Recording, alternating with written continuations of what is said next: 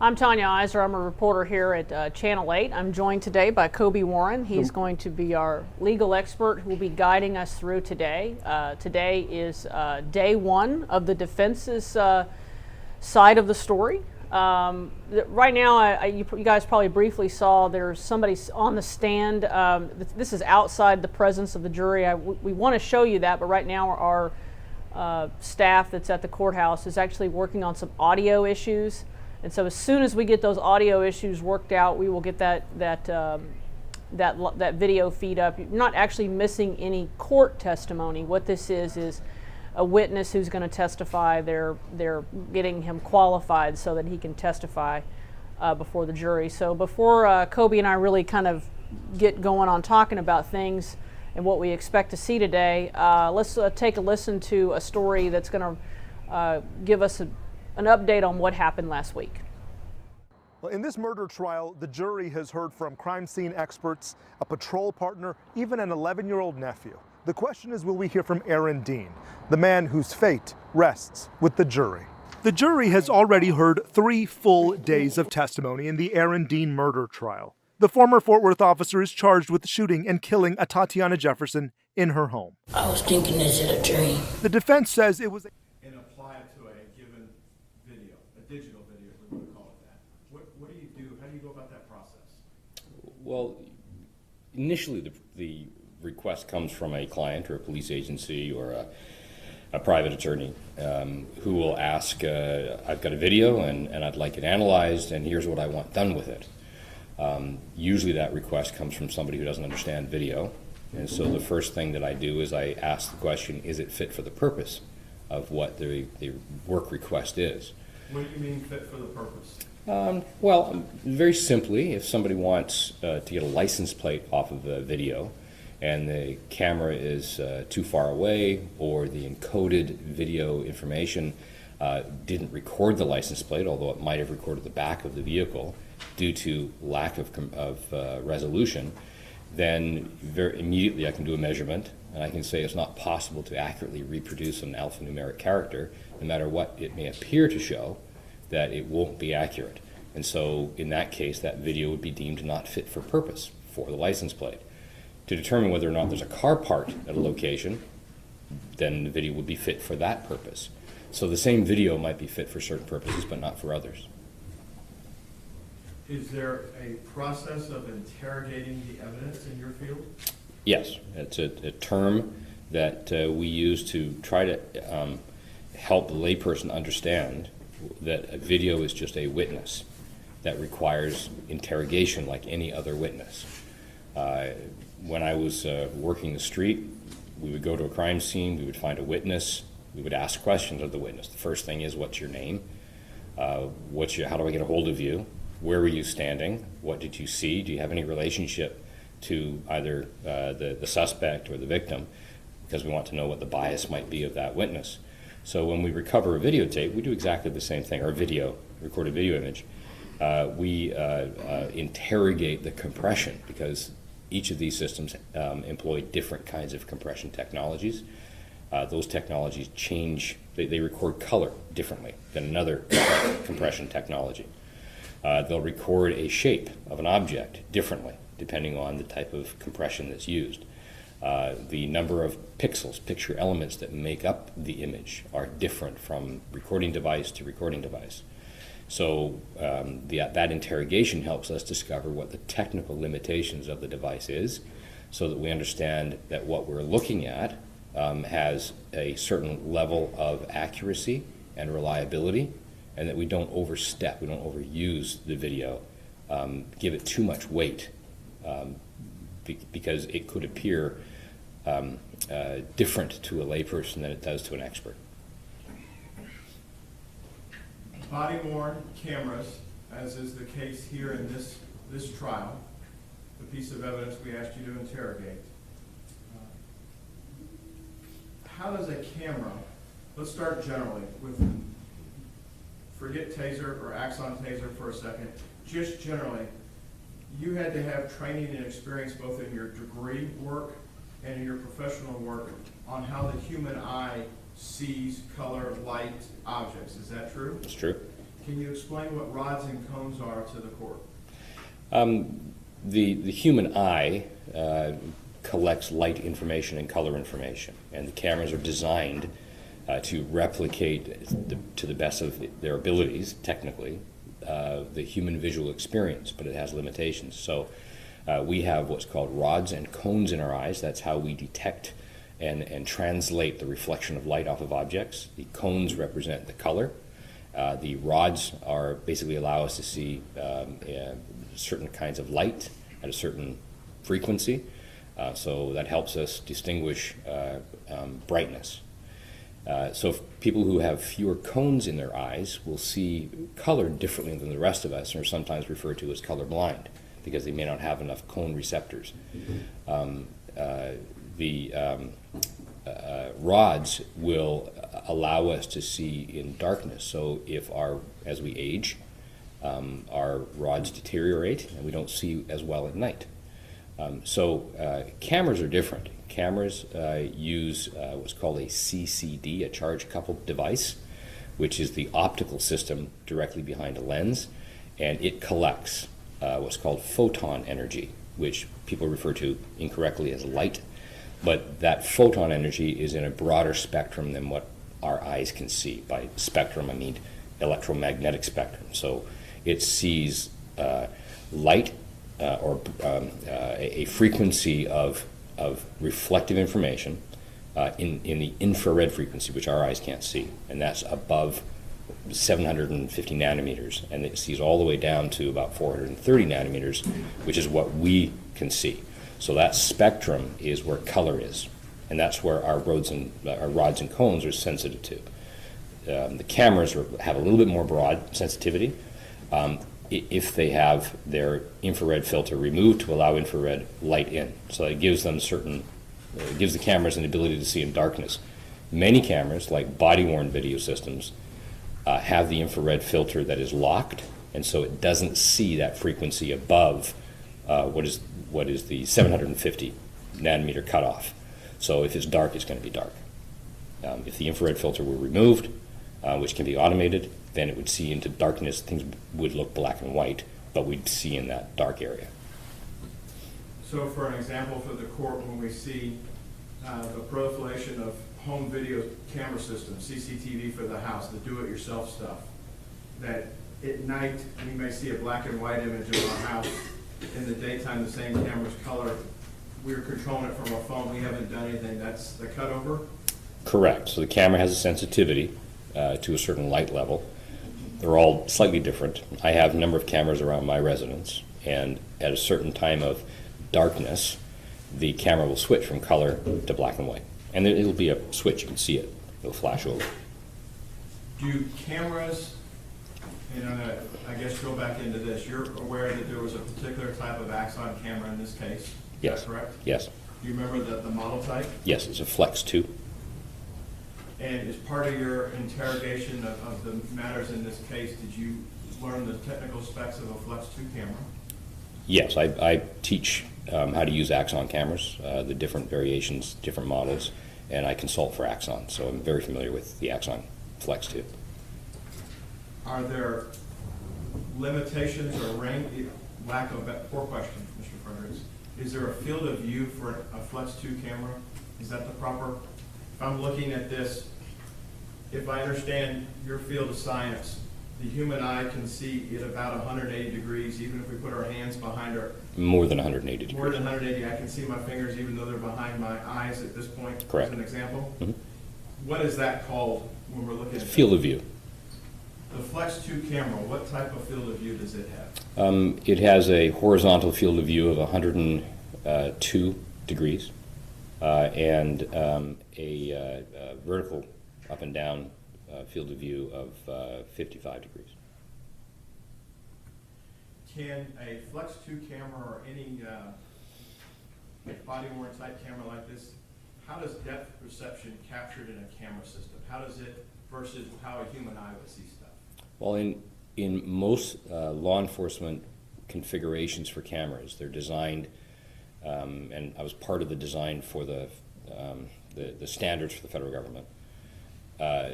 The cameras usually employ a wide-angle lens, different from what we'd see from a television camera, for instance. The wide-angle lens has the effect of having a bit of a distortion around the edges, so that we get what's called barrel distortion, where it becomes sort of more circular around the edges. The effect of having a wide-angle lens, excuse me, makes objects look further away than they actually are.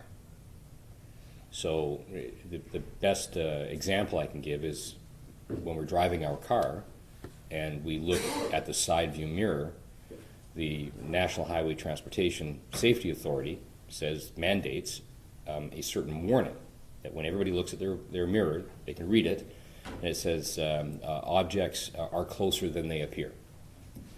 And that's because it's a wide-angle lens. So it's a warning to drivers.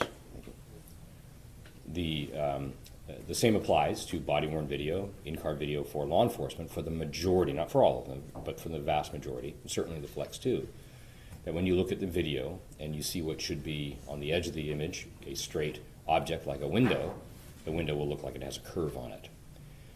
The result is that it makes the window look a bit further away than it is, that then gives the illusion and the misinterpretation for a layperson that the object is further away than it actually is. So that's part of the warning that we provide to say, that occurrence, that event that's happening is actually closer to the person wearing the camera than it appears to be on the video. With respect to Flex 2, those were purchased by the city of Fort Worth to be assigned to their patrol officers, that's your understanding? Yes.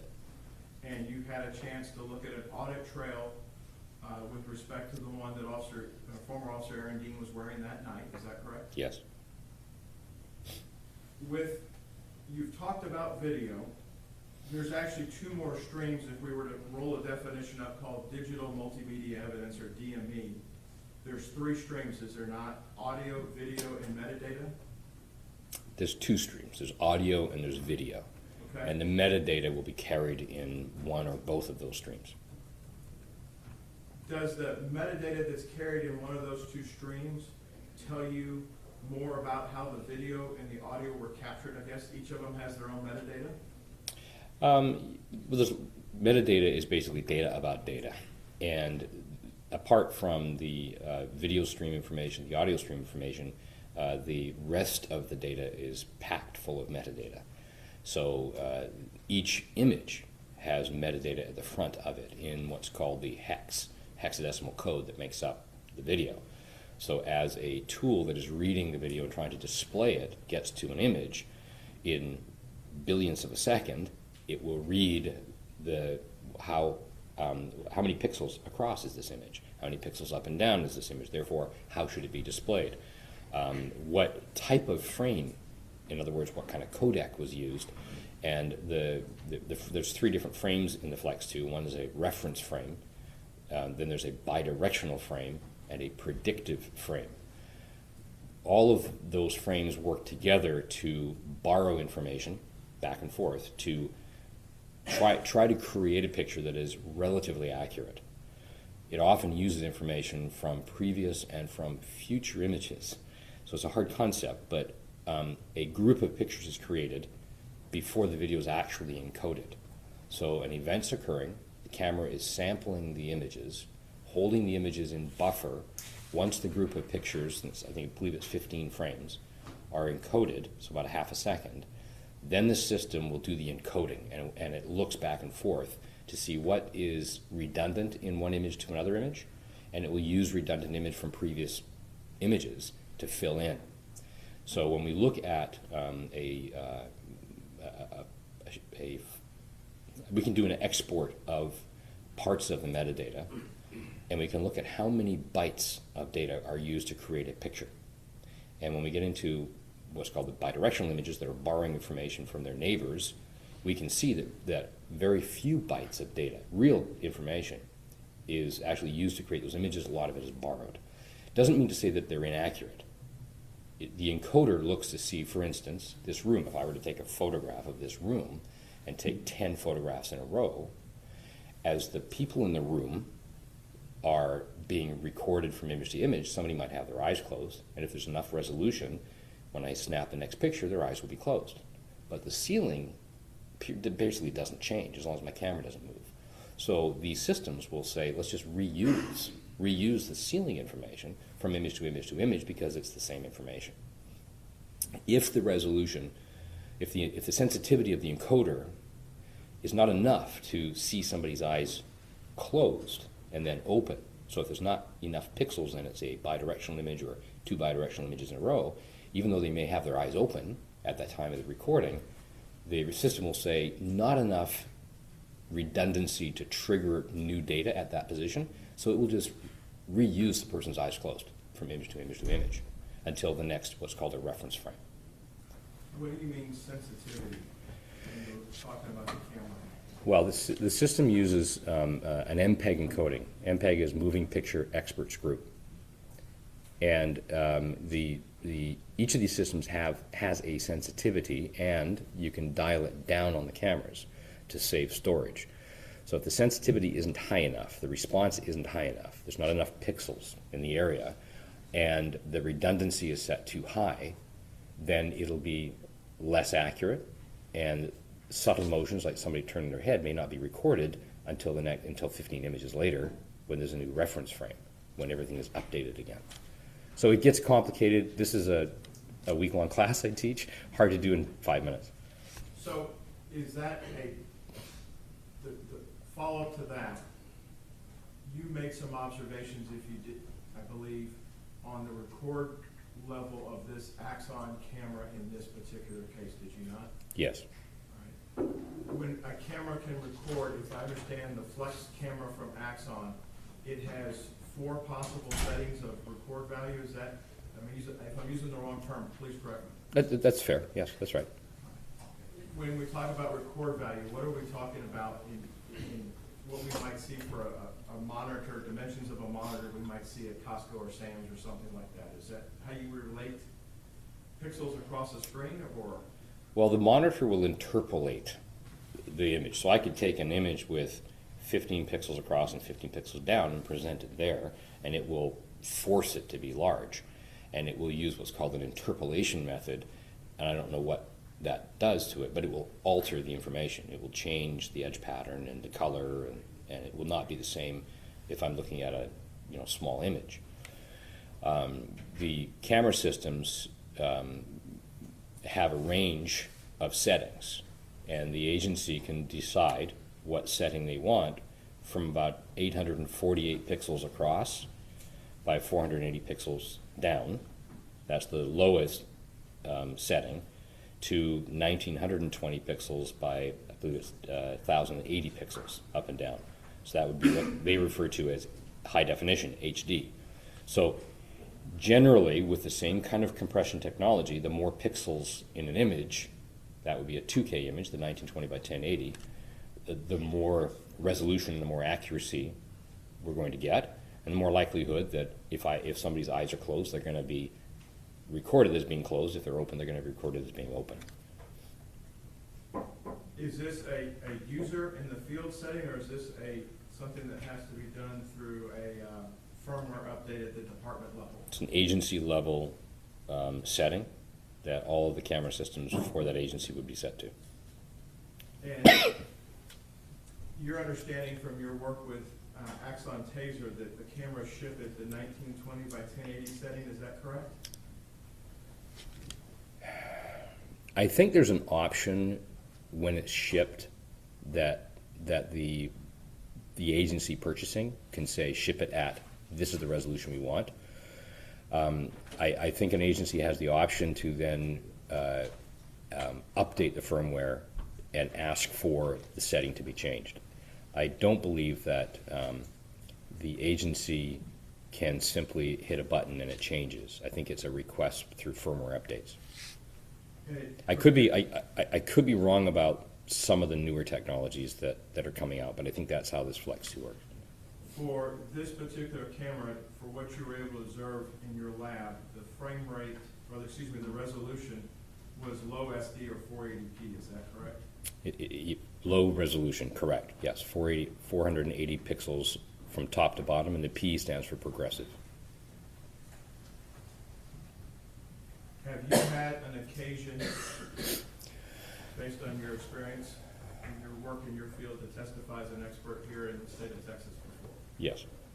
In fact, you've testified as an expert here in Judge Gallagher's court before, correct? Yes. Where else have you testified? Globally? I've testified in most states in the U.S., most provinces in Canada, testified in Ireland, New Zealand, the U.K., the Caribbean. May I approach you, Your Honor? Yes, sir.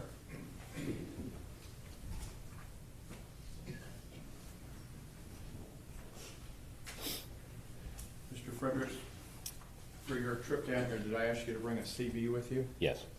I'll show you what's been marked for identification purposes is Defense 33 and ask you to take a look at it. Yes, And is that your CV? it is.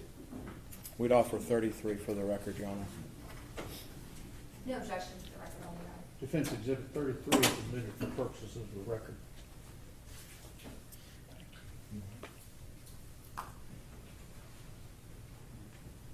Mr. Fredericks, that doesn't have all of your testimony before various tribunals listed in it, does it?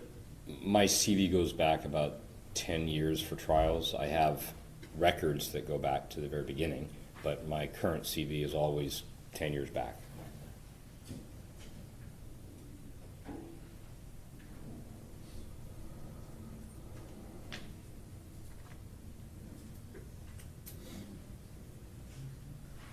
Pass the witness, Your Honor. Ms. Dana, will you need Defense 33? I have a copy of it, thank you. Good morning, how are you, sir? Fine, thank you. Good. I know you testified a ton, both for the state and the defense over the last however many years. How long have you been testifying? Oh, since the early to mid-90s. Long time? Yes. Okay. I just have a couple questions. I was provided a USB this morning by defense counsel that is labeled a government copy, and I'm presuming that this is the work. It has, it looks like, 6 different files. Is that right? Have you had an opportunity to see that? What are the file names? Let me go through it for Thank you. Sure. It's labeled 00 audit log, Mm-hmm. and the second file is 01, and there's a dash camera. I believe it's, I mean, Yeah, it the- says, I'm sorry, yes, it should go from 00 to, I think, 06 or something, and then they all have file names after that. sure. So I have audit log as a file name. I have camera limits. I'm assuming it's LIMTS. I have file named light tracking. I have another file named Axon camera specs, a file named audio timeline, a file named laser images recovery of weapon, and then I have a file named source video.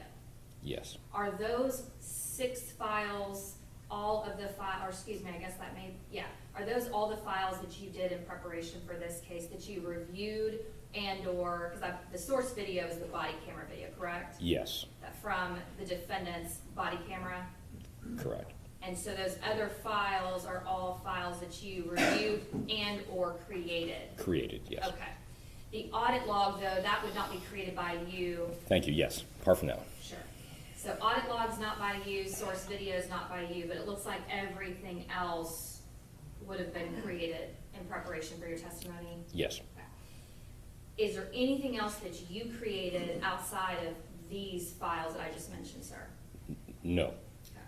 And obviously all your training background, being a video forensic analyst, did you apply the science behind the forensic analysis of videos and audios in making these different files? I did. Okay. And is there anything else that you reviewed, or you tell me, what did you review in preparation for testimony as well as in preparing these files, sir? I reviewed scene photographs. Do you know how many, sir? Or did you review all of them? I reviewed all that I was provided. Okay. Do you remember by chance how many you were provided? I'm going to guess 30-ish. 30-ish, okay. All right. What else, sir? I was provided with a number of other documents that I did not review. I had a discussion with Mr. Brissett that I didn't want to know what anybody else said. I didn't want to see anybody else's reports. The work request was specific to the operation of the video system and what the video camera can reliably show, so I didn't need any more information. So I told Mr. Brissett I wasn't going to review the other files that I was provided.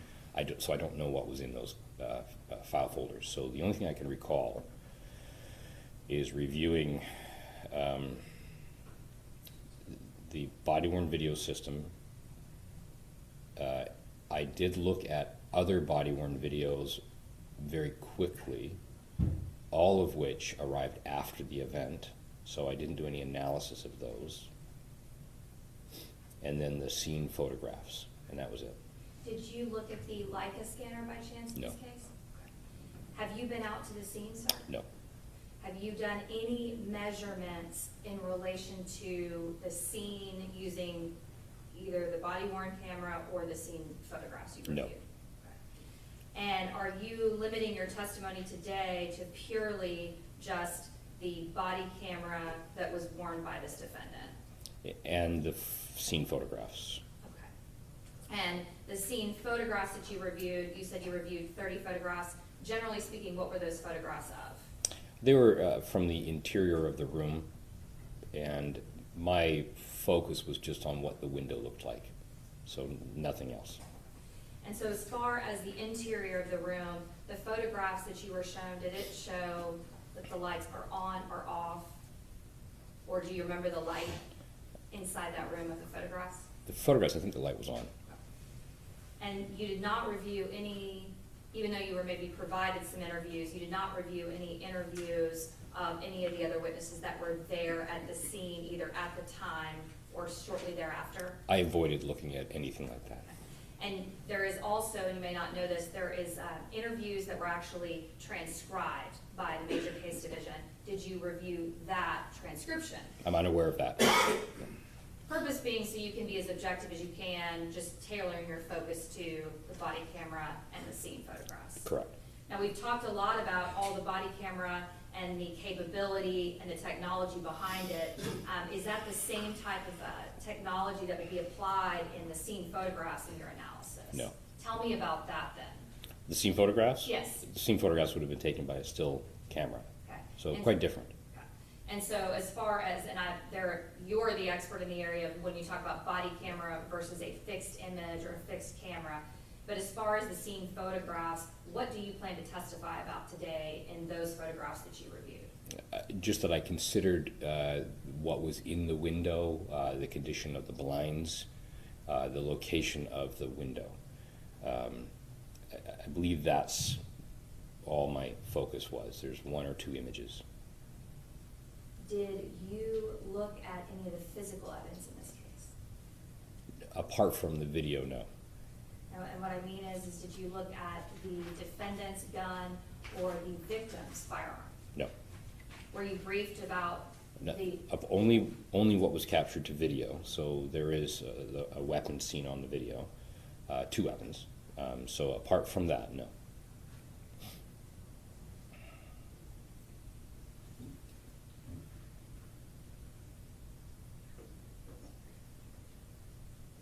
I don't have anything further for this witness for the purposes of this hearing. Understood. Redirect.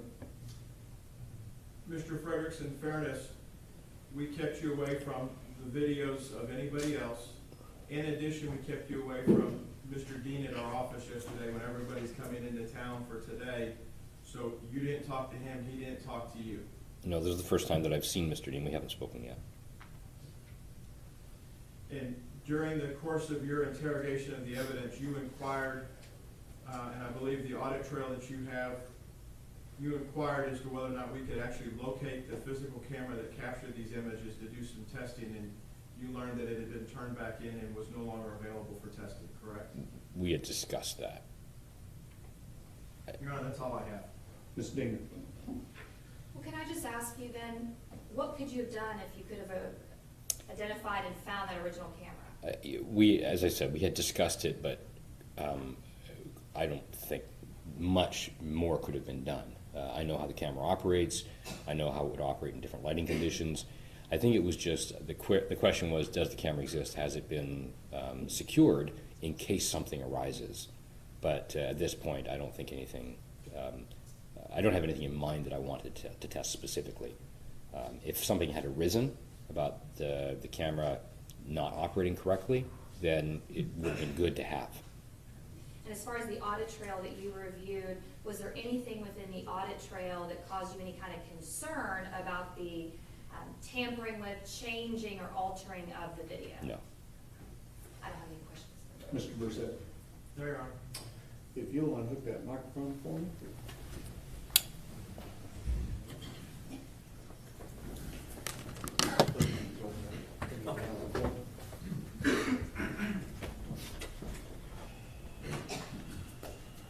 Does the state have any objections? I do not, Your Honor. All right. You need a few minutes before we get started. He has a motion. Oh, I'm sorry, Mr. Gill. Judge, the state having rested its case in chief on the guilt innocence phase of the trial. The defense at this time would ask the court to direct a not guilty verdict through the jury, and that the state has wholly failed to bring forth evidence as to all elements of their case. That request is denied. How long do you anticipate you'll need? We have all the jurors present. 10 to 12 minutes, Judge, quickly. Let's start at 9:25. Okay, 9:25.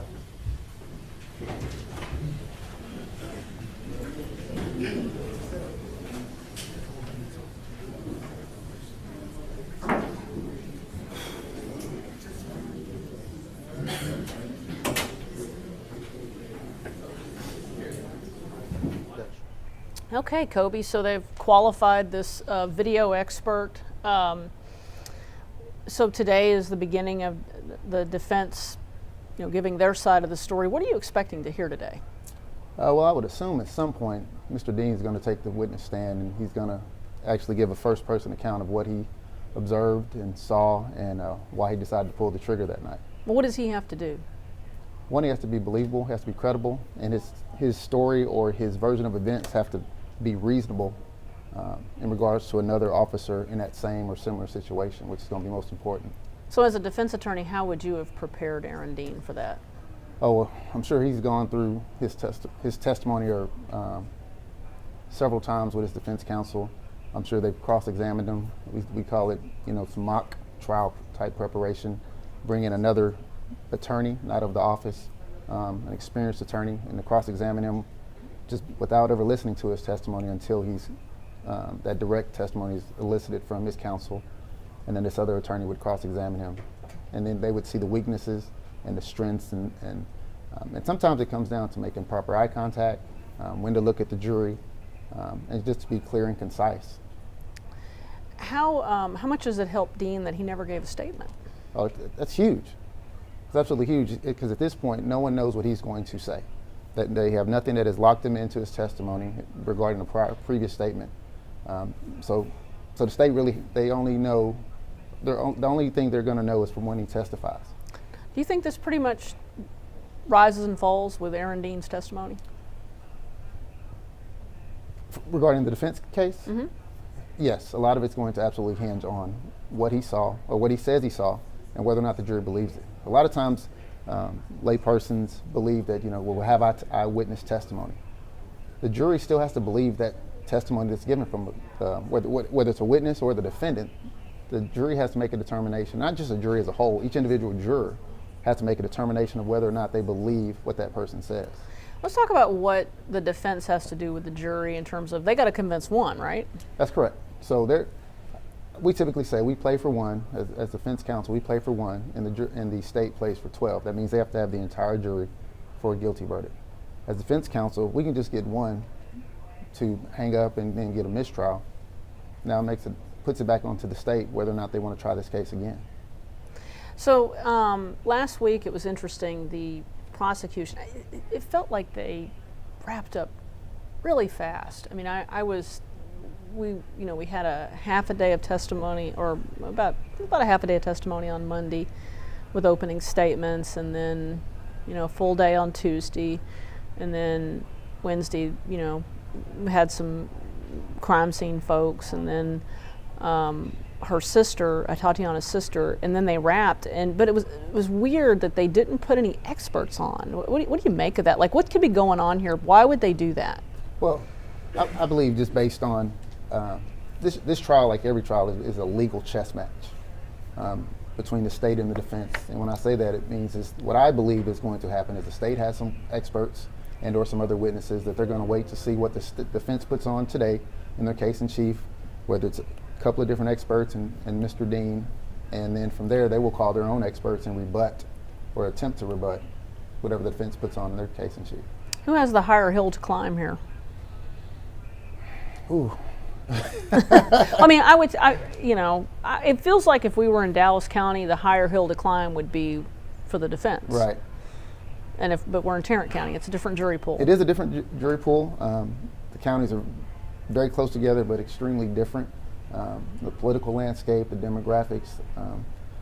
So, I mean, heck, even looking at the jury makeup, is different. So that comes into play. I think they both have equally high burdens. It's going to boil down to, personally, in my opinion, of how Aaron Dean does and whether the jury believes him and they believe that he was justified and it was reasonable when he pulled that trigger.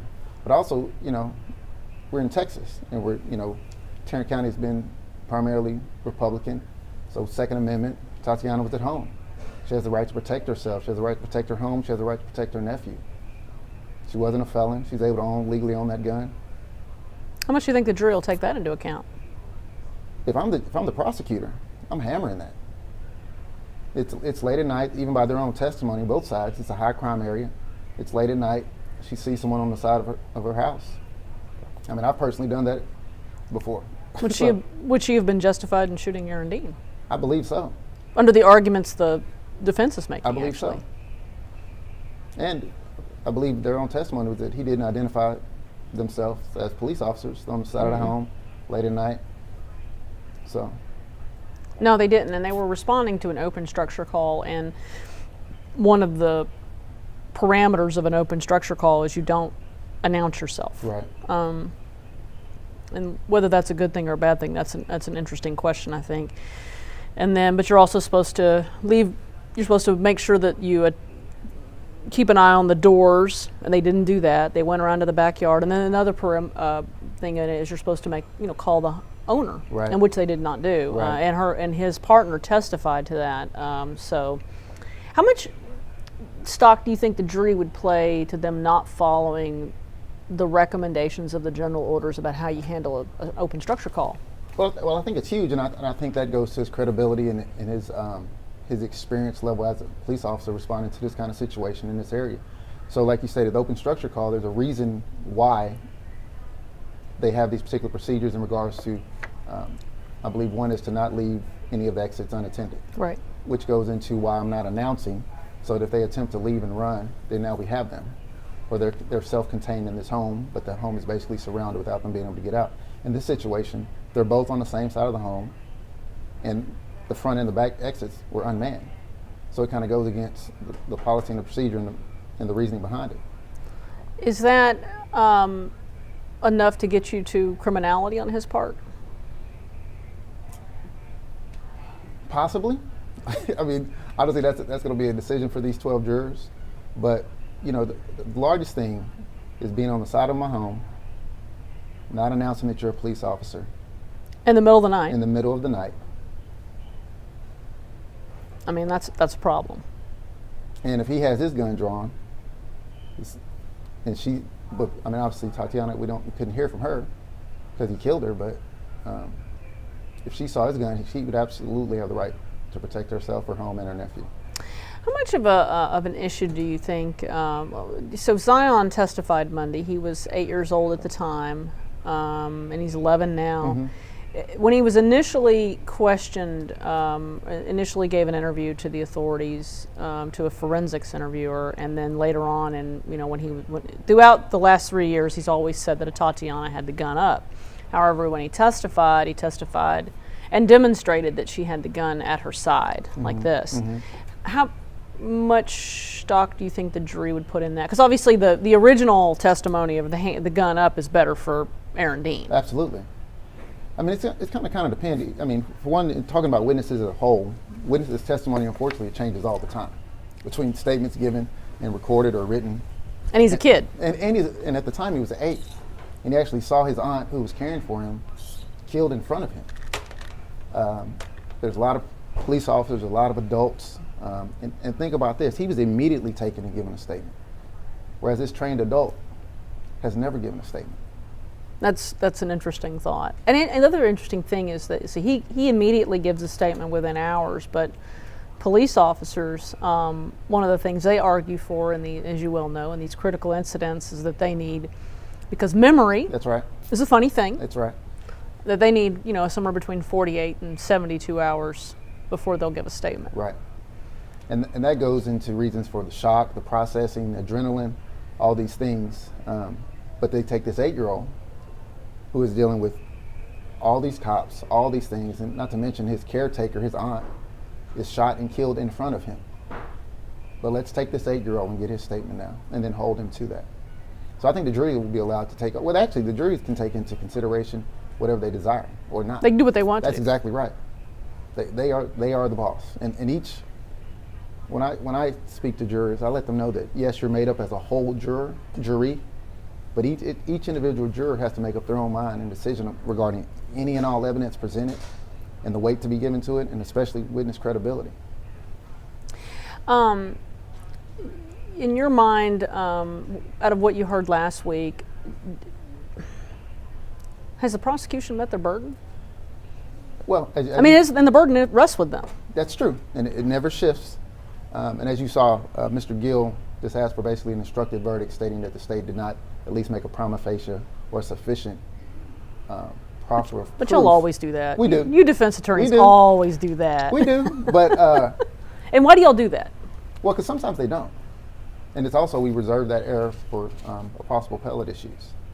So sometimes there actually is not. Have you ever had a judge do that? I have not. Grant one? Grant one, No. yeah? Like actually do it? I have not. Because I've never seen that. I've seen y'all ask for them, but I've never seen one actually granted. Right, no. But... lightning might strike once. Don't know till you ask, right? That's true. That's true. I believe in that. I believe in Closed mouth don't get fed. If you were, so this video guy that they're going to put on the stand, what do you think they want to get from him? I believe that what the defense is trying to elicit from him is that it was absolutely possible for Aaron Dean to have seen the gun, and I believe what's going to happen is his version of what occurred that night. They're going to try to back up and corroborate by way of the expert witness testimony in regards to the camera in the video. Do we have to see the gun in the window? Do we, in regards to the juror? Mm-hmm. We don't, but obviously it would be better for the defense. But if I was the state, then I would also harp and I would argue that let's even say that what they're about to show does show the gun. That doesn't necessarily mean that Aaron Dean saw the gun or when he saw it. So I believe there's going to be testimony given regarding lighting and shadows and highlights and all these things from this camera, what this camera is able to do. But that's different than the human eye, and it's different from the perspective. So, And this is happening like right, this. right. In a matter of seconds, moments, is he made that decision. How would you compare this one to the Amber Geiger case? And what about the differences and the similarities in these two? Well, obviously the similarities would be that each of the complainants or the victims in this case were in their own home. They were not doing anything criminal. Obviously the major distinction is that Tatiana did have a weapon, but I'll go back and go to the fact that she was at home. She was able to legally own that gun. And both of them, although in different circumstances, Aaron Dean was on duty, Amber was not. But in Aaron Dean's case, he didn't follow proper procedure. So there's some, obviously the racial makeup is similar, but there's some pretty stark distinctions, I believe, between the two. Yeah, and I remember in covering the Botham Jean case that the jury, I think one of the big factors for them, based on what we knew about, when a couple of jurors spoke out afterwards, is that the decision she made to go ahead and enter that apartment, that she didn't slow it down. Right. Because she had to make an affirmative decision to go on into that apartment. Sure. And not slow it down, call for help. Are we back in? Get back in, yeah. Okay.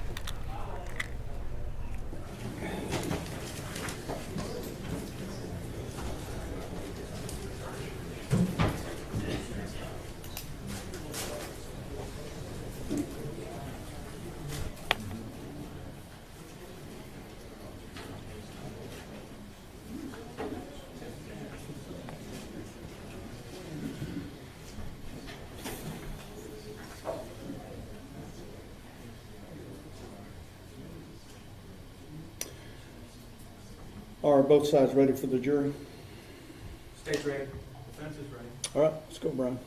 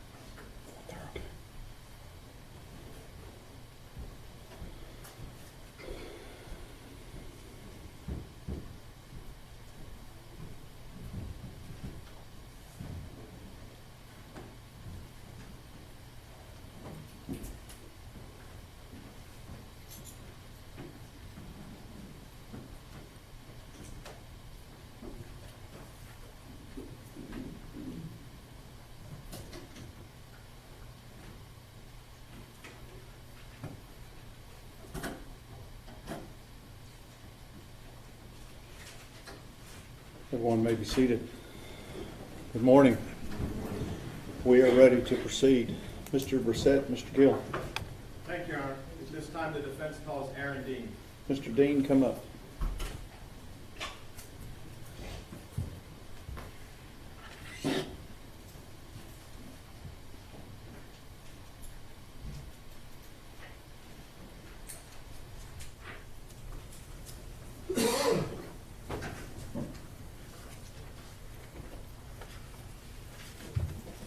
Solemnly swear or affirm testimony given this cause to be the truth, whole truth, and nothing but the true self of God. I do. Have a seat. Mr. Brissett. Thank you, Your Honor. Sir, can you state your name for the record? Aaron York Dean. Aaron, you and I had a conversation. You and I and Jim had a conversation about you testifying at your trial, correct? Yes, we did. I explained to you that you don't have to testify under the Constitution, and we could arrest it right behind the state. You understood that? Yes. And you understand that once you hit the witness stand, you're treated like any other witness, and that these prosecutors are liable to ask you some tough questions. Yes. Isn't it true, we also talked about the fact that you choose to testify, that you could get nervous, scared, upset, all sorts of things during cross-examination or during direct? Yes. And knowing all that, you still wish to testify? Yes, I do. Why? Because this jury needs to hear from me and hear the truth. Aaron, how old a man are you? 38 years old. Without a specific address, did you grow up around here? Yes, I did. Where? In Arlington, Texas.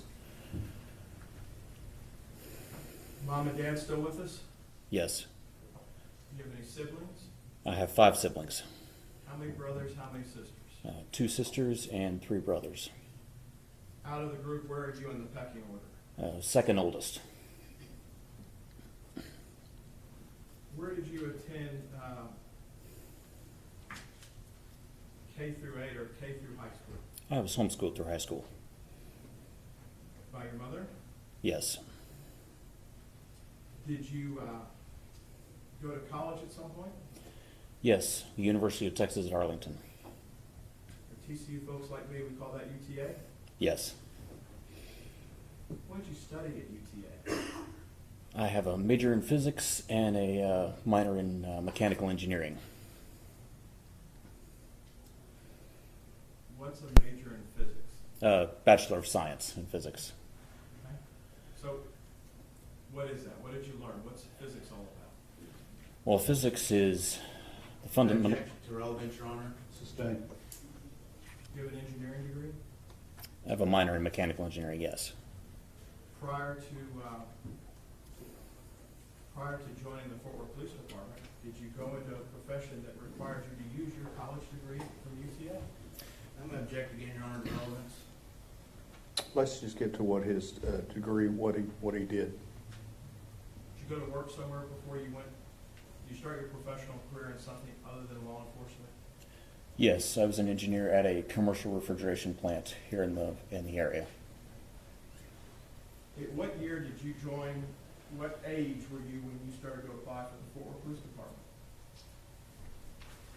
32, 33, right in there. What's the application process like?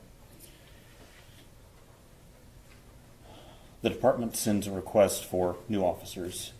You apply, you go through there's a lengthy backgrounds process, there's interviews with detectives in the backgrounds unit, drug tests, all manner of, you go through a polygraph, there's a physical test, we have to run an obstacle course, and there's a lot of steps to this. Did you get accepted, I assume, at the academy? Yes, I did. Do you remember when that academy class that you ran started? August of 2017. And how long was your academy class approximately? About 8 months. You got to listen to Officer Darch testify last week. Do you recall that? Yes, And was Officer Darch in your academy class? she was. What Carol explained last week then is a similar experience that you had while you were in the academy? Yes. Did you have an occasion to learn about police procedures and laws? Yes. Did you have weapons training? Yes. Are there topics taught during your academy class on police survival? Yes. Can you explain that to me? We call it Officer Survival School. It's a week-long process where we go through scenarios, and in those scenarios, there's someone with a simulated weapon. We use simunitions, which is a small paintball cartridge that goes in a similar firearm to the duty weapon, knives, other deadly weapons, and you interact with folks, with the role players in these scenarios. Sometimes they're compliant, sometimes not. Part of your weapons training, you were trained on a particular version of a Glock that the city of Fort Worth ultimately issued you when you were sworn in as a peace officer. Is that correct? Yes. There was testimony last week about the standard issue, and then if you wanted to add any additional approved lights to a Glock, you could do that if it was blessed by the department. Am I understanding that right? Yes.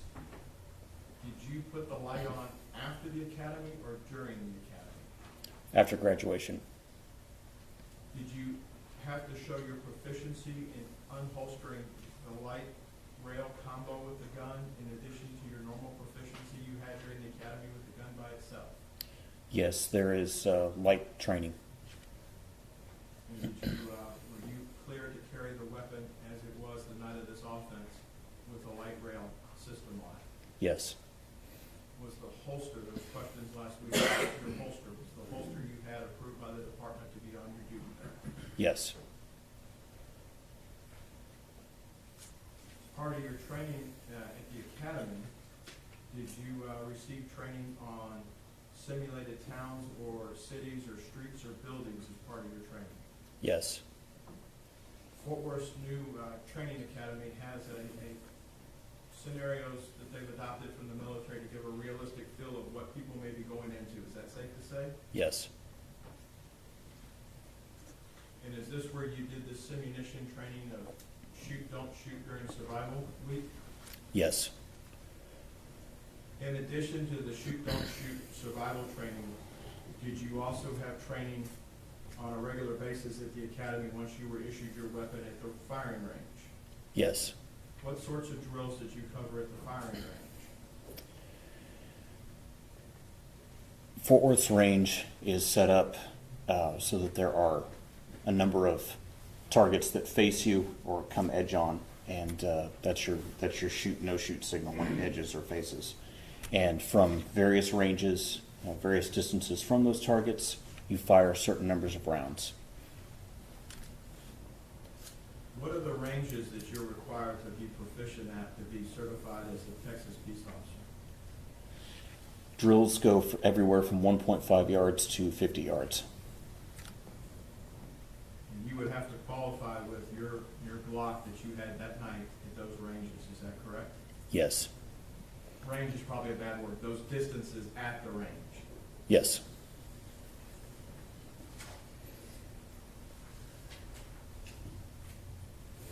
During your time at the academy, did you and Officer Darch, did you get to practice some of these drills together when you're in the survival classes or in the other parts of the training where you're acting as a team?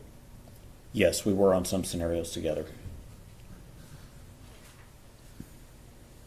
At some point, did you take the final tests, both at the state level and for the department, and were you cleared to leave the academy? Yes. After graduation, you go immediately, if I understand, right back into an in-service class for a couple weeks? Yes, that's correct. And what is that class all about? The state of Texas requires a continuing education program for peace officers, and it consists of, when you're excuse me, when you're at that level, it consists of about 40 hours of training. After that in-service, are you immediately cut to the streets by yourself? No, there's a field training program. What's that all about? For about 5 months, you ride alongside other officers, multiple other officers, and work calls with them, and they grade your performance and critique what you've done and give you tips on how to do things better. Are you working days, nights, or a combination thereof? Combination of all of them. Where did you do your field training at with respect to the divisions in the city? East Division and Central Division. During your time with a field training officer, did you have an opportunity to respond to different priority levels of calls within the city of Fort Worth? Yes. Is it safe to assume that as part of your training at the academy, you learned how to use the mobile data computer that's in the car? Yes. Is there an acronym for that? Yes. What is it? MDC. And were you given training on the radio system at the city of Fort Worth for the police department? Yes. The night of October the 12th, you had how many radios available to you? 2. Where were they located? One was in my vehicle, the other was on my duty belt. And the car or vehicle, were you in a car or a SUV? What were you in that night? It was a Charger. Is that a car? It's a car.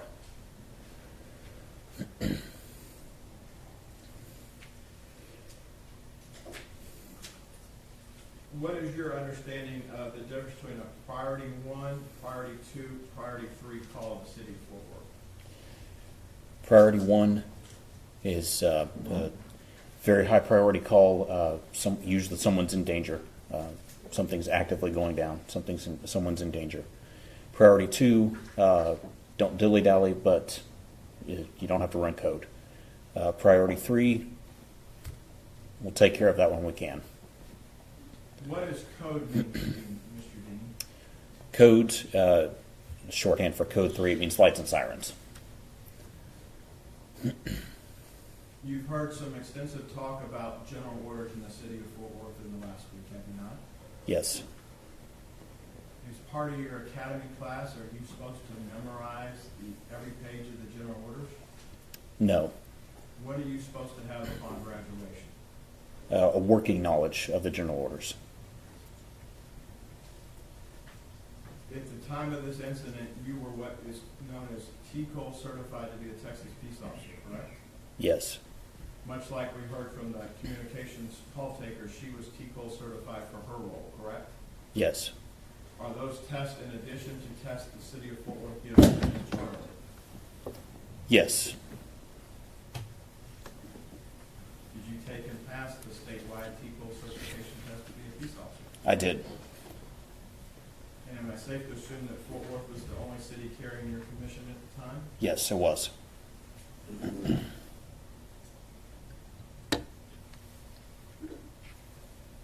Is part of your understanding and working knowledge of the general orders and the communication system in Fort Worth, at the time you went through the academy, signals were still prevalent for how they dispatch stuff, correct? Yeah. Yes. There are different numbers assigned to different types of calls. Is that a safe assumption? Yes. You have heard the term Signal 56 in this trial, have you not? Yes. What is a Signal 56 to a Fort Worth police officer back in October of 2019? A signal 56 is an open structure call. And what at the time was your understanding for how that call needed to be processed or handled? Priority 1, 2, or 3? It's a priority 2 call.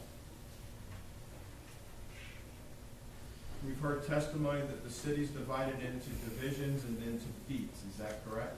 Yes. Do you recall back on the night of October 11th going into 12th what your beat was? Yes. What was it? Baker 15. What did Baker 15 roughly entail? I-35 over to almost 287 on the east side, north to Rosedale and south to Berry. In addition to a beat designation, did you also, your charger or you yourself, get assigned a call sign for the radio? Yes. What are call signs used for? It's a specific identifier for a specific officer. Is that how dispatch keeps up with y'all? Yes. The night of October 11th when you went on shift, what time was that? About 7:45 p.m. Are you the same call sign each and every night? Yes. What was your call sign that night? Baker 325. Do you remember what Officer Darch's call sign was? Baker 321. So though you may be in a beat of, I think it's D15, is that correct? Yes. Your call sign doesn't, the numbers don't match up perfectly, do they? Where you have a 3 series for your call sign. The first number is the shift, so third shift. The second number is the team, second team, and then the last number is the beat number. What's third shift to the city of Fort Worth back in 2019 when you were employed? It's roughly 8 to 6. 8 p.m. to 6 a.m. When you got to work on Friday night, October the 11th, what was the weather like, if you recall? It was cold. front come through? Yes.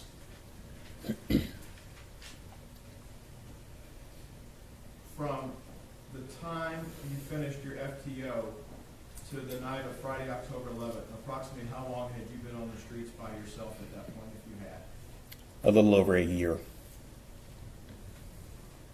When did you finish your FTO? Do you remember? Yes. When was that? September 1st, 2018.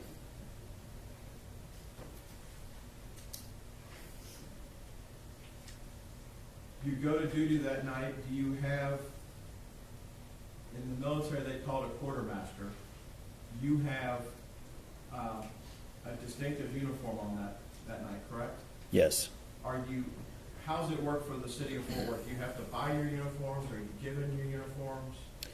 You're given 2 pairs of shirt and pants. There is an approved list, then, and an approved list of vendors. So an approved list of items and an approved list of vendors, and then you have to go purchase after that. Coach Whittier? Yes, sir.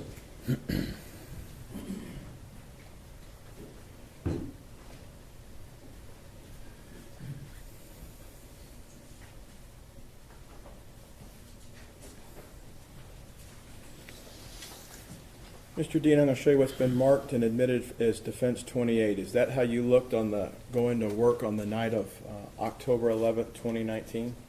Yes. The watch cap, is that something that was on the approved list for you to wear that day? Yes. And what does the watch cap have on the front of it? In silver lettering, it has the letters FWPD. Is that an acronym for something? Yes. What's that an acronym of? Fort Worth Police Department.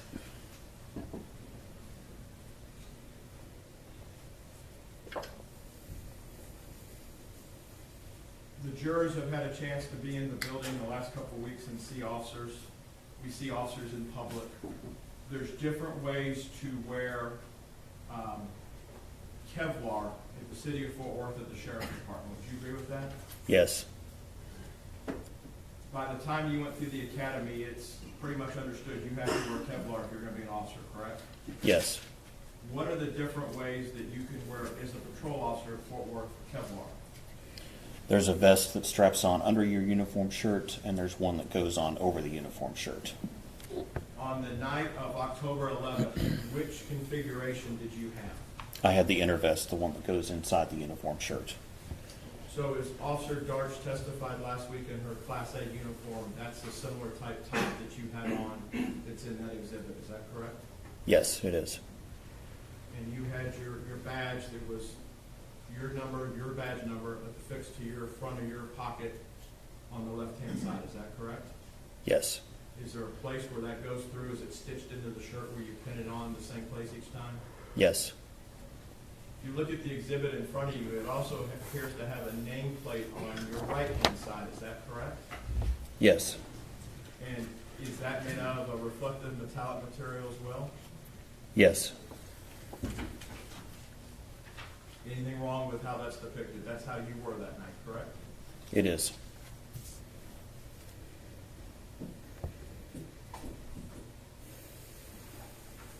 The night, October 11th, 2019, going into Saturday morning, early hours Saturday morning, the incident that we're here to talk about in trial, this wasn't the only call for service you had worked that night, correct?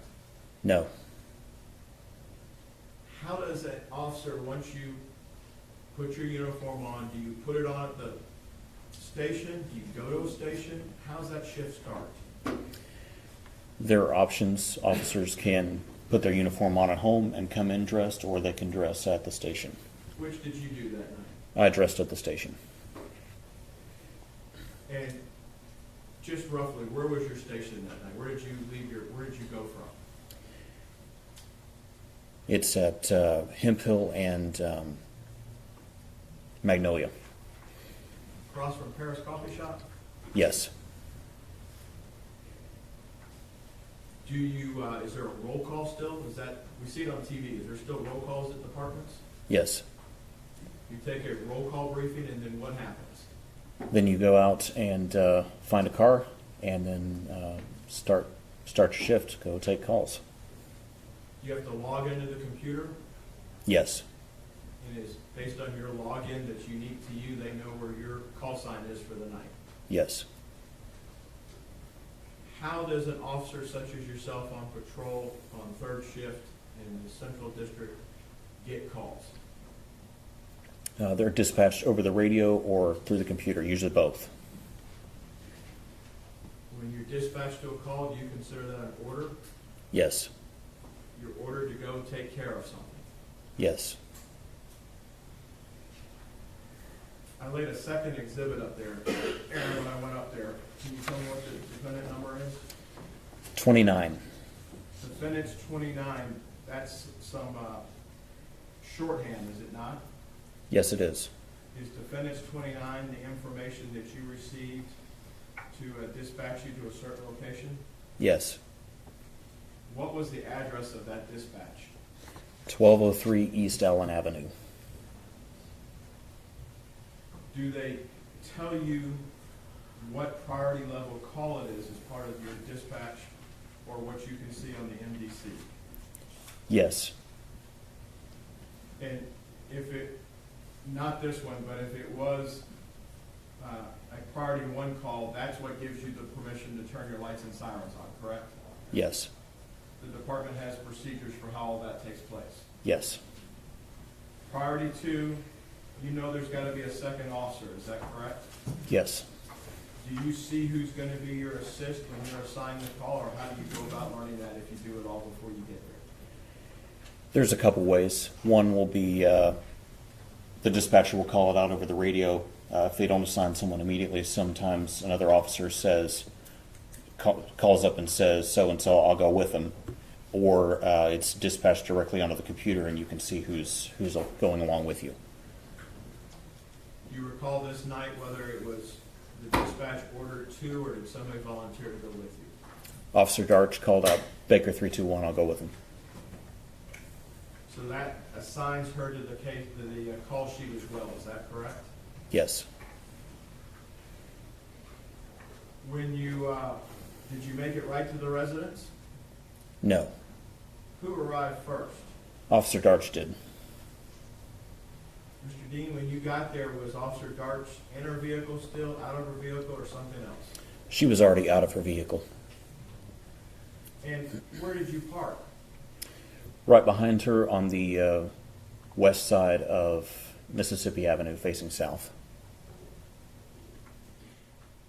You just told us the call was on a different street. Yes, the call was at 1203 East Allen. We were parked at the intersection of Allen and Mississippi, just south of Allen Avenue. Aaron, why did you park there? Well, I was meeting up for two reasons. One, I was meeting up with Officer Darch, but we also don't want to park directly in front of a call location. Why? Because we don't want to give away our position to a criminal actor who might be on scene. It's for officer safety.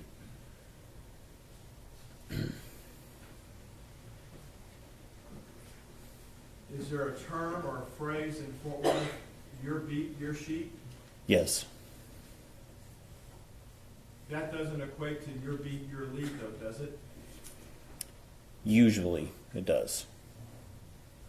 Darch was already out looking for the address, correct? She was. Y'all have worked together before. We have. Any issue with that? Not at all. Besides, you got the wrong house. Right.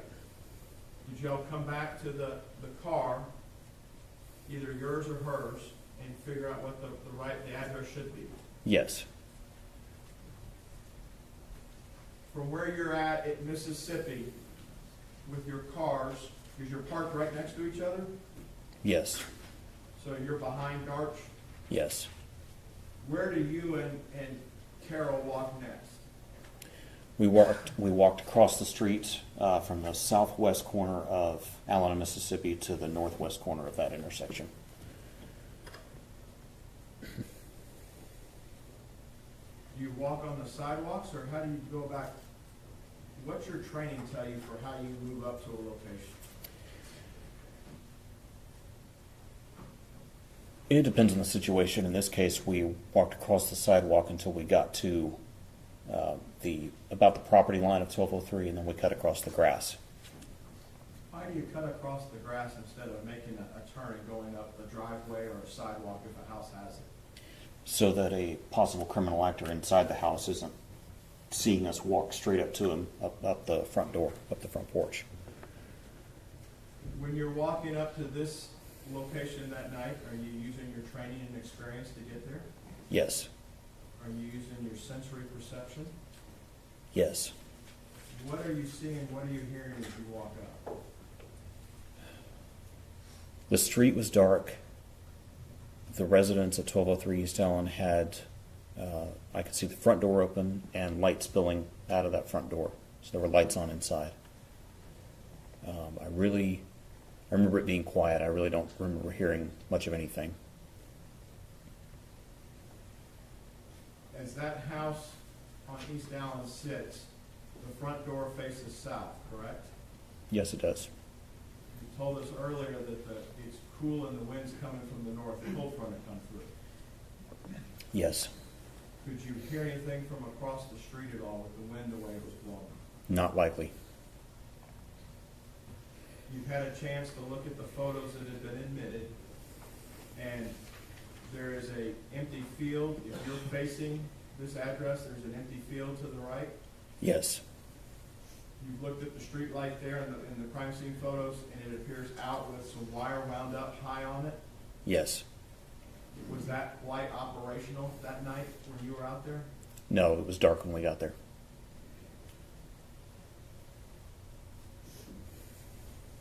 When you, Aaron, when you and Carol walk up to the front door, do you stand right in front of the door? Not if you can help it. Why? Because for officer safety.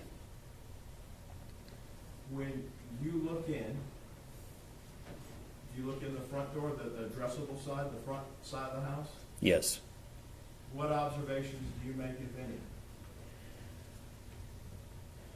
any? I observed that the storm door, the glass door was shut. The inner door was open. Objects were just strewn about inside. I could see kind of straight back to what looked like a dining table, a little bit of living area, and a kitchen. I could see objects just strewn all over the floor. It looked ransacked. It was a mess. The call details that you have in front of you, I believe one of the lines that the call taker gave dispatch and then ultimately you is that door that you're looking at was never open. Is that correct? Yes. What was going through your mind at this point? That we had a possible burglary at that time. Did you take steps to record evidence at that point? Yes, I did. Explain that to the jury. Fort Worth police officers are equipped with what's called an Axon Flex 2 camera. It's a body-worn camera. There are several different ways to wear that camera. Some officers get glasses. You can wear it on your shoulder, which is what I did. I had it mounted on my shoulder. And there's a little control pack for it as well. It's a battery and an on-off switch and a record and mute switches. And I carry that on my belt in front of me. So I saw all of these things going on inside and looked down to make sure it was on. It was not, so I flipped it on and started recording. Aaron, is it a wireless connection from your shoulder to your utility belt? No. Is it a cable connection? It is a cable connection. So you have a lot of stuff underneath your uniform shirt then. You have the vest plus the wire? Yes. What do you do next, Aaron? We then stepped around to the side door to see more of the house. As I stepped to the side door, I took a quick peek at the car that was sitting there. I didn't see anybody in it. I looked through that side door. First, on the door itself, there was some of the frame looked like on the screen was kind of pulled apart. Looking through the door now, I could see more of the living area and more of the kitchen. And again, there were just items just spilled everywhere. Kitchen cabinets and drawers were open, and items all over the counter. It looked like items had been pulled out. It looked like someone had gone through the cabinets and the drawers looking for valuables to steal. Based on your training under the general orders, how are you supposed to run a Signal 56? Well, you're supposed to examine the whole structure for signs of forced entry. So you're gonna walk around the structure and look for signs of forced entry. Tell me about this screen you just mentioned. What do you mean by that it looked like it wasn't intact? I don't recall noticing much about the screen itself. It's just the frame. It looked like over something around the edge of the frame was just kind of pulled back. At the base of the door, did you make any other observations? Yes, I observed a screwdriver laying there and some lawn equipment. Why would a screwdriver catch your attention on an open structure at all? It could be an implement of burglary, something to pry a door or a screen off with. What did you and Carol do next, sir?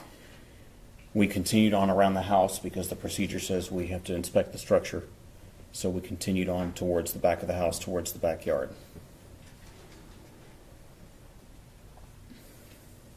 You've been on the streets for approximately a year by yourself at this time, a little over a year. Is that correct? Yes. And you had time under your field training time to be on the streets with other officers. Is that correct? Yes. Prior to the night of October 11th, had you had an occasion to look at what your camera had recorded in the past with you? Yes. And you know that your camera that you had on that night was capable of recording audio and video, correct? Yes.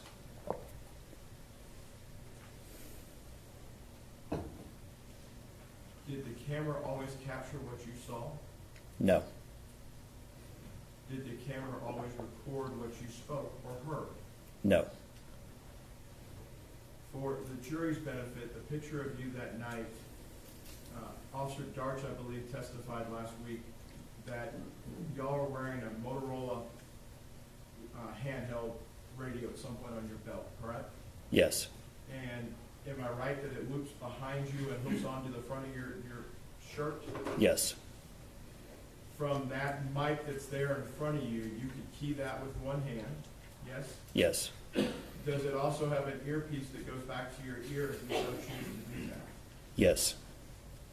So any broadcast or any communication, you're really, if somebody's talking to you and the radio might be talking, you're listening with one ear. Yes.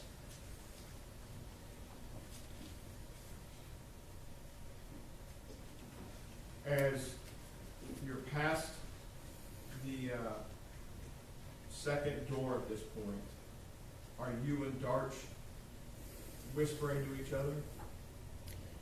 Yes. She whispered to me. Why are you whispering? Why aren't we carrying on a conversation at this level? Because we don't want to hear a burglar, a potential burglar, to hear us and attack us. Do you whisper outside of domestic violence calls when you're standing outside? Yes. Why do you do it then? 2 reasons. One, we don't want an actor to attack us. We also don't want someone to hear us and then attack their significant other. Is there a third reason, maybe to gather intelligence? Yes. When you're listening, did you hear anything other than Darch whispering back to you? I heard something knock, bump. At the time, I wasn't sure what it was.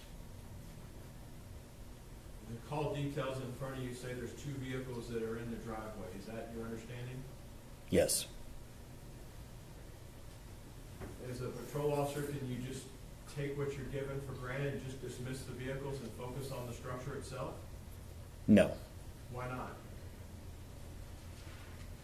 Well, we just don't know what's going on there. And, a caller, it's just basic human perception, right? Sometimes we don't always see everything that's going on. Sometimes we make mistakes, but a caller doesn't necessarily know everything that's going on. And they call us out there to go take care of something. And so we need all that information that we can get about what's going on scene in order to make both safe decisions and to make the legal decision, make the proper legal decision. So how do you have to address those two vehicles in the driveway? We have to clear them. We have to look inside to see if someone's there. You don't, when you say clear, you don't open them, do you? No. How do you look inside? Just shine a flashlight inside and see if there's someone in there. Did you do that in this case? Yes. Did you and Carol, did you stay together, or what happens at that point? Where are you, take me through from where you just left the screwdriver in that area? Did you have to step across anything? Stepped across a weed eater, yes. You've got to clear these two vehicles. That's the discussion y'all have. Yes. How do you, as a team, go about doing that? One of us goes down one side, the other one goes down the other side. Who went left, who went right? Officer Darch went left and I went right. What's ahead of you when you get down to the second vehicle? The detached garage at 1203 East Allen. And can you tell the members of the jury, because Darch doesn't have her camera on that night, correct? Yes, correct. That's correct. Where was Darch as you guys are clearing the vehicle? Off to my left. Could you see her? Yes.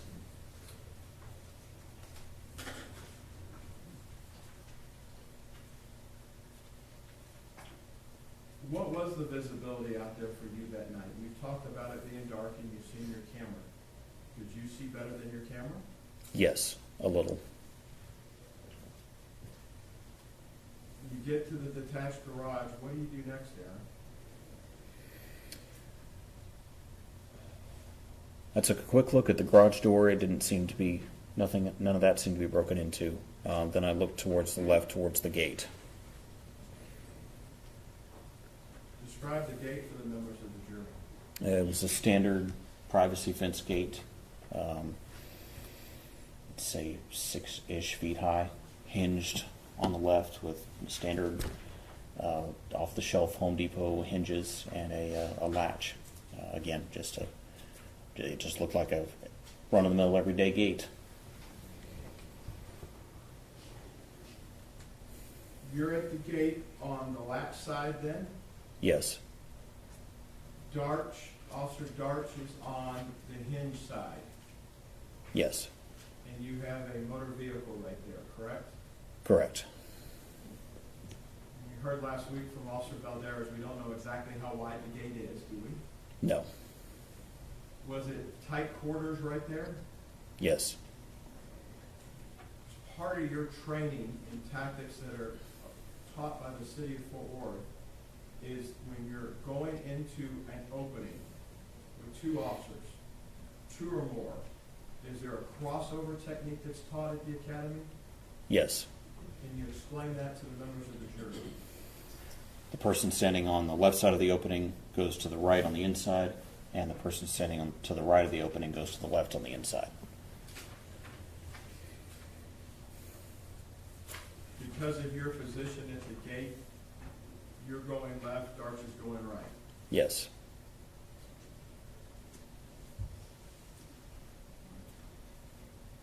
Had you completed your investigation before you opened that gate? No, we had not. When you open the gate, take the members of the jury forward from there.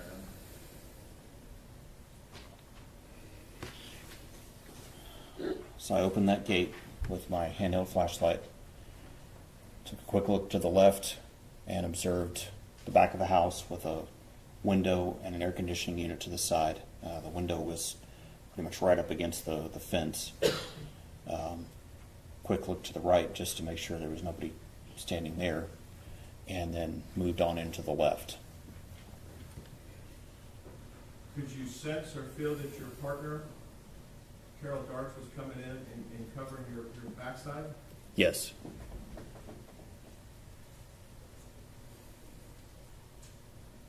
Part of your training,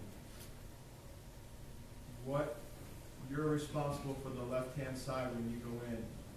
What observations are you making at that point? As I said, there's a window and the air conditioning to the right and the fence immediately to the left. Was looking at the window to see if it appeared, signs of forced entry.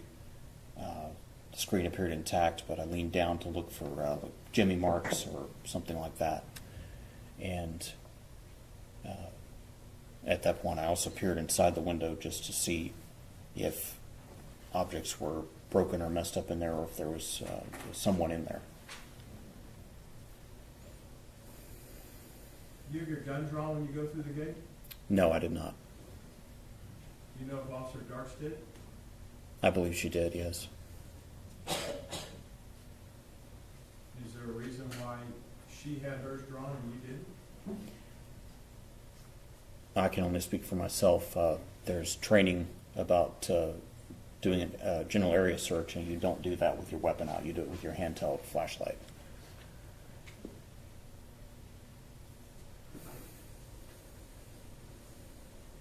Aaron, when you looked into the window, did anything catch your eye?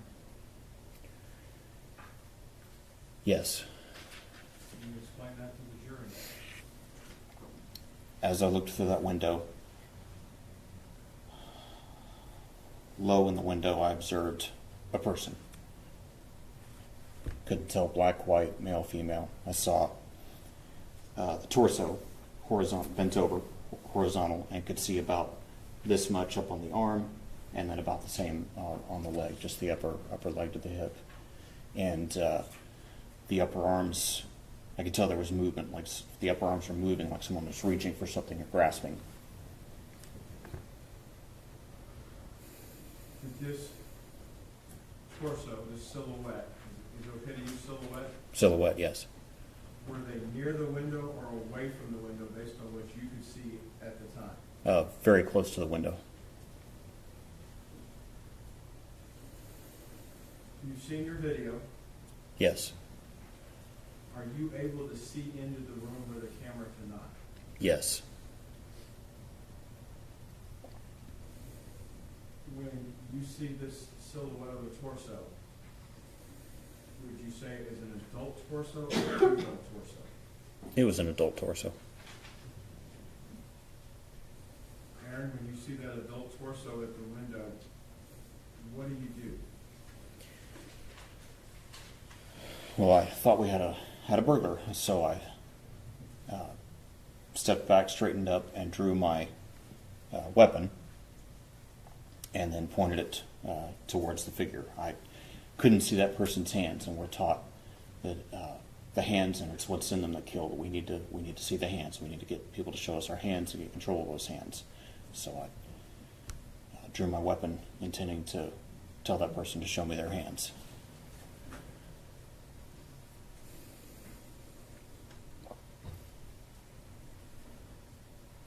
In your training at the academy and your training at the Fort Worth range, you've gone through a lot of drills to develop what they would call muscle memory. Is that safe to say for officer survival? Yes. Is that part of the training curriculum? Yes. Why is muscle memory and repetitive action, especially when you're dealing with a level 3 holster, so important to an officer's survival? Because of the holster safety features that have to be deactivated, and also because police work by its nature is reactive. In other words, we're always responding to something, and we're taught that action always beats reaction, so we often end up behind whatever someone else is doing.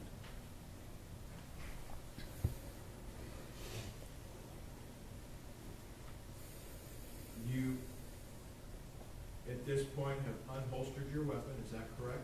Yes.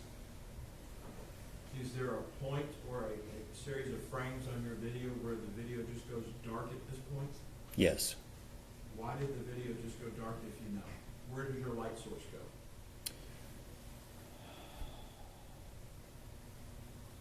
I think my thumb came off of my switch on my handheld light because I had it in the momentary position, and that was before I got my weapon light on.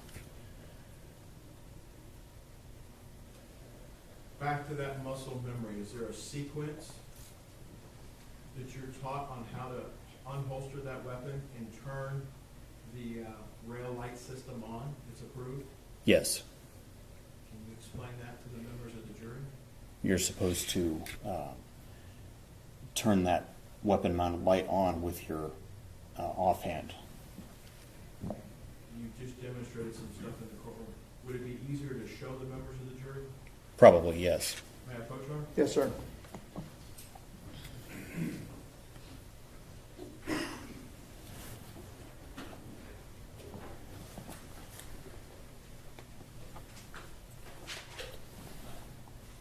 Do you need me to stand?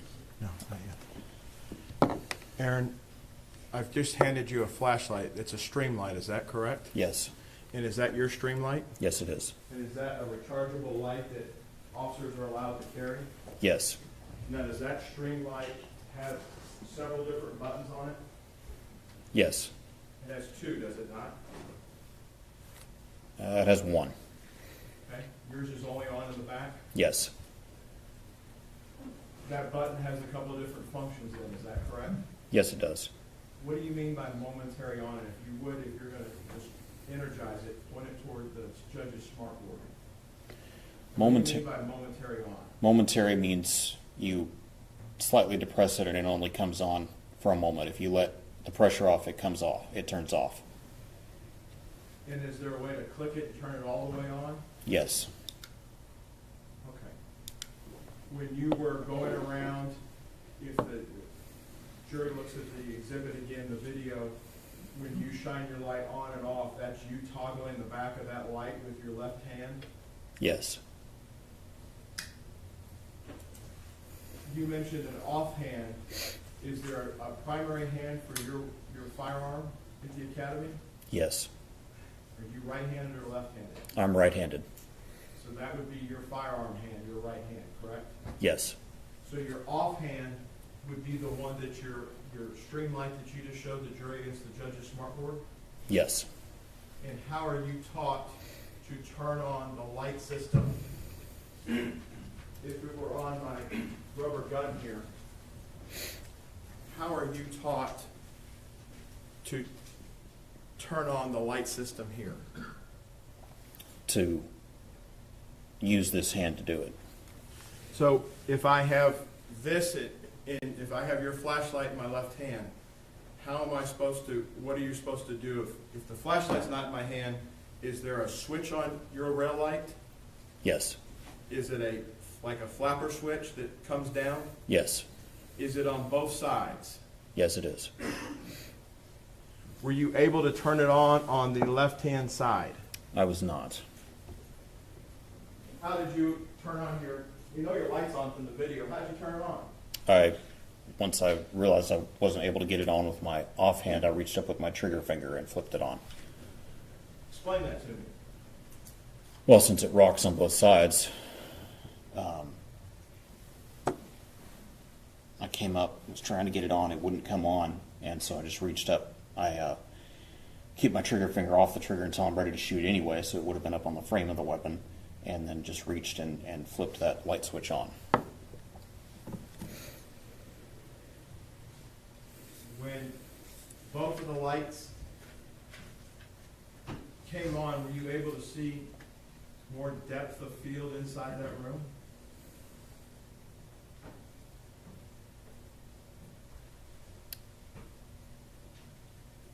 Depth of field meaning into the room?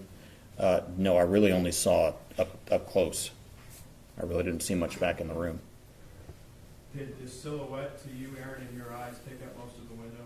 Yes. I think you told the jury you've taken a step back. You've unholstered your weapon. What are you doing at this point? Well, as I said, I needed to see that person's hands, because the hands carry weapons. The hands are the threat to us. So I looked back After I got my light on, saw the silhouette again. And I was shouting at this time, shouting commands. Put up your hands. Show me your hands. Show me your hands. And as I started to get that second phrase out, show me your hands, I saw the silhouette. I was looking right down the barrel of a gun. And when I saw the barrel of that gun pointed at me, I fired a single shot from my duty weapon.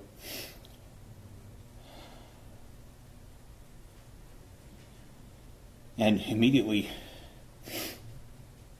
had the flash from the muzzle reflecting off the window. And of course, as my weapon recoiled, the light was bouncing back in my face, so I couldn't see.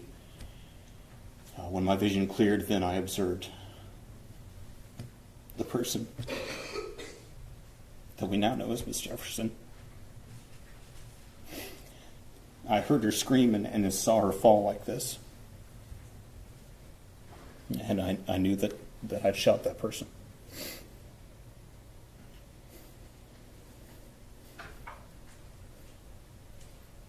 Aaron, when you first picked up this firearm pointed at you, how close to the window were you? Picked up, you mean saw? Yes, Visually picked up. Very close. Not any more than arm's length. This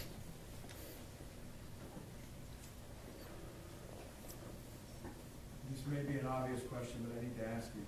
You see the weapon. Is it in the silhouette's hand? What do you see? I just saw the silhouette of the person and the gun. I don't recall seeing hands, but I did see that weapon pointed at me. You're not saying the gun's on the floor? No, the gun was pointed directly at me. And about how high up on the silhouette was the gun in your mind when you're looking at this?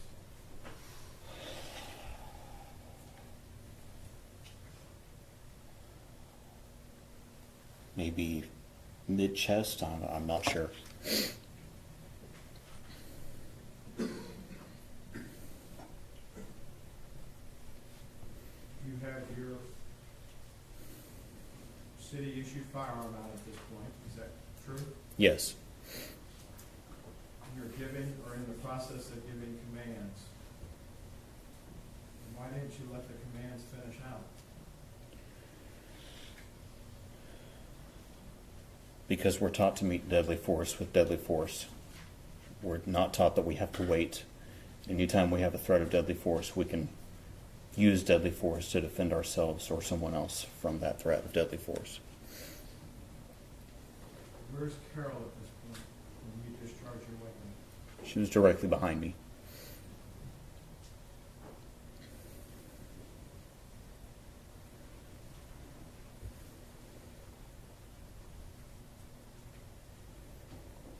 What happened next in your mind,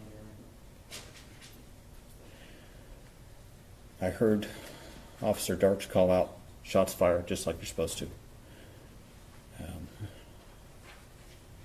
And I started to call out as well. Baker 325, shots fired, shots fired.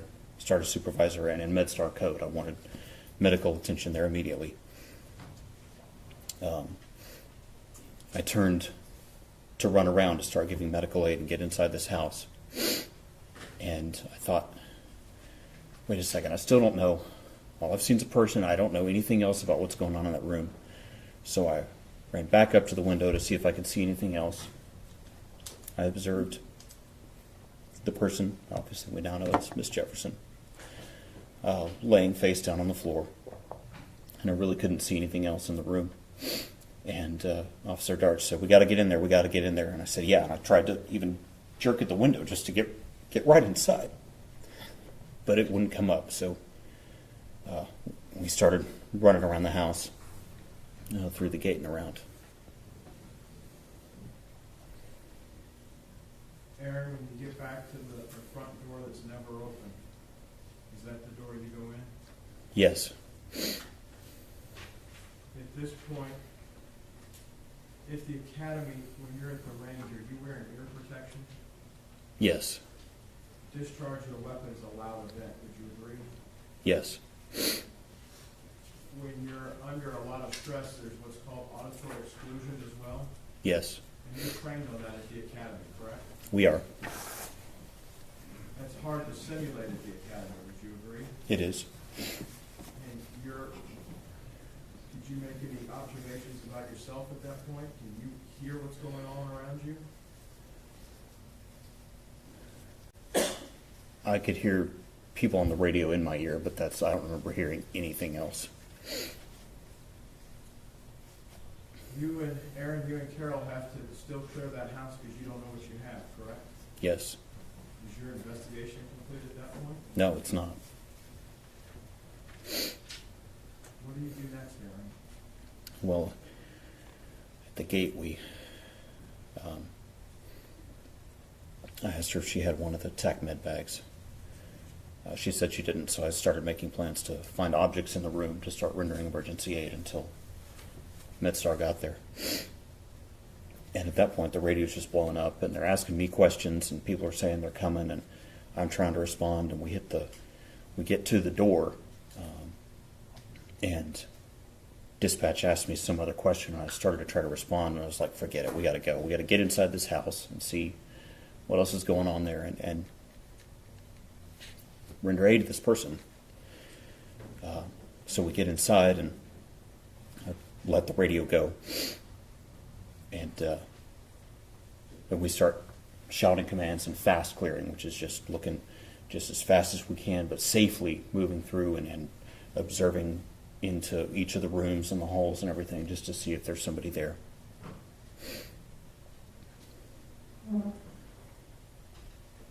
And we got to that back bedroom.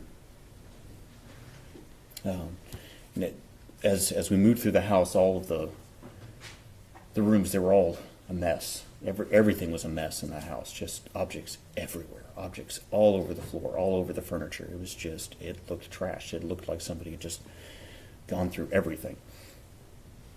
And I get to that back bedroom, and off to my right,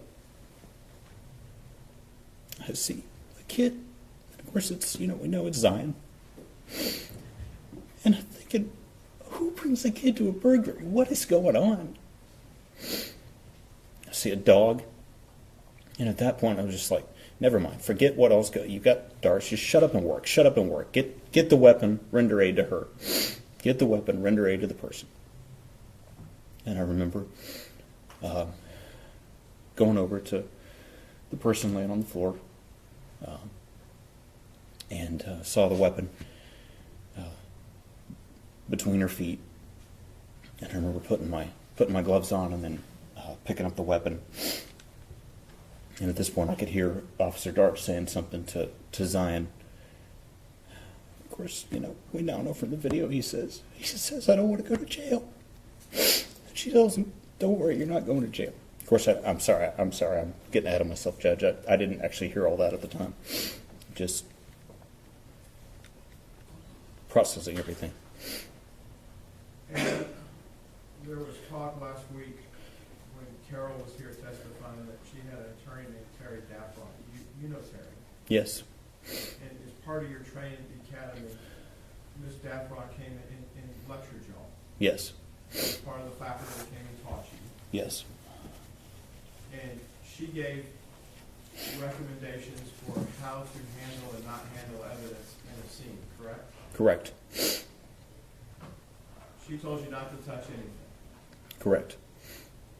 Your instructors are the final word, though, on your training, correct? They are.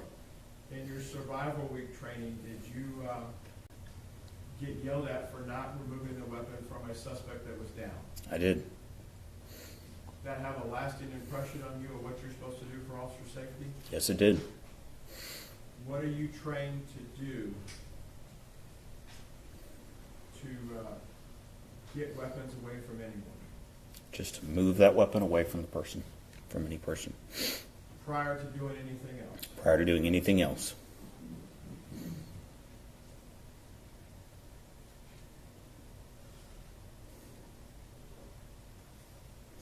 You locate this weapon. Is it a firearm? Yes. You located near Miss Jefferson's feet, Yes. and I believe you, what do you do with it at that point? I picked it up just to move it away from her, and as I picked it up, I saw a green laser tracing across the white wall. And Is that your concern at that point, though? no, I'm just getting it away from that person. You know from what's blowing up in your ear, because we can't hear the radio traffic as it sits on your body-worn camera, that the cavalry is coming behind you. Yes.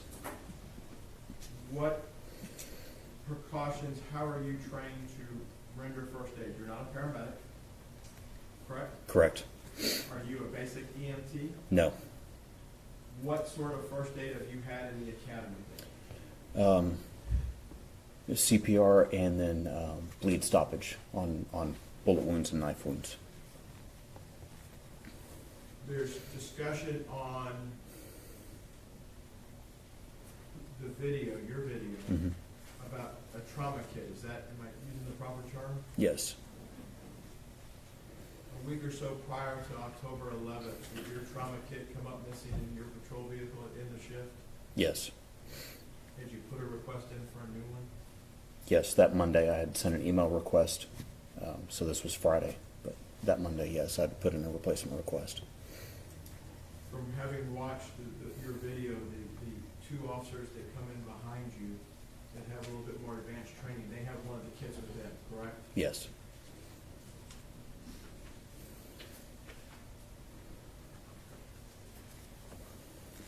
How is time in your perception at this point? Things are unfolding very, very rapidly.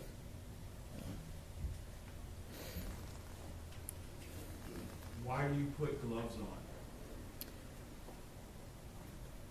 Officer safety, it's protection from, any pathogens or anything like that. Is that how you're trained at the academy to handle fluids? Yes, it is. And you know that you shot this lady, Yes. and you've done a visual exam, and you know she's gravely wounded. Yes. At the time that you're in the room, when you enter the room, what is the lighting condition inside the room, other than your flashlight? There was a pair of computer monitors on a desk to the left, and then there's a television up on a shelf of some sort to the right. Lighting for the room only comes on when the additional units come in, is that correct? Correct.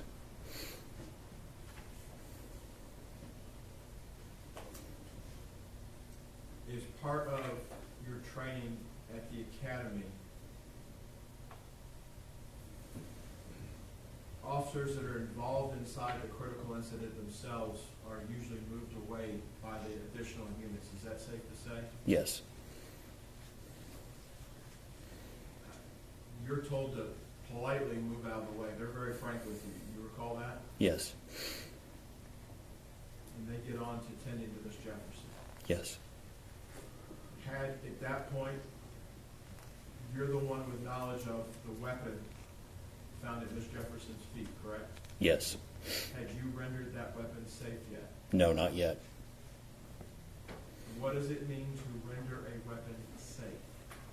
To remove any ammunition from that weapon. So on a semi-automatic pistol such as that, you're going to remove the magazine and remove any live rounds in the chamber. You were proficient on October 11th into the 12th on how a semi-automatic handgun worked, correct? Yes. Were you able to make any observations as to the cartridge setup on that gun that was at Miss Jefferson's feet? Yes, it had a magazine inserted into the magazine well, and it had one round in the chamber. And were you able to clear that round from the chamber? Yes. The state last week offered some exhibits of the gun as is, I believe, by the front door. You didn't place the gun at the front door, did you? No. On video, do you recall seeing you hand the gun, the magazine, and a live round to another officer? Yes. You recall that officer's name? Officer Gilbert. When you're in the hallway outside the room where Ms. Jefferson and Mr. Carr were, you're observed on your body worn trying to deactivate a laser system on the weapon. You recall that? Yes.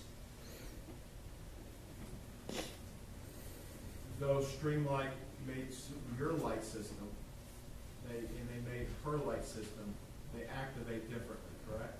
Yes. If I understand, where yours has a paddle, hers had buttons on either side. You recall that? Some sort of a button switch, yes. Were you able ultimately to get the laser off that night? Yes, I fiddled around with it till I found the switch and turned it off.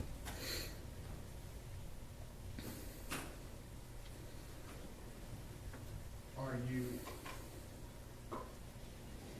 you had a sergeant that night for your beat in Central, correct? Yes. That Sergeant Horner? Yes. Any doubt that who's in charge at that scene once she gets there? No. She takes you and buddies you up with somebody. What's that all about? That's for two reasons. One, it's preservation of evidence. You sit in a car and you don't talk to anybody. You're put with another officer for your mental care. It's a traumatic event. Shooting someone. And over the years, departments across the U.S. have discovered that it's a better practice not to just shut an officer alone in a car. So they put someone with them, and you talk about sports, you talk about food, you talk about your family, you talk about anything and everything but the incident. At some point, you're there at the scene in this car with this body for a long period of time. Yes. Who was the officer? Officer Fuller.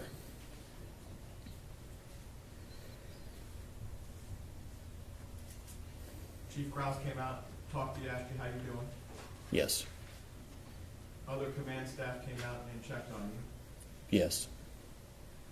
At some point, are you directed, and Officer Fuller drive you to 1000 Calvert, the old training academy? Yes. Just over here on the other side of the river. Yes. Is that where Major Case is?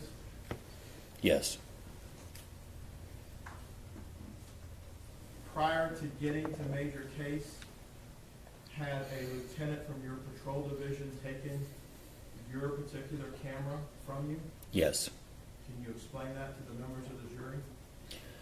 Lieutenant Halford came and got my body camera, just the camera unit itself that unplugs from the cable, and that he took it back to the sector to put it on the dock, which is both the battery charging unit and the data streaming unit, and he wanted to get that data captured right away. He wanted that video uploaded right away. So if in an audit trail it shows where it was uploaded, that's how it came to be uploaded at that particular time and date? Yes.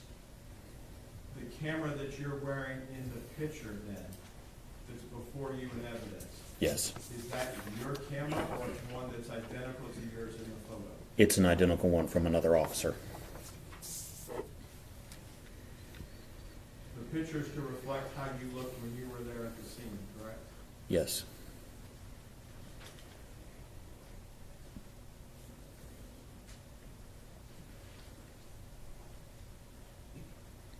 When, is it Detective Roloff, did he take your weapon that's now in evidence from you that night?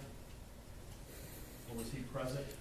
I don't recall if it was Detective Roloff or if it was Officer Dumick, the crime scene officer. I don't recall now. Were you issued another weapon that night? Yes.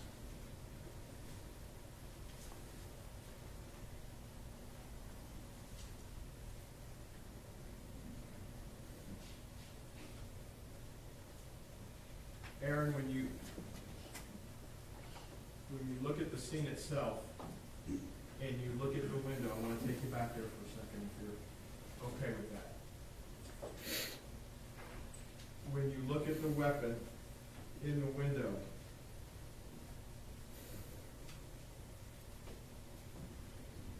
the silhouette, could you tell if it were, and you may have already answered this, a male or a female, or you didn't know? I didn't know.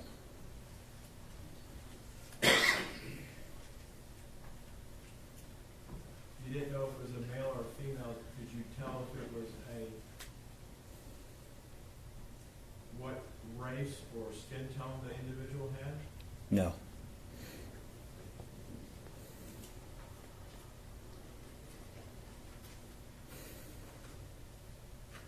In your vision, from what you recall that night, how close was this firearm to you on the inside of the glass? Very close to the window. 6 feet, 2 feet, a foot? A foot or less.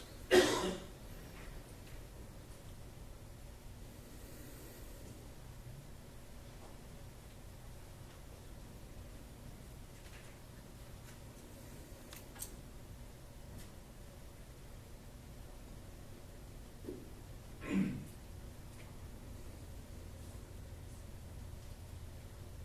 went home from your shift on the 12th.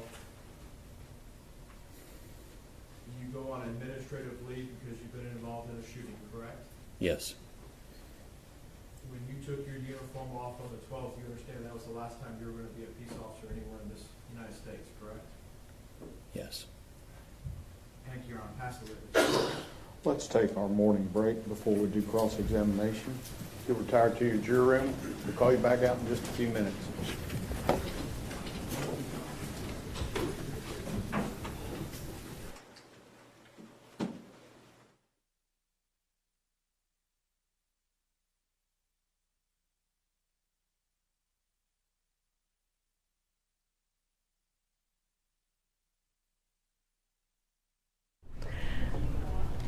Wow.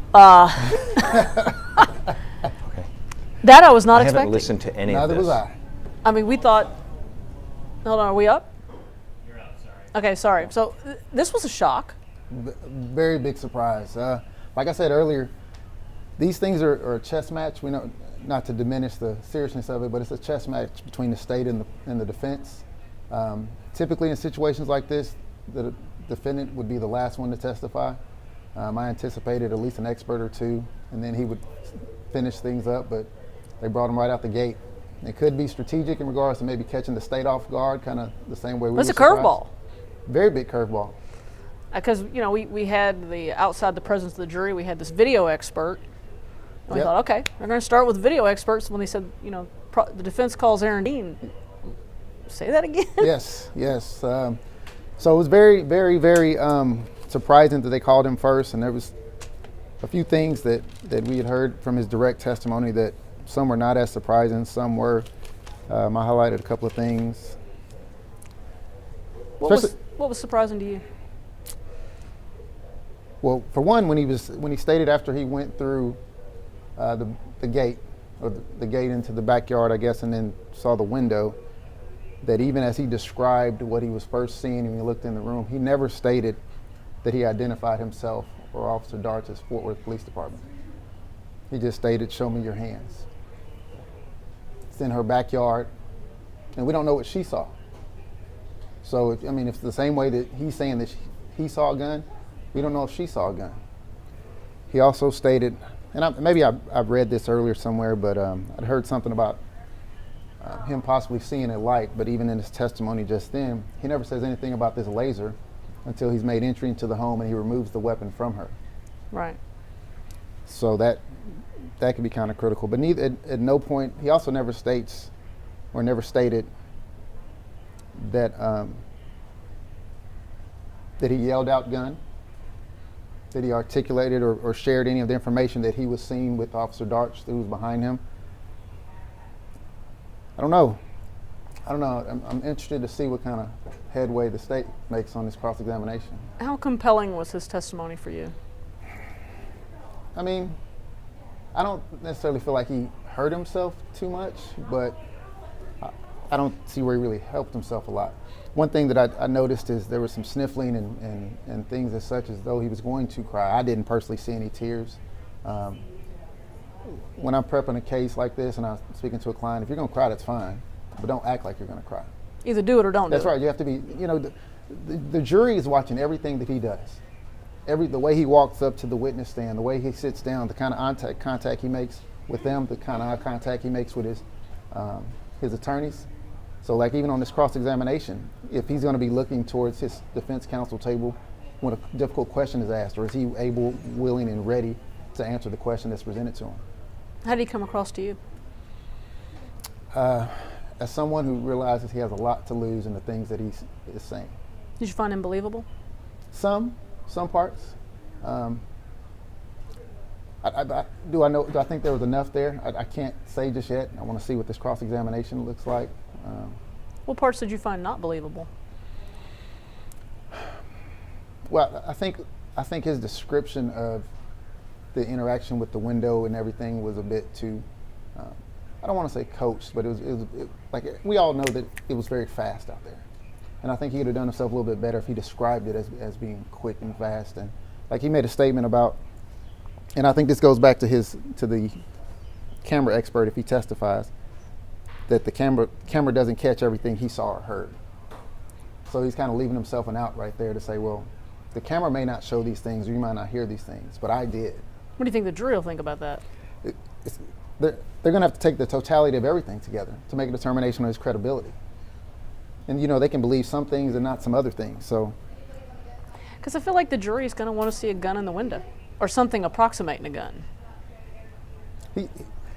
He needed to articulate that he was in danger and he was justified when he shot and killed Tatiana, plain and simple. Did he? I don't know if it was sufficient. With just that. The way that they described it and being in the backyard and doing all these things and not once identifying himself as a police officer, like I think that's a huge issue. And if I was prosecuting this case, I would get it across again. I'd reiterate it on my cross, and I would definitely hammer it in my closing argument. Because even when he says, put your hands up, he doesn't say, police, put your hands up. Correct. He never testified just now that it was Fort Worth Police Department, show me your hands. So for all she knows, she may not even hear him. She hasn't, that also. We don't know if because she probably thinks there's a burglar out there. Well, she knows there's something, and how do we know that? Because she has a gun and she's looking out the window. Right. So we know she. Because it's her neighborhood. That's right. Her house. That's right. Her gun. Right. That she's legally able to have. That's right. And you see that what he did say and continues to say and harp on is the condition of the home. He says it's just a mess. It's trashed, and that's kind of laying the foundation because we thought it was a burglary. Yeah. So. Good thing you hadn't looked at my house. Can you just reset and then explain how cross-examination works? Because I think people are asking if he's done testifying. Okay. The defense is done. Just kind of give a reset of how this process is going to work. Okay, so, all right, so if you guys are just turning in or if you've been watching, we've heard the defense cross-examine, we heard the defense question Aaron Dean. This is the first time actually we're hearing from him because he never gave a prior statement. So this is his first chance, more than 3 years that we're hearing his side of events. So Kobe, when we go in, when we come back off break and the prosecution begins to question him, what do you expect them to do? How does that process work? Well, so on direct examination, which is what we just saw, is where the state has proffered their own witness. And then the way they ask their questions have to be open-ended. Means that I ask a question and the person has to answer it and not a yes or no. I can't lead that person to the conclusion that I want where it'll be a yes or no. The distinction between direct examination and cross-examination is now the prosecutor gets to ask direct questions. And direct means is the way I'm going to ask or the way they should ask the question, it only should be yes or no. And if he refuses to or if he waffles or if he tries to explain, it can be shut down by way of the judge. And it's just simply yes or no. So there are several things that if I was the prosecutor, one is they never identified himself as Fort Worth Police Department. So you'd hammer that? Absolutely. I think it's huge. I think it's absolutely huge because in this situation and scenario, it's early morning hours in my backyard. It's not the front of the house, it's in the backyard. They had to go through a fence. We know that Tatiana heard something because she has her weapon and she's at that window looking out like, what's going on here? And then she sees a light shining in her eyes, or we would assume he said he had his light, Then it went off, and there was some waffling there. But, and still, and someone's yelling at her. We don't know what she heard. But we know, even by way of his admission or omission, that he didn't identify himself as a Fort Worth police officer. He did state that he pointed the gun at her, or at the silhouette. He also said he couldn't actually see the entire silhouette. I believe he stated like about a third, torso, right? yeah. And then just Yeah. a third. He said the top thigh, and then up to the shoulder. Couldn't see a face. Couldn't identify. Couldn't identify male, female, race. Yeah. And so, I mean, it's. I mean, there's some headway that could be made in regards to this cross-examination. So I'm interested to see because they've been working on this case since they got it. So they're privy to a lot of information that has not been presented in the courtroom. So I'm interested to see how they're approaching. There was a lot of criticism of the prosecution for wrapping up without really calling, like a use of force expert, different types of experts. Good decision, bad decision? Well, that we don't know yet. Well, that's true. We don't know yet, and we also don't know. Like we stated earlier, they could be waiting and reserving those for rebuttal to see what the defense puts on in their case in chief. If they're going to theoretically, defense could rest after Mr. Dean. We have no idea. Or they could call this camera expert, or, I haven't seen the witness list. They may have a use of force expert on there. They do. And so they could call him to kind of shore up or put on evidence and testimony they believe will shore up what Mr. Dean said. And then at that point, when they rest, then the state can now call their own expert to counter attack what's been presented. Would it be a mistake for the defense not to call experts if they just said, I believe in this situation, an expert would definitely, and I'm not sure exactly what the camera expert would testify on, what he would add value to in regards to this, because even by way of Mr. Dean's testimony, he said, I can see things that the camera cannot. So I'm not really sure what value it would add, but a use of force expert I would definitely call. Mm-hmm. Because, the jury needs to believe that how he responded on that day was reasonable. A reasonable person, which will be a police officer in this situation, in this area, at this time, in this call, in this exact same situation, would they act the same? Would a reasonable officer in that same situation act and respond the same way? That's what needs to be established. Let's talk about these. You know both prosecutors, right? I do. We don't know which one's going to do the cross-examination, but what do you know about them? What can you tell folks about them? Highly trained, good lawyers. So they're both good lawyers. I've known both of them for a very long time. And you've gone up against them, right? I have. They're going to be prepared, and so I don't know who it's going to be, but either one will be prepared, and so I think they're going to do a good job. Yeah, Ashley she did the opening statements. She seems to have done quite a bit of the questioning, but they've kind of toggled back and forth. You think it matters which one it is?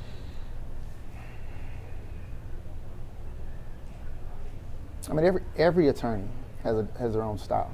So, I could see how Ashley's style could be effective, but also can see how Dale's could be also. So it kind of depends on what they've decided as a team that their strategy is going to be when and if he testified. So I guarantee that they've talked about it and they've prepared as best they can for it. You think they were thrown by Dean taking the stand first? Maybe a bit, but it wasn't an uppercut. It might have just been a jab that was snuck in, and it's okay. But they've already got their line of questioning ready. They're prepared. Yeah, but like I said, typically in a situation like this, the defendant would take the stand last. So that's normally how I would do it. But. Yeah, there's a lot of things so far in this trial that are like, what? They're doing what? And I can't decide. Maybe it is just a game of chess, and I'm over here playing checkers. I don't know. Well, like I said, I know Ashley and Dale, I know Miles and Bob. So it's a bunch of good lawyers in that courtroom. So.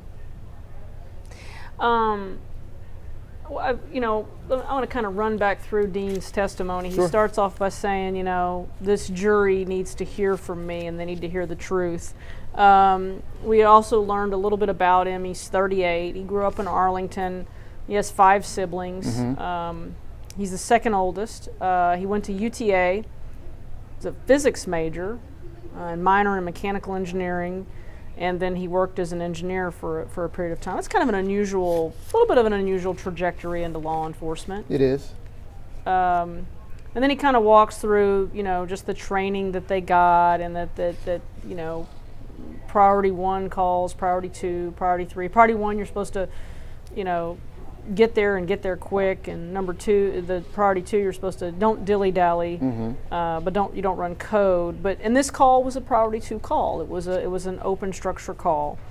And then he describes, when they get there, of course it's cold that night. Him and Officer Darch are riding separately. They initially go to the wrong house, but then when they figure out which house it is, they kind of cross the yard in a tactical manner because they don't want to let this potential bad person affect them, and then or be alerted to their presence. And so when they get up there, they look into one of the doors. They observe the storm door is shut, but the door is open, and they look inside. This is that first door, Right. and it looks ransacked. It was a mess, and then that's when they decide they have a possible burglary. I mean, and we've seen some of the pictures inside the house. Is that enough to decide you got a possible burglary? I mean, it can initially. The assessment is done fairly quickly by these officers when they arrive, and at that time of night, with the door being open, a concerned neighbor who says that this is odd. It's not. I wouldn't say that the call itself would be abnormal, but once seeing there wasn't any forced entry, the front door wasn't open, they weren't seeing or hearing any movement or anything inside, they can reassess it at any moment. So I believe a lot of that's kind of a judgment call once they got there and observed the things like that.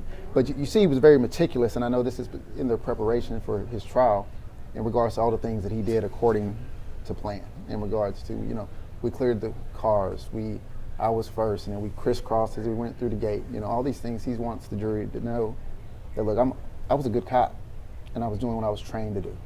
And they even brought up where he got a ding during one of the survival, officer survival training when he stated that as he cleared the room, but he didn't remove the weapon from the armed offender, and he got dinged for that. And he said, so now always Do that sure. now. That's right. Yeah.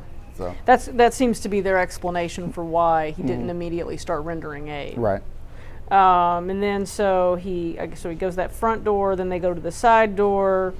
I guess that's when they can see into the kitchen, and it describes that, of course, drawers and cabinets are open, and it looks like things are spilled out everywhere, and again, kind of indicating that they think the house is ransacked.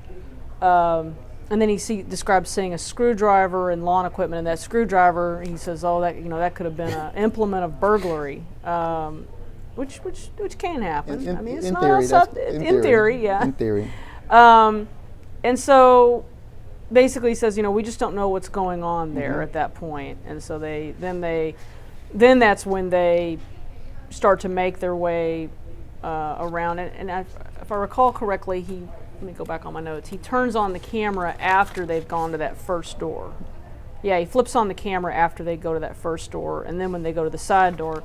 That's why we don't really have video of them looking in the front door initially, because he turns it on after, or he doesn't turn it on immediately. When they decide they think they have a possible burglary, that's when they turn it on. And I caught that also when you stated that at that point I started recording with my body cam. But if you're already approaching it in regards to an open structure call that you believe, and you're doing all the things that you believe are necessary in preserving this scene and a possible offender inside, why wouldn't you have your camera on already?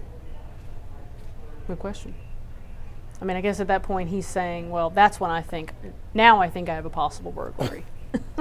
At that point, right? Right, at that point, yeah. And so they do this crossover technique. They go in the backyard, and he says, as I looked in the window, and I thought it was interesting that when they first, I'm back up, when they first go in the backyard, he describes that Darch has her weapon out, but he doesn't. Yes. And he kind of indicates that she's actually not follling policy. That's exactly what he said. Yes, That's yeah. exactly what No, he he said. didn't indicate it. He said That's it, exactly basically. what he said, which is against policy. Right. Of course, she's still a Fort Worth police officer, and he is not. And she did not fire her weapon.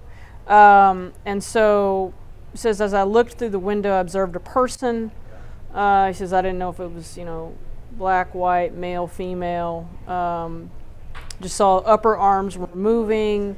And then he goes on and he says, this person's very close to the window. He's describing these events. He sees this person, stops. I mean, his light goes off, and then he's describing how he uses his he's supposed to turn the light on his weapon with his offhand. Yeah, but he does it with his trigger finger. Trigger finger. Mm-hmm. Seems like a lot happening in the split second. In a very short amount of time. Just a lot. And what he also said when he looked in the window, he observed a person, like you said, couldn't tell man, woman, etc. And he could only see a portion of the person. But he said appeared to be what he did or who he saw. He said appeared to be moving and or reaching for something. And so my question would be, if I was the prosecutor at that point, so why didn't you identify yourself then at that point? But he says he draws his weapon and points it. And then he even says that after he says that they appear to be moving or reaching for something, he said, and his testimony was, I thought he had a burglar. I drew weapon and pointed at silhouette and intended to tell the person to show me hands. I couldn't see the silhouette's hands, is what he said. Right. That's a lot of information to process and without identifying yourself as I pull my weapon. Are they back on? No, they're not back Okay. on. We're in our 11 o'clock newscast okay. has started, so they're. So I mean, those that's ample opportunity to identify yourself as an officer. Or back up. One of the two. Back up, to assess reassess. That's right. Because maybe it's not a burglary. Yes. Maybe it's the people inside the house, and maybe they just have a messy house. Right. And if you took the time to assess that, then we would may not be here. It always seems like in these incidents like this that it's this rush, right? This, rather than slowing it down, backing up. Even in the Geiger case, again, while there are similarities and there are some big differences, Geiger's rush to go in the house. Right. And it feels like one of the lessons for law enforcement is just kind of slowing it down. That's right. That's right. Not every, there are bad guys, but not everybody's a bad guy. That's right. That's right. And so he says, I drew the gun intending to tell that person to show me their hands. Mm-hmm. And then it was interesting, he talks about police work is by its nature reactive. He didn't use the word reaction curve, but I've actually done stories on this in the past because there's a lot of research about this that, and I've heard this many times from police officers that, a person can pull their weapon on us and we're behind the reaction curve, and there is legitimate science to that, but that's drilled into officers' heads. Right. Right. And I don't know. There's so many things about this that are so hard, and then so of course I'm kind of running back through this. So he says the silhouette took up most of the window, and I needed to see. He says I needed to see that person's hands. Mm-hmm. The hands are the threat to us. And then he says I observed the person that we know as Miss Jefferson. I heard her screams and saw her fall. Well, he says, before that he says, I saw her silhouette. I was looking right down the barrel of that gun. I fired a single shot from my duty weapon. Mm-hmm. He says that the gun was pointed directly at me.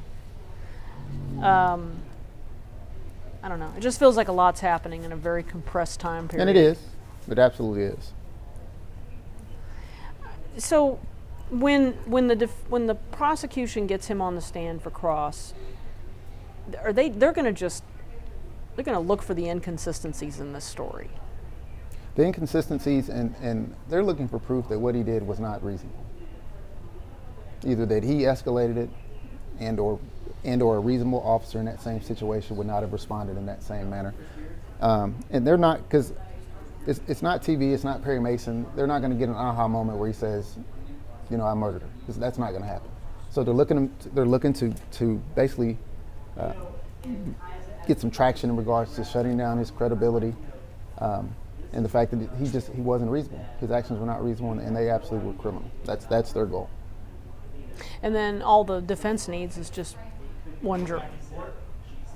They just need Are one. they back in court? Yeah, this is back in court. All right, do we have audio? All right, let's take.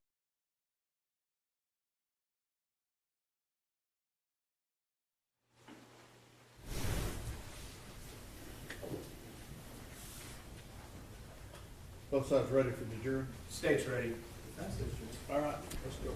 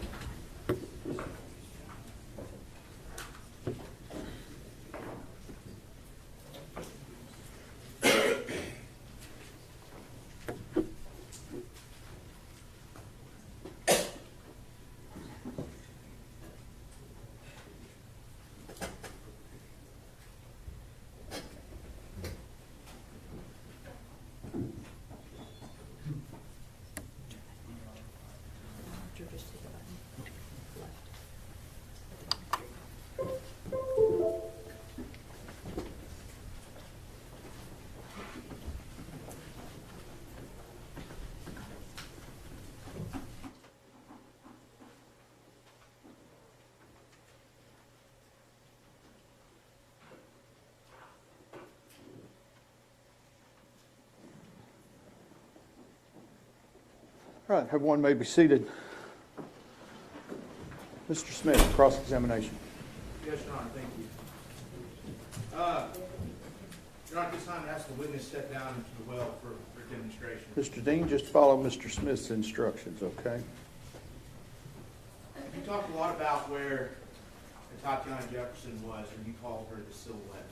I want you to demonstrate to the jury what exactly you saw through the window, what position the silhouette was in. If the rail's the windowsill. How about I'm you? Face me like I'm you, and you're the silhouette. Like this? She had her left shoulder towards you, Yes. and where did you see the gun?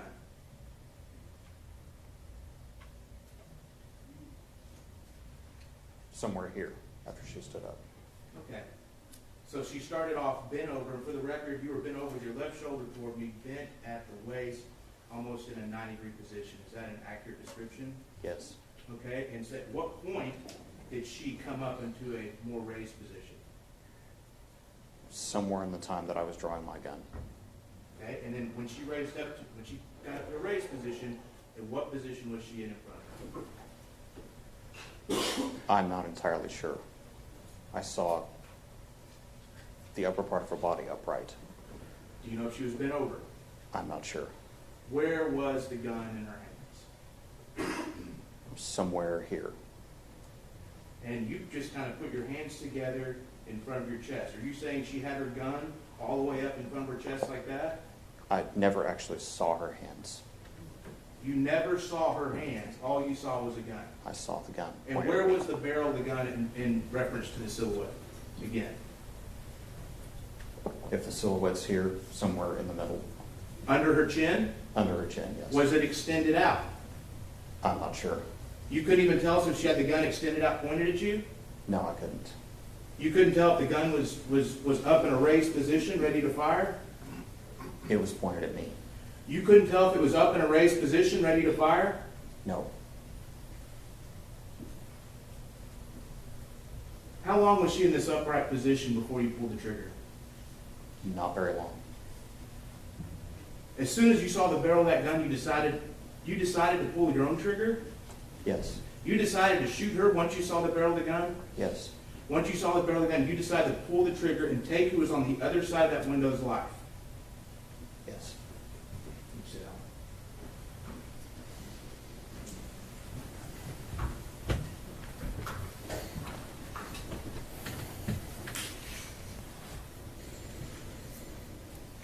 You testified a minute ago that you thought whenever you walked into the bedroom and you saw Zion, who brings a kid to a burglary? Is that correct?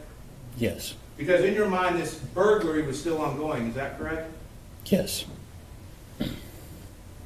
And after you pulled the gun, after you pulled the trigger of your gun, this burglary was still ongoing, correct? In your mind. I didn't know. Well, you just said you thought that this was still an ongoing emergency, correct? Yes. And that there could be dangerous people inside, correct? Yes. And that you and or Officer Darts could still be in trouble, correct? Yes. Did you push Darch out of the way of that window after you fired? No, she was behind me. Did you step out of the way of the window after you fired? Not that I recall. I mean, that's a fatal funnel, isn't it? Yes. What is a fatal funnel? What have you been trained about fatal funnels? A fatal funnel is a doorway or window. It's just a narrow area that is difficult to move in or out of, and you can be injured or shot there. I mean, according to you, you still don't know how many people are in this house, correct? Correct. You don't know how many of these people have guns, correct? Correct. I mean, that's what you're telling us here. You thought this burglary was still an ongoing emergency, isn't that correct? Yes. But you didn't push Darsh out of the way of that fatal funnel, did you? No. You didn't get out of the way of that fatal funnel, did you? Not instantly, no. You even tried to open the window to get inside that house, didn't you? Yes. You tried to open the window to get inside a house where you didn't know where unknown assailants could be hiding that could be armed. Is that what you're telling this jury? Yes. That's your sworn Is that good police work? No. And let's go back to this. You said that it was Officer Darch's idea to go in that house, right? No, we both intended to go inside. Who was the first one that said, let's get inside there? Officer Darch. And then you tried to get into the window of the house filled with dangerous people. Yes. But you didn't tell Officer Darch there was a gun in that house, did you? Not until we got inside, no. Did you tell her when you got to the fatal funnel of the cars? No. Did you tell her when you got to the fatal funnel of that side door that was open where the bad guys could be? No. Did you tell her when you got to the fatal funnel of the front door? No. Did you have any trouble opening that front door? No. You just went right on in, didn't you? Yes. Hey, when you were in the back shooting at Atatiana Jefferson, do you know how many people could have run out the front door? No. I mean, did you have backup there? No. Was that front secure? No. All the bad people in that house could have just went right out that front door, couldn't they? Yes. Would you have any way of knowing if they would have went out that front door? No. Is that more good police work? No. So, now you've opened the fatal funnel. Okay, what is slicing the pie? We've heard that. I want to hear you tell me, what's slicing the pie? Slicing the pie is when you're entering an opening, taking it in sections, and then dividing up the area inside. You kind of peek a little bit and then retract to protect your body. Is that right? No, if you retract, then you've given up the ground. Well, you peek and then move a little bit more, move a little bit more, only exposing yourself as much as necessary until you get as much of a view to determine what's safely on the other side. Isn't that right? Yes. How fast did you slice the pie at that fatal front of the front door before you went in? You can do it quickly or slowly. Did you do it? Very quickly. Oh, you did? You determined there was nothing unsafe on the other side of that front door for you to just walk right in.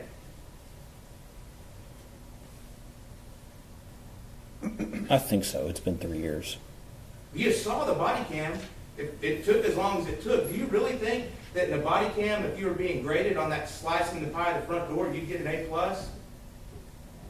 Probably not. It's more bad police work, isn't it? It's not the best.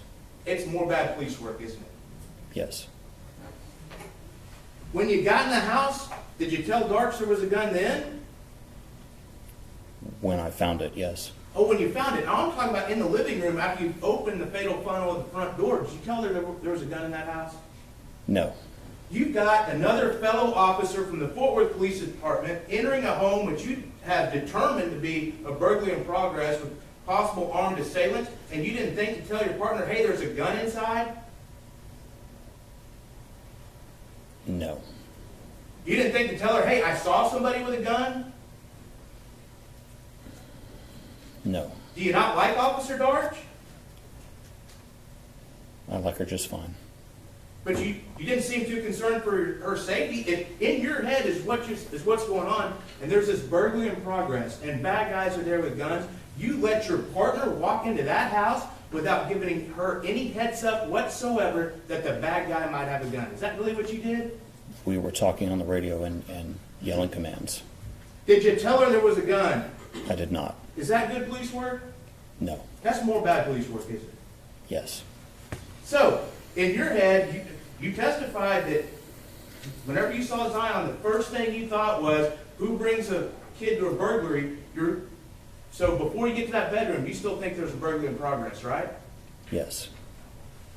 Did you clear every room in that house? I don't think so. I think she cleared one or two that I didn't see. Is it good for an officer to clear a room by themselves? No. When you have two officers, how many officers does it take to clear each room? 2 is best. 2's best. You had 2 there, didn't you? Yes. But y'all didn't use 2 officers to clear each room, did you? No. I mean, in your mind, there's still bad guys with guns. You just let Darch possibly walk into a bedroom where there could be a bad guy with a gun, right? Yes. And you gave her no heads up that you had seen a gun inside. No. Is that good police work? No. Was that good work for your partner? Do you think Officer Darch appreciates that now? Probably not. Would you ever want a fellow Fort Worth officer to let you walk into a house without telling you they'd seen somebody with a gun inside? No. But that's what you did on October 12th, right? Yes. And so, y'all didn't really clear those rooms. Y'all just kind of peeked your head in each one, didn't you? We did a fast clear. What's a fast clear? A quick check for threats, and then you move on. How were you taught to do a fast clear? Quickly looking into the room to see if someone's there, and then moving on. Do you do fast clears whenever you have potential perpetrators with firearms armed inside a residence? Not usually, no. You don't do it, do you? Not in that ultimate dangerous situation, do you? No. So that was more bad police work, correct? Yes. So you get back to that bedroom and you finally see Atatiana Jefferson. How fast did you start CPR? I don't recall. Did you see the video? Yes. You saw us play States Exhibit 1, right? Yes. How fast did you start CPR? It was a while. Did you start CPR? No. Okay. So again, when I ask you how fast did you start CPR, your answer should be I didn't, right? Yes. I mean, you saw she was bleeding, correct? Yes. You heard her last breaths, correct? I heard what I now know to be her last breaths. Because you didn't know they were her last breaths then, did you? At first I thought it was the dog. So, she still had a chance in your mind, didn't she? Yes. She still had a chance in your mind, and you didn't get down there to help her, to stop the bleeding? I did. I rolled her over and pressed an Afghan to her chest. How fast did it take you to... you didn't roll her all the way over, you kind of just lifted her up, didn't you?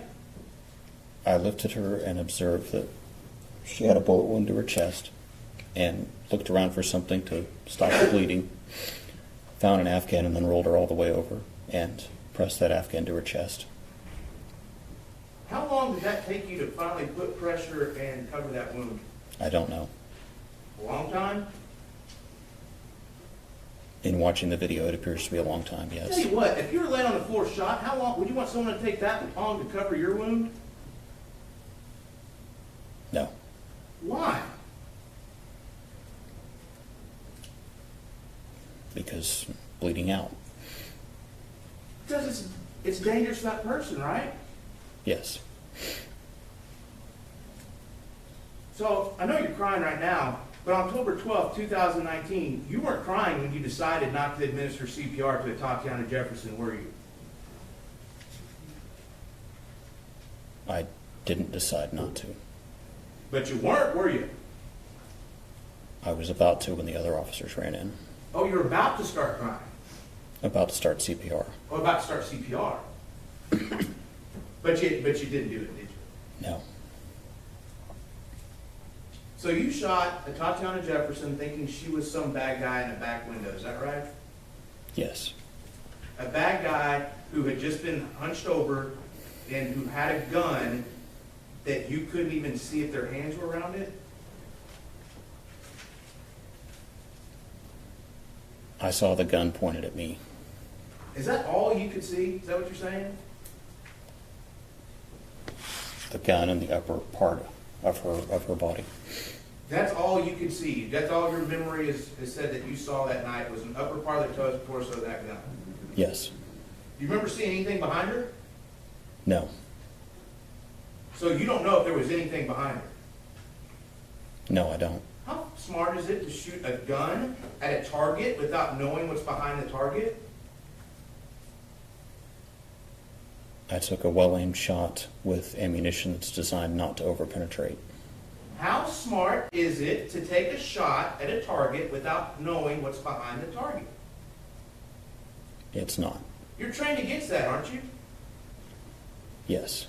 And like one of the 4 most basic rules about firearms is don't shoot at a target unless you know what's behind the target, isn't it? Yes. Like the top 4, right? Yes. But you disregarded that, didn't you?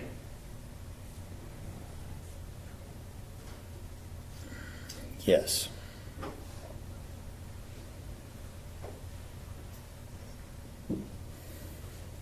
So, I want to go back. Can I approach the witness, Your Honor? Yes, sir.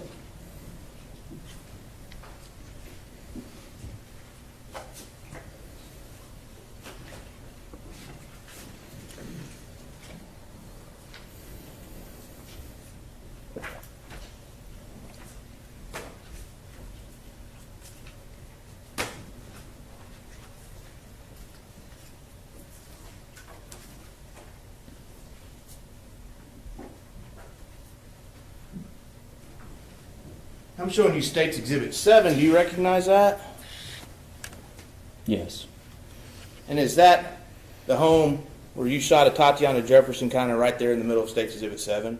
Yes. And East Allen is running kind of perpendicular of the photo and kind of curving back over to the left part of the photo, is it right? Yes. And then what's the street that goes right across horizontal? That's Mississippi. Where did you and Darch park? Right here on southbound Mississippi. So if I was to hold my finger right here, right up here, where this car is right here? Yes. Is that kind of where y'all parked? Roughly, yes. What house did you walk up to? The first house that was the wrong one? It would have been the one on that southwest corner. The one on this southwest corner right here? I think so, yes. So if I'm pointing to it right now, that'd be correct. This one in the top right corner of the photo, to my left if I'm looking at it, that house, right? Yes. Well, you said you didn't park in front of the house so you could maintain some officer safety, but y'all just pulled right up next to the one y'all were going to walk into first? No. Well, then tell me. You were parked right there. You got out and walked to that house. I knew which house was 1203 East Allen. Oh, you knew, so it was Officer Darch. It's her fault that y'all parked over there. I pulled up behind her, yes. Okay.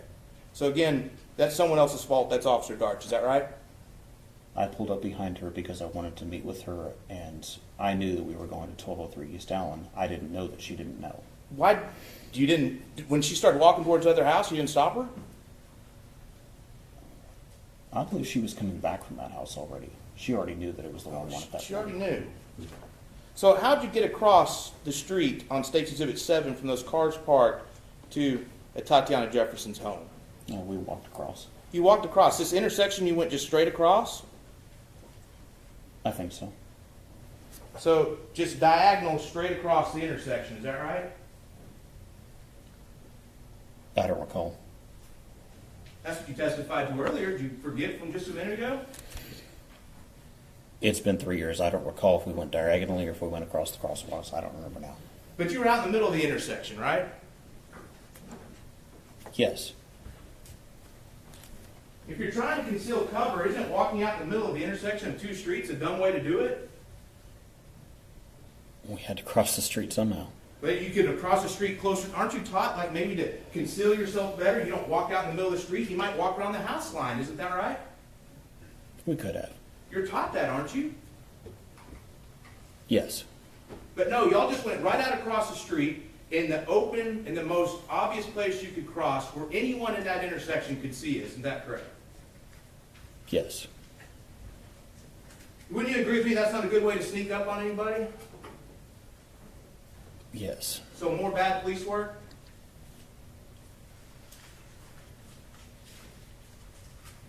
Yes. Okay, so you've testified, you've heard people testify with their attorneys asking questions, that you don't get all the information on a call and that you were trying to gather as much information as possible. Is that correct? Yes. So your testimony is you walk up to an open structure, you don't know what's going on, do you? No. So you better have your eyes peeled so you can make sure that you're not getting any dangerous situations. Isn't that right? Yes. How long did it take you to notice James Smith and all his family sitting on the stoop of that house across the street? I didn't see them. You didn't see them? No. So you're going to open structure. You just told this jury that you're trying to do everything you can to take in as much information as possible, and you didn't see a group of adults standing on a stoop across the street from your target investigation? No, the house was dark. I didn't see them. Think that's good police work? I was focused on the primary threat in front of me. The primary threat in front of you, but threats can come from all over the place, right? They can. I mean, if James Smith and his niece and his nephew and his sister were bad people, y'all didn't have any backup, did you? Not at that point, no. I mean, that would have left you and Officer Darts. That would have left y'all an unprotected 6, right? Yes. Is that a good thing for officers, an unprotected 6? No. What is an unprotected 6?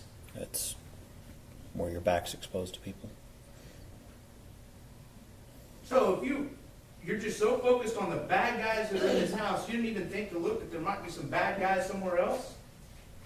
I did what I usually do. I took a quick look around and I didn't see anybody else. You didn't see 4 adults standing across the street. No? And you said you took a quick look around.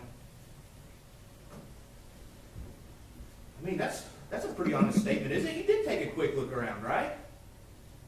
Yes. I mean, everything you did in the early morning hours of October 12, 2019 was just a quick look. You didn't really follow any rules or regulations, did you? No.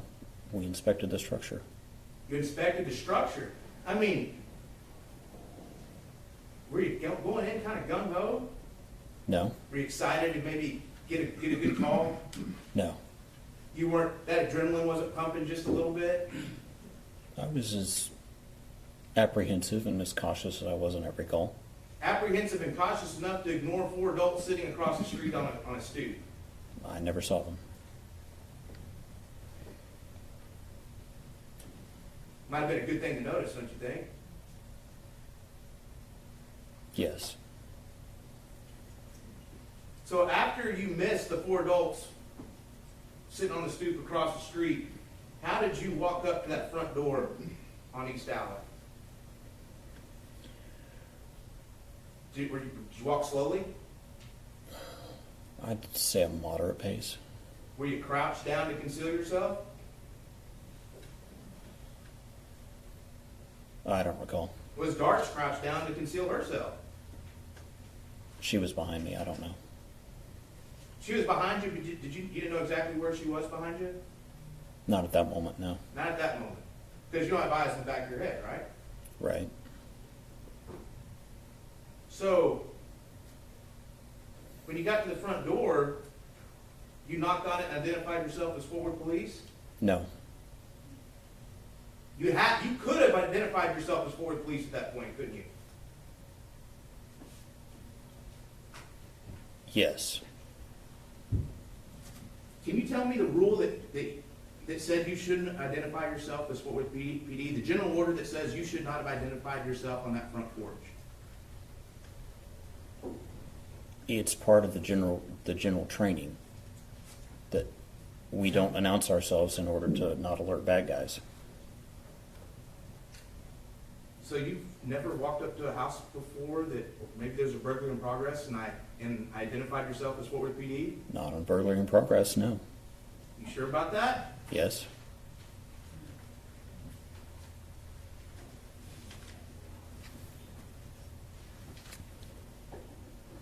Tell me specifically the rule that says you shouldn't have identified yourself as Fort Worth Police on that front porch. There isn't a specific line and a specific general order. It's the general practice. It's the general training. Tell me specifically what that general training was. Can you tell me who told you that? The person. The instructors at the academy. Which one? I don't recall specifically. Several. Several instructors told you never to announce yourself when you walk up to a home. Not never to announce yourself, just not on that kind of call. On an open structure, you never announce yourself. Correct. Ever. No. Do you announce it for a burglary in progress? No. Would you have gotten in trouble for announcing Fort Worth Police at the front of that house? Yes. You would have been written up by the Fort Worth Police Department for identifying yourself as Fort Worth Police? I wouldn't have been written up. I'd have been told by a sergeant, don't do that. You're going to tell this jury that a Fort Worth sergeant would tell you not to identify yourself on the front porch? On an open structure call, yes. Because what in your head, what should you be doing at this point?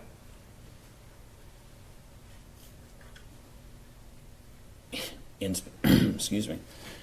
Observing and inspecting the structure to see whether there's signs of forced entry. So did you do that? We were in the process of doing it, yes. Do you know how long it took on your body cam from the minute you walked up to that front door and turned your body cam on to the second that you shot at Atatiana Jefferson? No. It's 1 minute and 17 seconds. You aware of that? I am now. Can you get a lot of information in 1 minute and 17 seconds?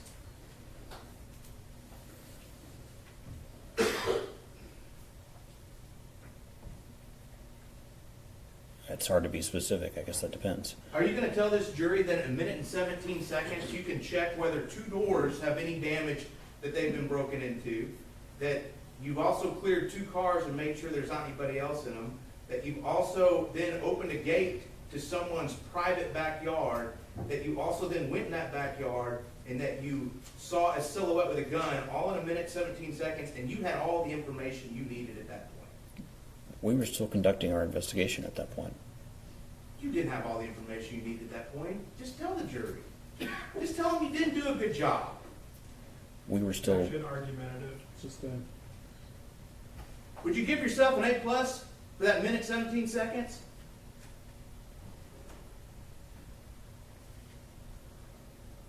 There's probably things I could have done better. What grade would you give yourself? A to F? I'd like to see how you... No, go ahead, tell us. I'm talking before you pulled the trigger. That 1 minute and 17 seconds before you pulled the trigger. A to F.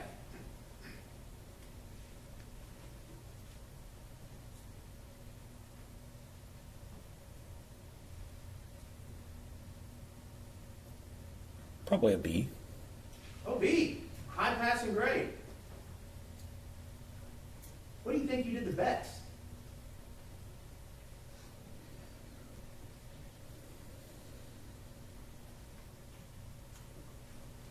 Not sure. You gave yourself a B and you can't tell this jury what you did the best, not 1 minute and 17 seconds?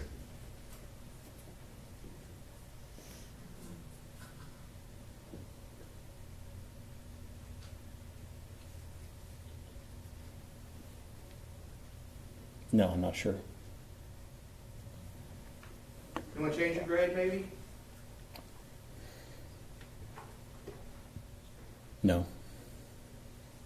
So you're happy with every decision you made up until that moment you pulled the trigger about investigating this open structure?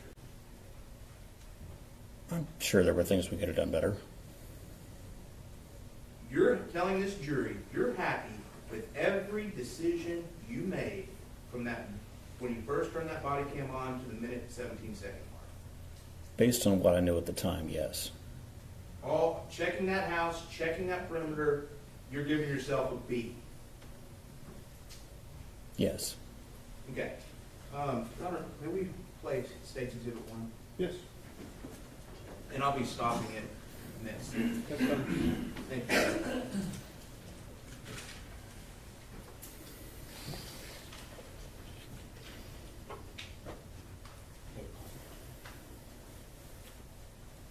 All right, that was about 4 seconds of looking at that front door. Did you check the door jamb of that front door to see if anything had been pried open? I took a look at it. I didn't see any evidence that anything was pried open. That was like 3 seconds. You looked at that and decided nothing had been pried open in 3 seconds? That video doesn't start at the beginning of the call. Okay, so you were standing there a little bit longer, right? Yes. Did you check the inside? Did you check to see if the screen door worked? No. If it was open? No. If it was unlocked? No. Did you check and see if that was off its frame at all? A visual inspection, but other than that, no. Did you check? Did you check the hinges? No. Did you see any tool marks on the doorknob? No. Did you look for tool marks on the doorknob like somebody tried to jimmy a lock open? Yes. You didn't see any. No. But at this point, you've already decided this is a burglary in progress. No, at this point it's an open structure, and I'm doing what the policy says and inspecting the structure for signs of forced entry. Where'd you go next? To the side door? To the side door, yes. Okay, we start.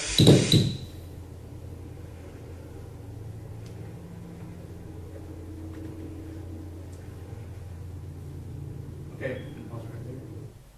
Now, I see some like weather stripping or something coming off that screen door. Is that what you were talking about? Yes. That was your big evidence that somebody had maybe tried to manipulate this door open some way. It's a piece of evidence.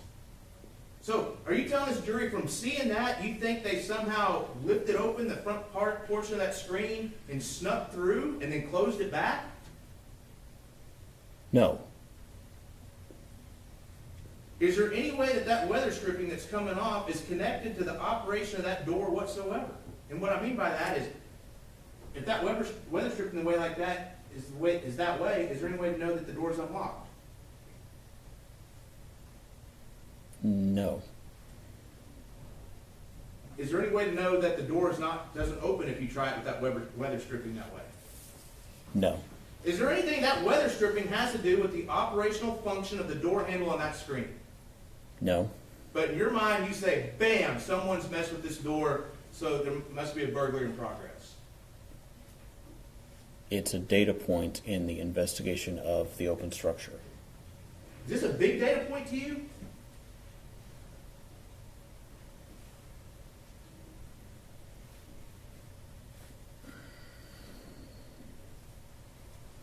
I don't know if I'd say it's big. It goes into the stack. So, but did you try this door, the side door? No. See if it worked? No. Did you knock on it? No. Could you have knocked on it? Not without alerting someone that I was there. So you were doing everything you could to not alert somebody you were there. That's what we do if we're concerned about someone burglarizing the house. But if you would announce yourself Fort Worth Police, then maybe Atatiana Jefferson would still be alive, correct? Maybe. If you would announce yourself, Atatiana Jefferson would still be alive, correct? I don't know. You still might have shot her anyway? It would have depended on if she came out the front with a gun. Are you telling this jury there might have been a situation where you still might have shot her anyway? Only if she pointed a gun at me.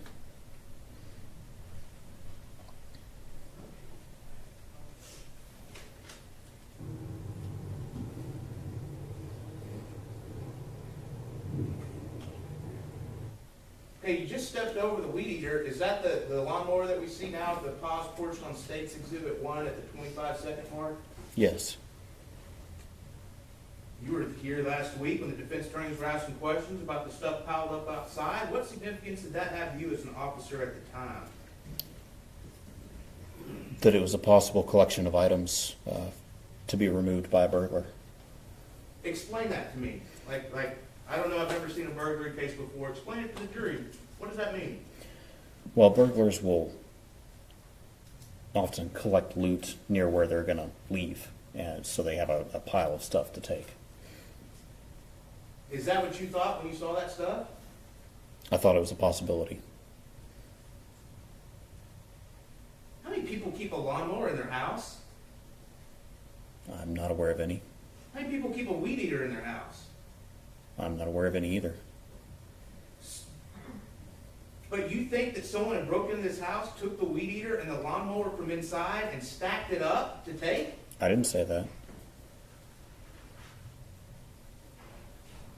But you just said that people stack up things to take in a burglary. So if it's a burglary of a habitation, they stacked up the stuff, but they stacked up stuff you don't find in a home. There's a detached garage to the back. I hadn't gotten there yet. There is a detached garage. How much time did you spend with that detached garage? I took a look at the door. Did you try and open the door? No. Did you try and open, when I say the door where the car would go, right? Yes. That door. I mean, we can, we'll play that part. We can see how long you took with this garage.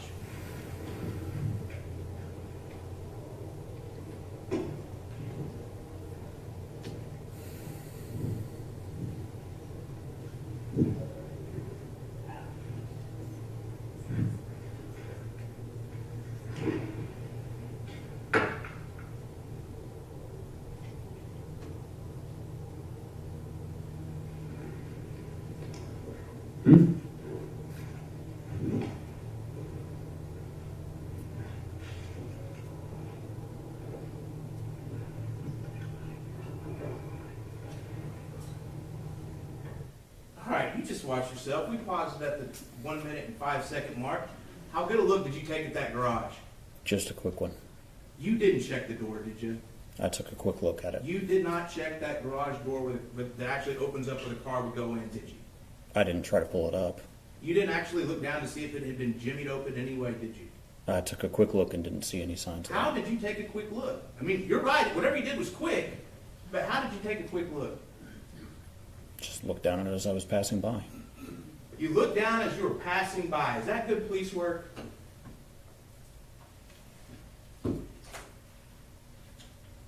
The focus was the house at that point.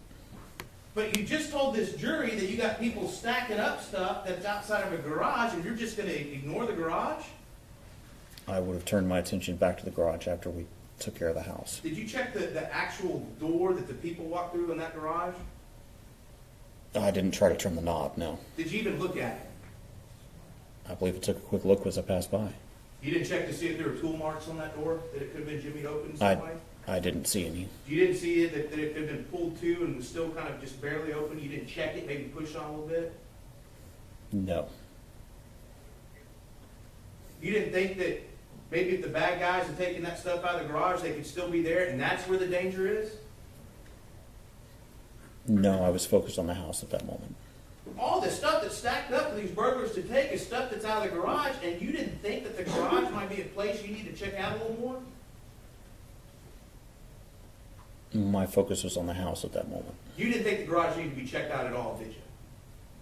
I did, and I would have done it after taking care of the house. You didn't think the garage needed to be checked out at all, did you? No. But that could have been another place bad guys were hiding out, correct? Yes. So, let me get this straight. We've got the first fatal funnel at the front door. Did you stand in front of that fatal funnel? I moved across it. Is that good police work? You have to move across it. Could you have stepped away from the residence, maybe put some distance between you and the fatal funnel? Yes. Could one of you have covered the fatal funnel while the other one crossed to make sure there wasn't a bystander back behind a wall? Yes. Could you have knocked and said forward police to see if there's anybody inside? Yes. Could you have tried the door to clear the area to see if there was someone hiding behind the big wooden door or behind the wall? Yes. You did none of those things, correct? Correct. You just walked across the fatal funnel, correct?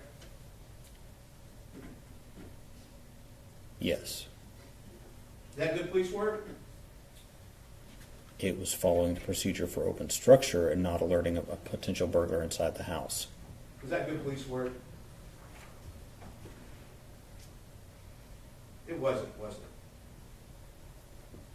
It could have been better. So now we get to the second door, that second fatal funnel. Your entire investigation of that door is caught on this body cam, isn't it? Yes. I mean, it's not like you walked up to that side door, walked back, turned your body cam on, and then went back to it, right? No. So as much time as you spend with that side door on the body cam on State Exhibit 1 is how much you spent with it there on October 12, 2019. Yes. You walk in front of that one? That fatal funnel? I walked past it, yes. You let Darts walk past it? Yes. Did you knock on that one? Knock at that time and alert whoever's inside that it was Fort Worth PD? No. But you could have. Yes. You could have tried the door to see if it even opens, correct? Yes. But you didn't, did you? No. You could have gone inside maybe to clear if there was someone behind either door or around the corner, couldn't you? Yes. But you didn't. No. And still, is that good police work? You don't knock on doors and announce yourself when you're investigating an open structure or potential burglary. If you're so afraid of this fatal funnel, what's going on with this open structure and this burglary, you're just walking in front of the doors without a care in the world? I didn't walk in front of it without a care in the world. I moved past it, looking to see who was inside. You didn't treat it as a fatal funnel as the way you're taught, though, did you? Can you be more specific? I'm not sure what you're asking. When you have a door that's a fatal funnel, you're trained to approach that door a certain way to look through it and make sure you and your partner are safe, correct? Yes. You didn't do that in this case, did you? I looked and moved across it. You, in the short time you looked, decided it was safe, and then moved across it. Yes. That's not exactly how you were trained, right? Come on, be honest. There's no specific amount of time given to move across a door. It should have taken longer if you were actually concerned about your safety and Officer Darch's safety, correct? No. Really? Or were you just not concerned at the time about y'all's safety? I was apprehensive and cautious as I am on every call and moved across it in that manner. This wasn't good police work at that second door, was it?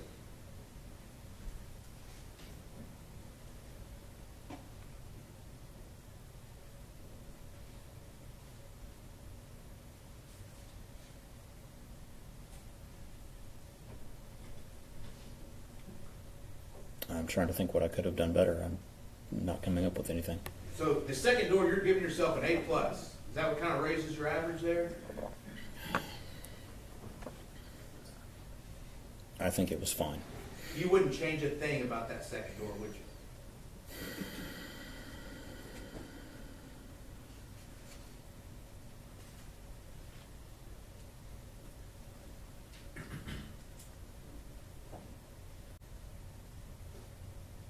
I'm not sure.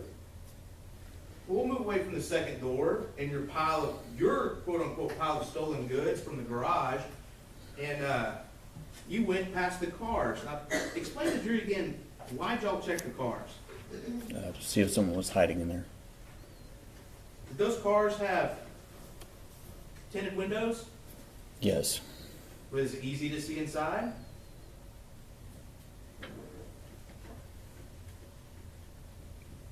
With a light on it, yes. With a light on? Why would you need a light to see inside? Because of the tinted windows. When it's dark outside and you turn a flashlight on, is that hiding your position? No. So you just announced to everyone at that house, these bad guys that you think are inside, that you're outside with a flashlight, right?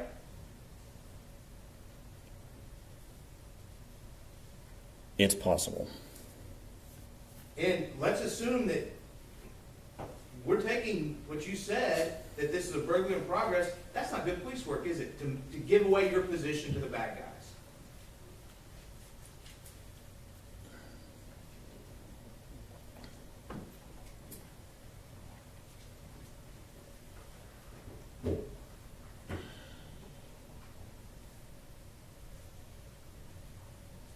There are certain risks involved in police work, and some of police work is balancing the risks. And in this case, because I couldn't see anyone right there, I decided to go ahead and turn the light on. So you turn the light on, you did a balancing test that quick in your head that I need to turn the light on because the possible threat to this car, and to heck with my giving my position away.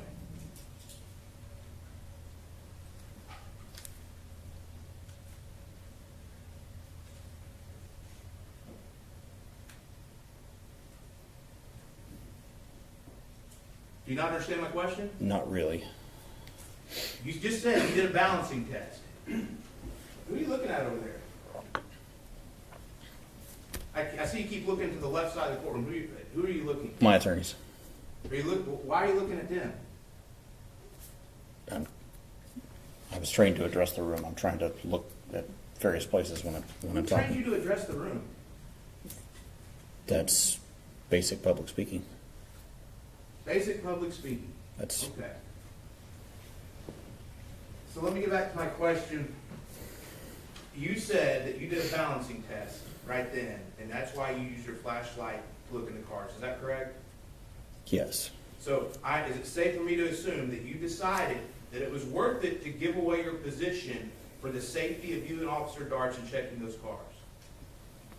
Because I hadn't seen anybody in the house, I didn't think I was giving away my position. Okay.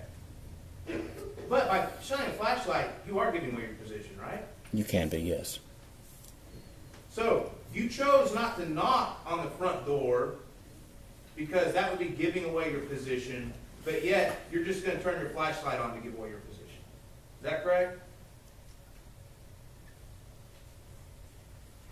If I'd knocked and loudly announced, anyone in the house would have known I was there. I didn't see anyone there when I turned my light on, so I didn't think anyone would see that. Oh, so right at the cars, you don't think there's anybody in the house? Not in the doors or windows facing, not in that front part of the house. But, so there still could have been people in the back part of the house that could have seen the flashlight then? In the back part of the house, Okay. yes. I just want to be clear that I didn't think, so you still don't know who's inside that house? Correct. Okay. So, how fast did you clear those cars? At a moderate speed, I'd say. Moderate. You felt completely safe walking past them after you looked inside? Yes, You checked the floorboards? yes, Did you check the cars to see if that the car doors were open? no. All I need, Did you check the trunk, see if it had been open? no, Did you check to see if there had been any tool markings on the locks of the car? no. What information did you learn about these cars from your MDC? That they match the description of the cars belonging to the person at the house. Now that's kind of important, isn't it? Yes, I mean, you knew walking up that the owners of the home, their cars, match the description, were in the driveway, right? yes, And matter of fact, you were also told that the owners are usually home at that time, correct? yes, Had you already determined that the owners weren't home? no, I didn't know that. So in your mind, while you're looking at those cars, you still think the owners are in that house, correct? No, I thought they weren't there. Oh, you thought they weren't there. You thought that there's no way those owners are at home. I didn't think they were, no. You thought there were no way that the owners of the home were present? Based on everything that I saw inside that looked like a burglary, I didn't think the owners were there. What exactly what about it inside that made it, that you said burglary? Everything that was a mess on the floor, the cabinets and drawers open, and items that just looked like they'd been gone through somebody looking for valuables. But you've been to messy homes before, right? Some, yes. I mean, come on. You've been to calls where people put their cigarettes out on the carpet, correct? Yes, I mean, some people have dirty homes. Is that right? yes. Where was the TV?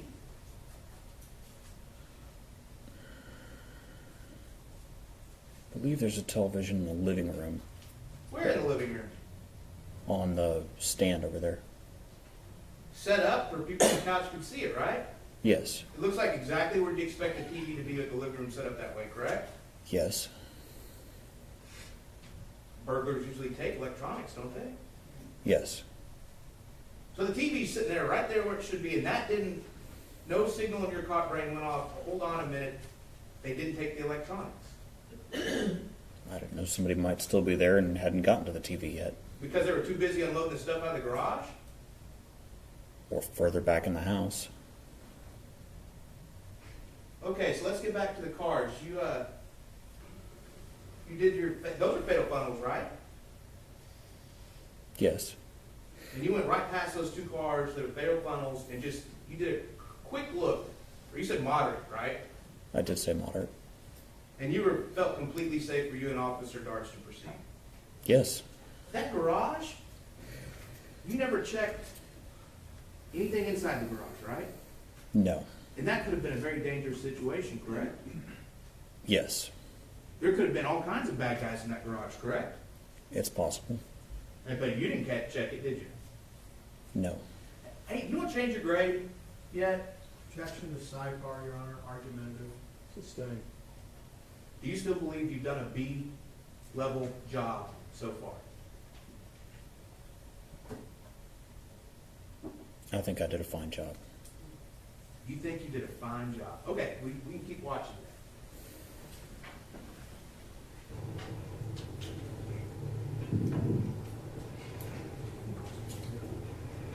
that. May I approach the witness, Your Honor? Yes, sir. So that garage,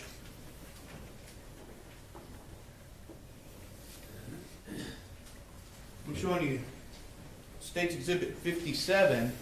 Is that the garage, right? Yes. And so the house kind of comes out right there, isn't that correct? Yes. And in State's Exhibit 59, you can see how that gate's kind of recessed, right? Yes. Back there, so there's a space where you have, if you're standing at that gate, there's the wall of the garage on your right and the wall of the house on your left. Isn't that correct? Yes. And so somebody, if you're standing at that gate, somebody, I'm showing you State's Exhibit 58, somebody could be back over here behind this corner at the bike and you'd never see him, would you? No. So somebody could be standing right here where my finger is, and if you're at the gate, you're not gonna see him, right? Isn't that right? Yes. I mean, that's a dangerous place to be, isn't it? Officer Darch had come through there. I'm not sure what you're asking. Who's covering the front doors when you're back at this gate?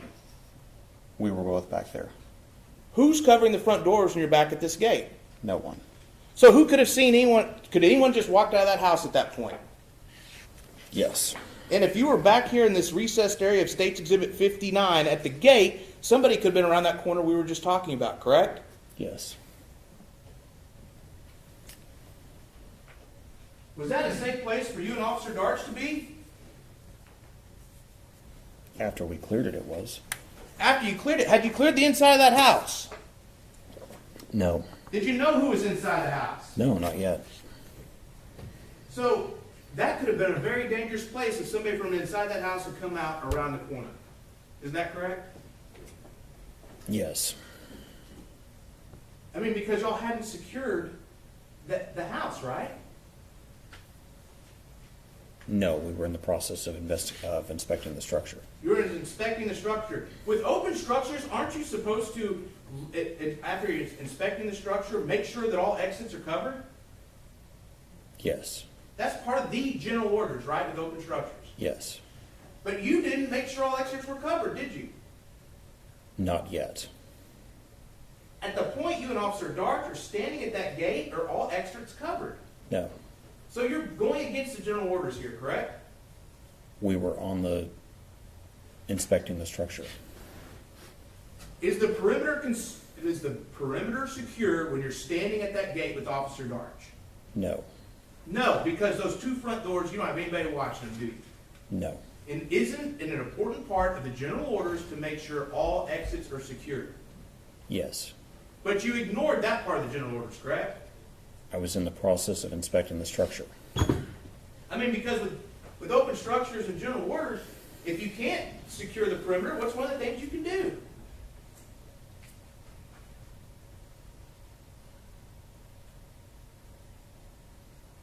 Call for help? Yes. I mean, that's part of the general orders. If you cannot keep the perimeter, you can call for help, back up so that all exits are covered, correct? Yes. And over to the east of Atatiana's home, of her mother's house, there's this huge open field, isn't there? Yes. And I mean, that huge open field would be a great place to kind of post up and run a base of operations to secure the perimeter of that home, wouldn't it? Yes. From that field, you could have seen the front porch, isn't that correct? Yes. And the side door, isn't that correct? Yes. And the 2 cars, isn't that correct? Yes. And the garage, isn't that correct? Yes. And the gate, isn't that correct? Yes. But you didn't pull back to that position, did you? No. You decided to go head first into that gate, into that backyard, isn't that correct?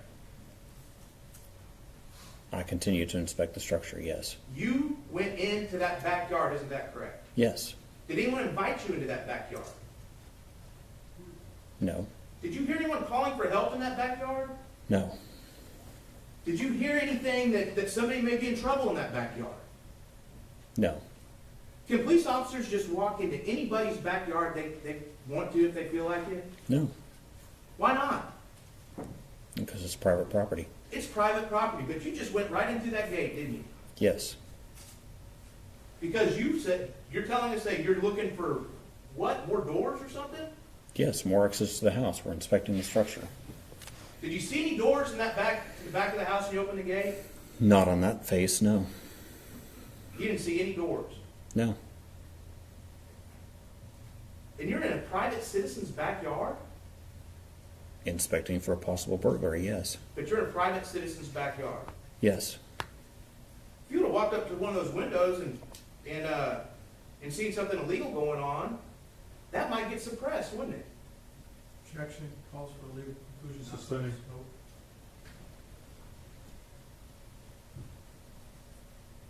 So, you did a quick check of that second door, a quick check of the cars, a quick check of the garage, but yet you get in front of this window that Atatiana's in with her nephew, and you linger there. Isn't that correct? I took a longer look because the light wasn't on. Isn't there another window that's just on the other side of the air conditioning unit? It's on the other side of the house. Isn't there another window just right over there, though? You didn't go check that out, did you? I hadn't gotten to that one yet. But you took a lot of time at this window, more time than any other fatal funnel you'd been in. Is that correct? I didn't count the seconds. So we've got the fatal funnel of the front door, the fatal funnel of the second door, the fatal funnel of each car, the fatal funnel of the garage and garage doors. Is that correct? Yes. The fatal funnel of that area right in front of the gate where if anybody come out of that house, you and Darts were in bad shape, right? It could have been. And then now we're in the backyard. The gate itself, that's another fatal funnel, isn't it? Yes. Did y'all clear that properly? As best we could, yes. We went directly through it. So now you're up at the window where Atatiana is. Where's Officer Darch? Behind me. How close is she behind you? Right up behind me. How do you know? Because that's what she's testified. But you didn't know that at the time, did you? That's the way we're trained. But you didn't know that at the time, did you? Did I know it for an absolute fact? No. I mean, as a matter of fact, you just testified earlier when I started asking questions that when you got to the front door, you didn't know if Officer Darch was behind you or not. And you said I didn't. Is that correct? Correct. And then I said, well, of course you didn't because you don't have eyes in the back of your head, correct? Correct. So has anything changed between the front door and the back door? Did you grow eyes in the back of your head? No. So you had no idea where Officer Darch was, right? I expected that she was doing what we were trained to do. At the front door, you said you didn't know where she was because you didn't have eyes in the back of your head. At the back of that house, at that window, you didn't know for sure where she was, correct? No. But yet you're standing in front of another fatal funnel, correct? Yes. Did you slice the pie there? As much, Or did you just kind of stand in front of the window? I looked inside the window. Did you tactically slice the pie as you're taught at the Fort Worth Academy or any other tactical schools to look in that window? No, there was no room. No room. So you're just out there for any bad guy that you think might be in that house to be able to shoot you.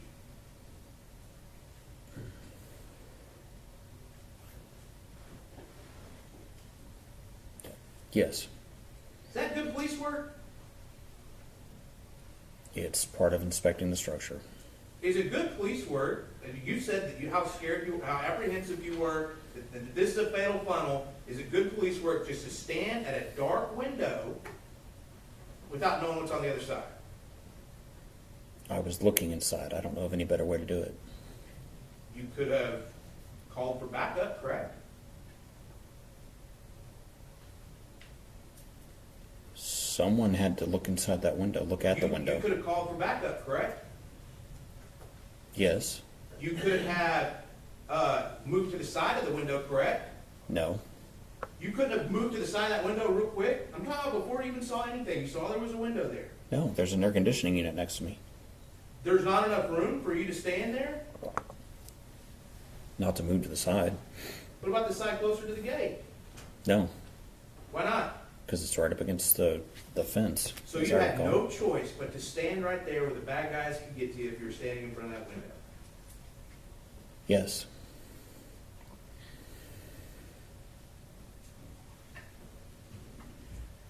Did you use your flashlight going into the backyard? Yes. What did we just talk about with flashlights? What do they do? Let me see. What else do they do if there's bad guys around? They can alert them to the position. So now you're in the backyard of someone else's house and you just alerted whoever's in that home that you're present by flashing your flashlight, correct? Yes. That's not good police work, is it?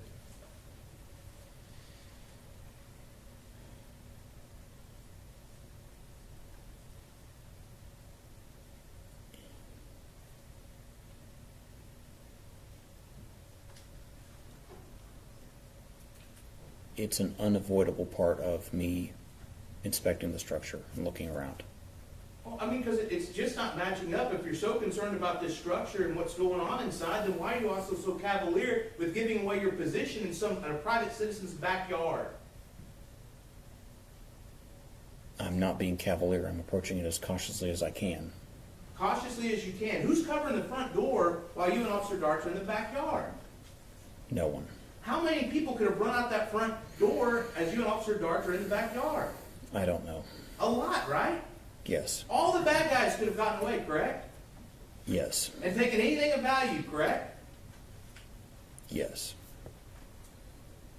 Is that good police work? That was not the best, no. But now you've given away your position to whoever's inside the house because you decided to turn your flashlight on in a citizen's private backyard. Is that correct? Yes. So now, if there's anyone in that home, they know for a fact that someone is in their backyard with a flashlight. Is that correct? Yes. Now, is this an open area backyard? I mean, what I mean is it an easy backyard to get into? No, I believe it's fenced all the way around. Fenced all the way around. Is it one of those was there a cyclone fence where you can see through it? I don't recall. It was a wooden privacy fence, wasn't it? I know it was at the gate. You couldn't see in that backyard unless you opened that gate, right? Correct. Excuse me. Was it safe for you and Officer Darts in that backyard? We didn't see anyone else in the backyard. May I approach the witness, Your Honor? Yes, sir.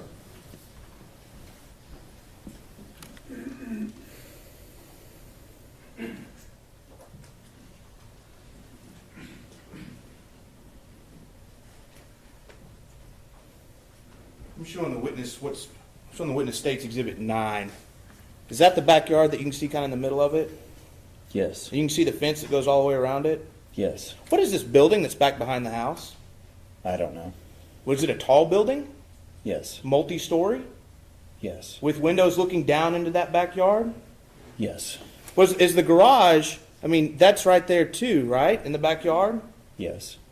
Now, over here to the side of the backyard, to the west of where Atatiana was living, do you see another structure there?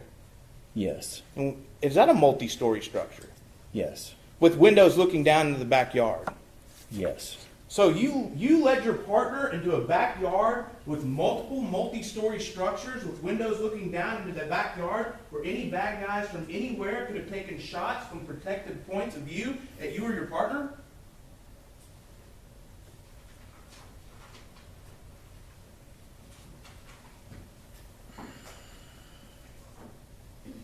Yes.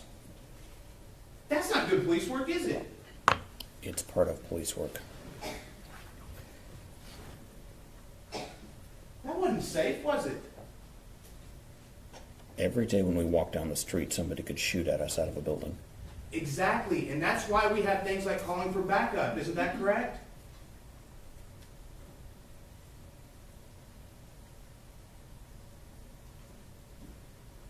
Who was screaming for help inside this house? No one. Who was yelling that they were in danger inside this house? No one. Who was running out of the house and creating such a commotion that you felt like they needed all your attention?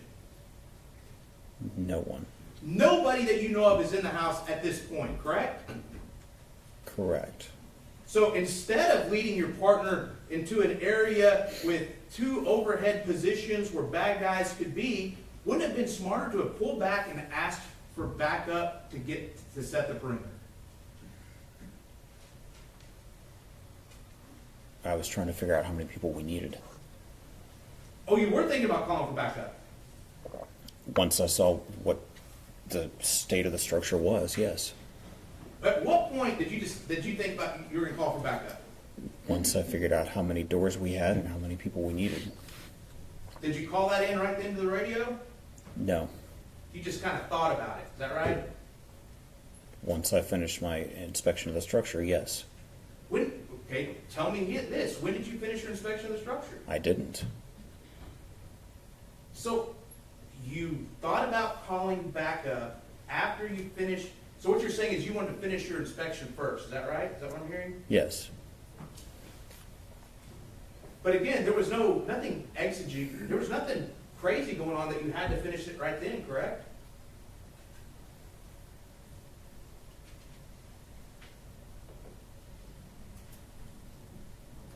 I guess I'm not understanding your question. There was nobody screaming for help inside, correct? No. There was no hostage situation, was there? No. There was nobody's life in danger, correct?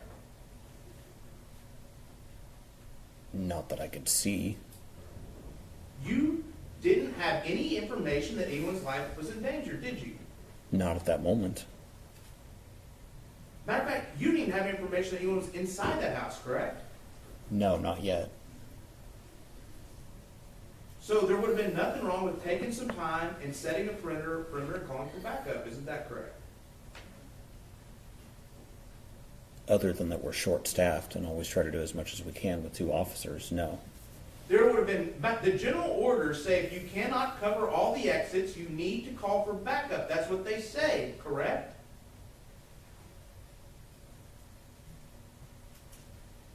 No, that verbiage is not in there.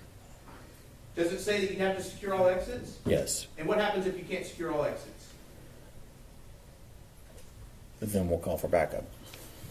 Okay, so we'll use your verbiage. If you can't secure all exits, then we'll call for backup. Is that a better question? Yes. But you didn't secure all the exits here, did you? No. Matter of fact, the 2 biggest exits that there are, the 2 front doors, are just wide open for anyone to walk in and out of, correct? Yes. While you're in this backyard. Yes. That wasn't safe, was it? That was not the best move, no. And that's not good police work, is it? No. Do you want to take your grade down some?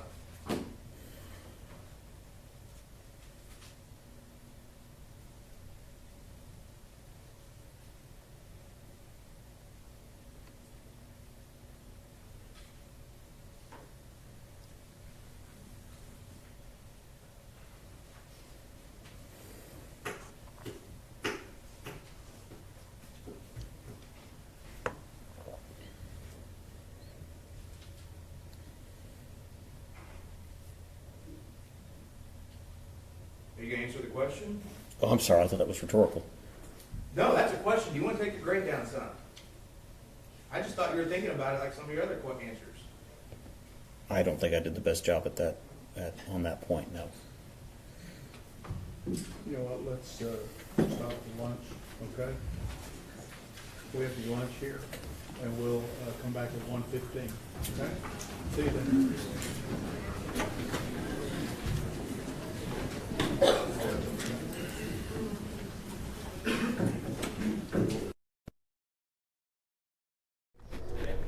Okay. Wow. Goodness. That was, I mean, I feel like what we just saw there from Dale Smith, the prosecutor, is a master class in a cross-examination. Dale has done an amazing job so far. He has been very precise and accurate in regards to the points he's wanting to make, and he's making them. And he's putting them in such a position that he can only answer them in the way that Dale wants them to answer. And some of the folks that are here in our YouTube jury were commenting on that, you know, what is this, like the bottomless water cup? Oh, yeah, a cup of water. It's empty. There's nothing left in there. But that buys him time to think without just sitting there. So. And I thought that the whole thing about, you know, coming back and repeatedly asking him to grade himself. That was masterful. It was beautiful. And he's in such a precarious position that he doesn't want to fail himself, but he also doesn't want to give himself too high a grade. When he asked that question, we looked at each other and I said, oh, he's going to give himself a B-. And he gave himself a B. When they were, some of the comments on here is when Dale asked him, well, you know, what are you looking at? I knew exactly what he's looking at. He's looking for help from his defense counsel table. But at that point, an SOS. Yes, at that point, there's nothing we could do. The questions that are being asked were legal and permissible. And so all they can do is the best that he can do right now is just answer the questions best he can. And at some point, I believe that they're going to have to try to rehabilitate him. Can they? I don't think enough. I don't think it's going to be enough. I mean, some of those questions, and what Dell has done has got him to admit that that the police work was bad. And if the police work is bad, that means that a reasonable officer in that similar situation would not have done those same things. And then if you recall back to when he asked him intentionally, he said, and when you looked into that window and you saw that gun, you shot to kill. And he said, yes. So now at this point, if the jury doesn't believe he was justified in taking that life, Tatiana's life, then it's murder, plain and simple. I mean, I lost count of how many times he acknowledged bad police work. Well, and that's another thing. He's also having to maintain his credibility. So if he says that, although I did all these things that are against proper protocol and procedure, and I say, well, no, it's still good police work, now he's lying. And the jury takes that. So he's having to give Dale what he's asking for. It's great. Dale's doing a great job. Did they have to put him on the stand? They did not, but you know, there are certain cases that as defense attorneys that we have to try, and it doesn't make sense to go to trial if the defendant's not going to take the witness stand. And I honestly believe this is one of those. The jury was going to want to hear from him what he actually saw, what his perception was, and why he felt like he was justified in firing that weapon. He just, you know, his demeanor just doesn't come across as, yeah. Well, if you notice, his body language changed from the direct examination to the cross-examination. Mm-hmm. See, he was comfortable with the direct because they've been working on this for the last 3 years. So he knew what he wanted to get out. He knew how he was going to convey it. But on cross-examination, he had no idea which way it was going to come. And no matter how much preparation that he and his team tried to have, you just don't know. And that's the part. I mean, when he had to acknowledge that it was bad police work in terms of how they approached the house, just, you know, up and down, how they went into the backyard, how they go into the house after she's shot. I mean, just up and down the line, right. He's acknowledging bad police work. Would he have been better off just to say, you know, I failed? I mean, what do you do in that point? Sometimes you just got to admit, like, hey. I mean, but when you keep not wanting to just acknowledge, right, look, I got an F. Right. And I think it's possible that for him to argue, and I guess they're going to have to, that did he, like he said, I didn't do the best job that I could have, that I could have done some things differently. He said there are things I probably could have done better. But he also said something that was key that I highlighted. He said, based on what I know now he is happy with everything he did that night. How could you be happy? Right. Like that's a terrible answer. So. But to me, the answer is, I was in fear of my life, and I really believed there was an intruder in this house, and I am devastated. Right. Yes. At the outcome. Yeah, there's really no contrition here in his cross-examination. Like there's no, because you can be contrite in regards to I messed up, and based on me messing up is how we got to this point.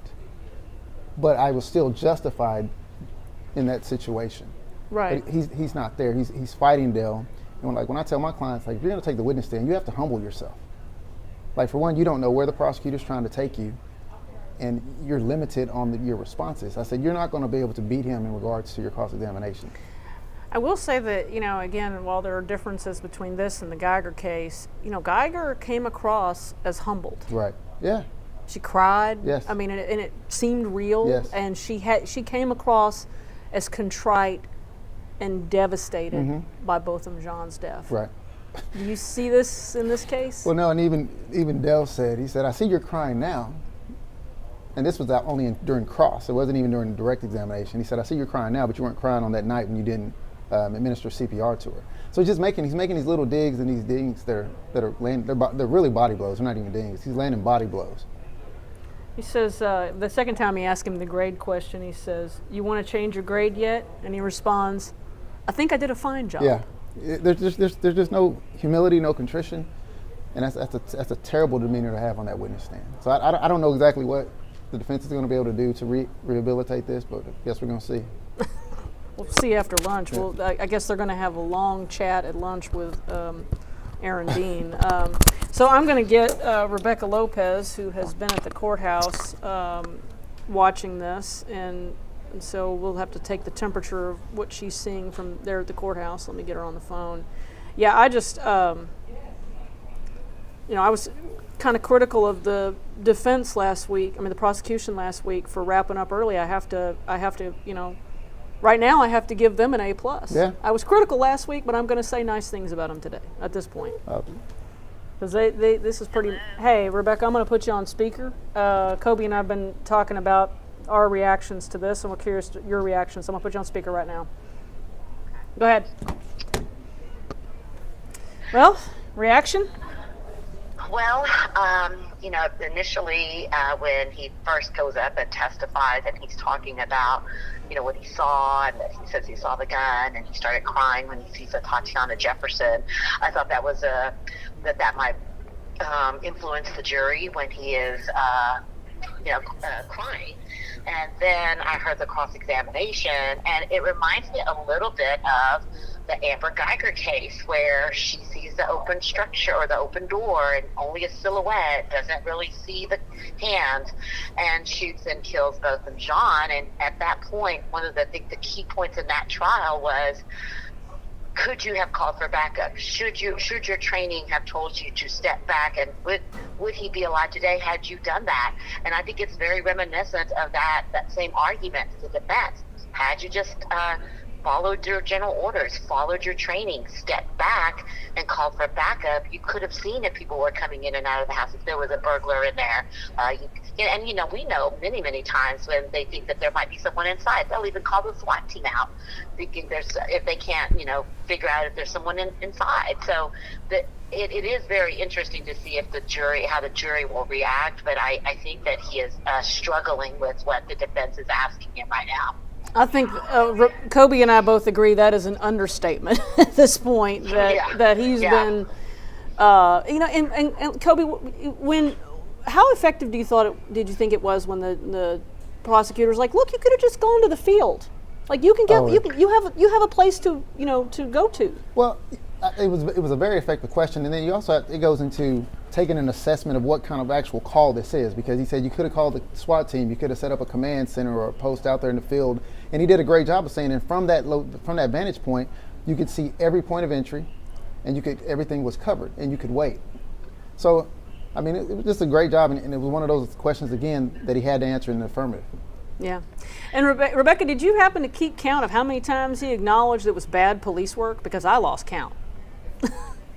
It was I definitely lost count. And I also think a very important point, Tanya, was when they asked him about his grade, and he's like, well, would you grade yourself down? No, I still think I did a great job.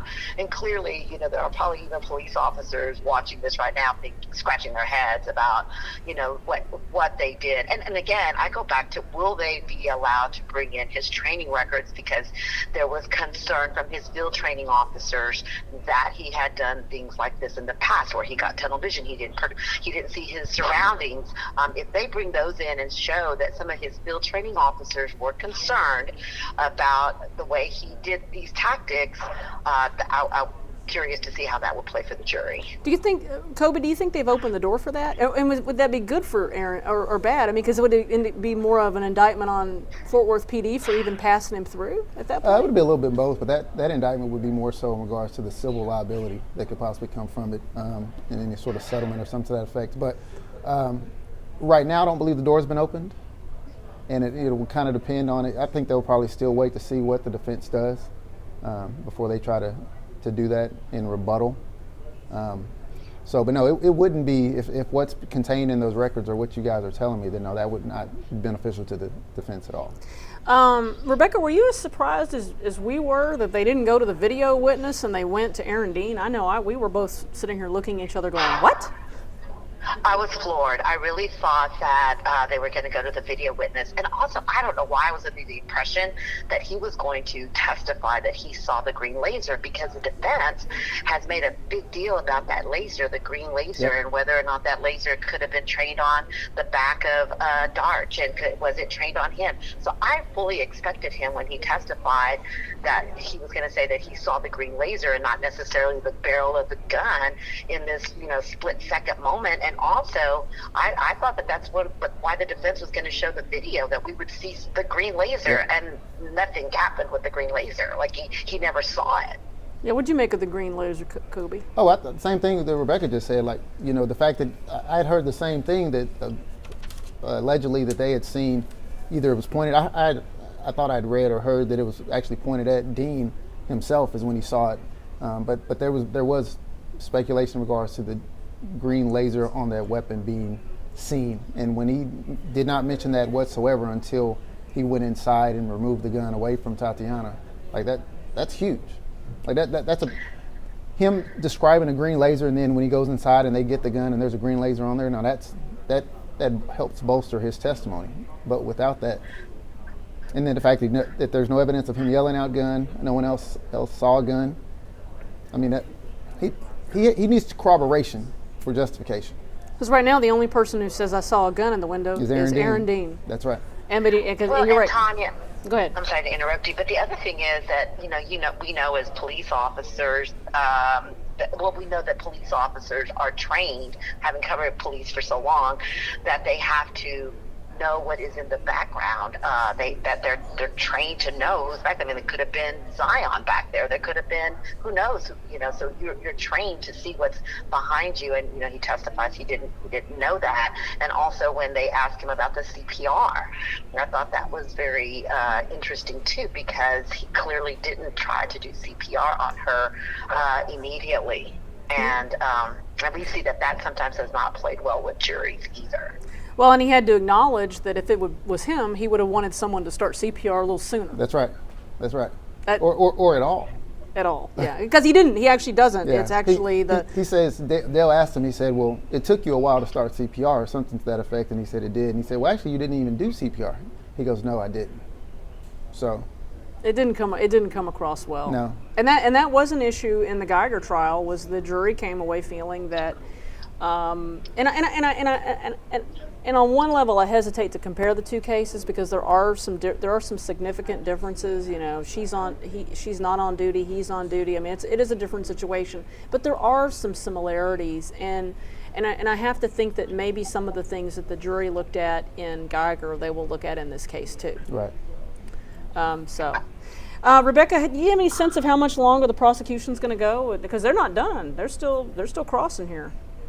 Oh yeah, no, I think that they're probably gonna, keep him on there as long as they can, and hopefully get him to open that door about, well, he's really well trained or whatever, or and then maybe that opens the door for those training records. I keep expecting that that's gonna come in, and then. He's getting frustrated. There was one moment where he looks down and he looks frustrated, and they're gonna keep hammering at him to see if he kind of, loses his cool and loses his temper, I believe. Kobe, yeah, how much of a problem do you think it was when the prosecutors who you looking at, Well, and I noticed I'd made some notes on that too, and that's a sign of distress, and that's why Dale wanted to point that out to the jury. Yeah, he's struggling. He knows he's struggling. He's looking for some sort of help over there, but they can't help. And then he's almost at the point where he's just he doesn't know what to say or what to do. So he said, "Well, I'm addressing the room." He said, "Well, why are you addressing the room?" He says he's trained in public speaking. I'm like, wait, what? Well, I hope over lunch they refill that water glass, because that water glass it was like, well, some of our YouTube jury was commenting on the bottomless water cup. So, anyway, Rebecca, he's clearly frustrated. So, go ahead. What time did the judge say they were coming back? I missed that. I believe he said 1:15, 1:20. 1:15, 1:20. Is there anything else you want to point out, Rebecca, from this morning? No, I mean, just the amount of times again that they keep talking about was that good police work. You didn't follow your training. I mean, there were so many things that could have been done. It looked, at least that's what they're trying to show the jury. There's steps along the way where he could have stopped. They could have paused. I mean, even and I thought this was interesting that they brought this back, because he says we parked down the street because we didn't want to put ourselves in, announce that we were going to be there, that it's an open structure, so you don't want people to know that police are coming up to the door. But then they parked in front of the house that they thought was the home. I thought that was really interesting, because they made a big deal about, well, we parked down the street so we wouldn't have to approach the house. But then you parked right in front of the house that you initially thought that they had the wrong address. I thought that made them look a little inept as well. Well, and then you place yourself in the fatal funnel in front of the window. Right. Right? And you turn your light on and everything else, so you've given away your position. And not announced that you're police. Presence and that you're police. Yep. Yeah. Yeah, wow. So you keep saying that you're trying not to announce yourself, you're trying to conceal, but you then go and stand in front of a window and shine your flashlight into it. That kind of goes contradicts everything that you've said up to this point about why you parked down the street, why you didn't knock on the door, why didn't you announce yourself. So now you're just going to find the big flashlight. And then the whole thing about being in a private citizen's backyard, I thought was interesting, because a lot of people might put themselves in that position. Some of the jurors like, well, I'm standing in my in my house, and somebody's in my backyard with a flashlight, and I don't know who they are. Exactly. I think that's going to be very interesting for the jury. Exactly.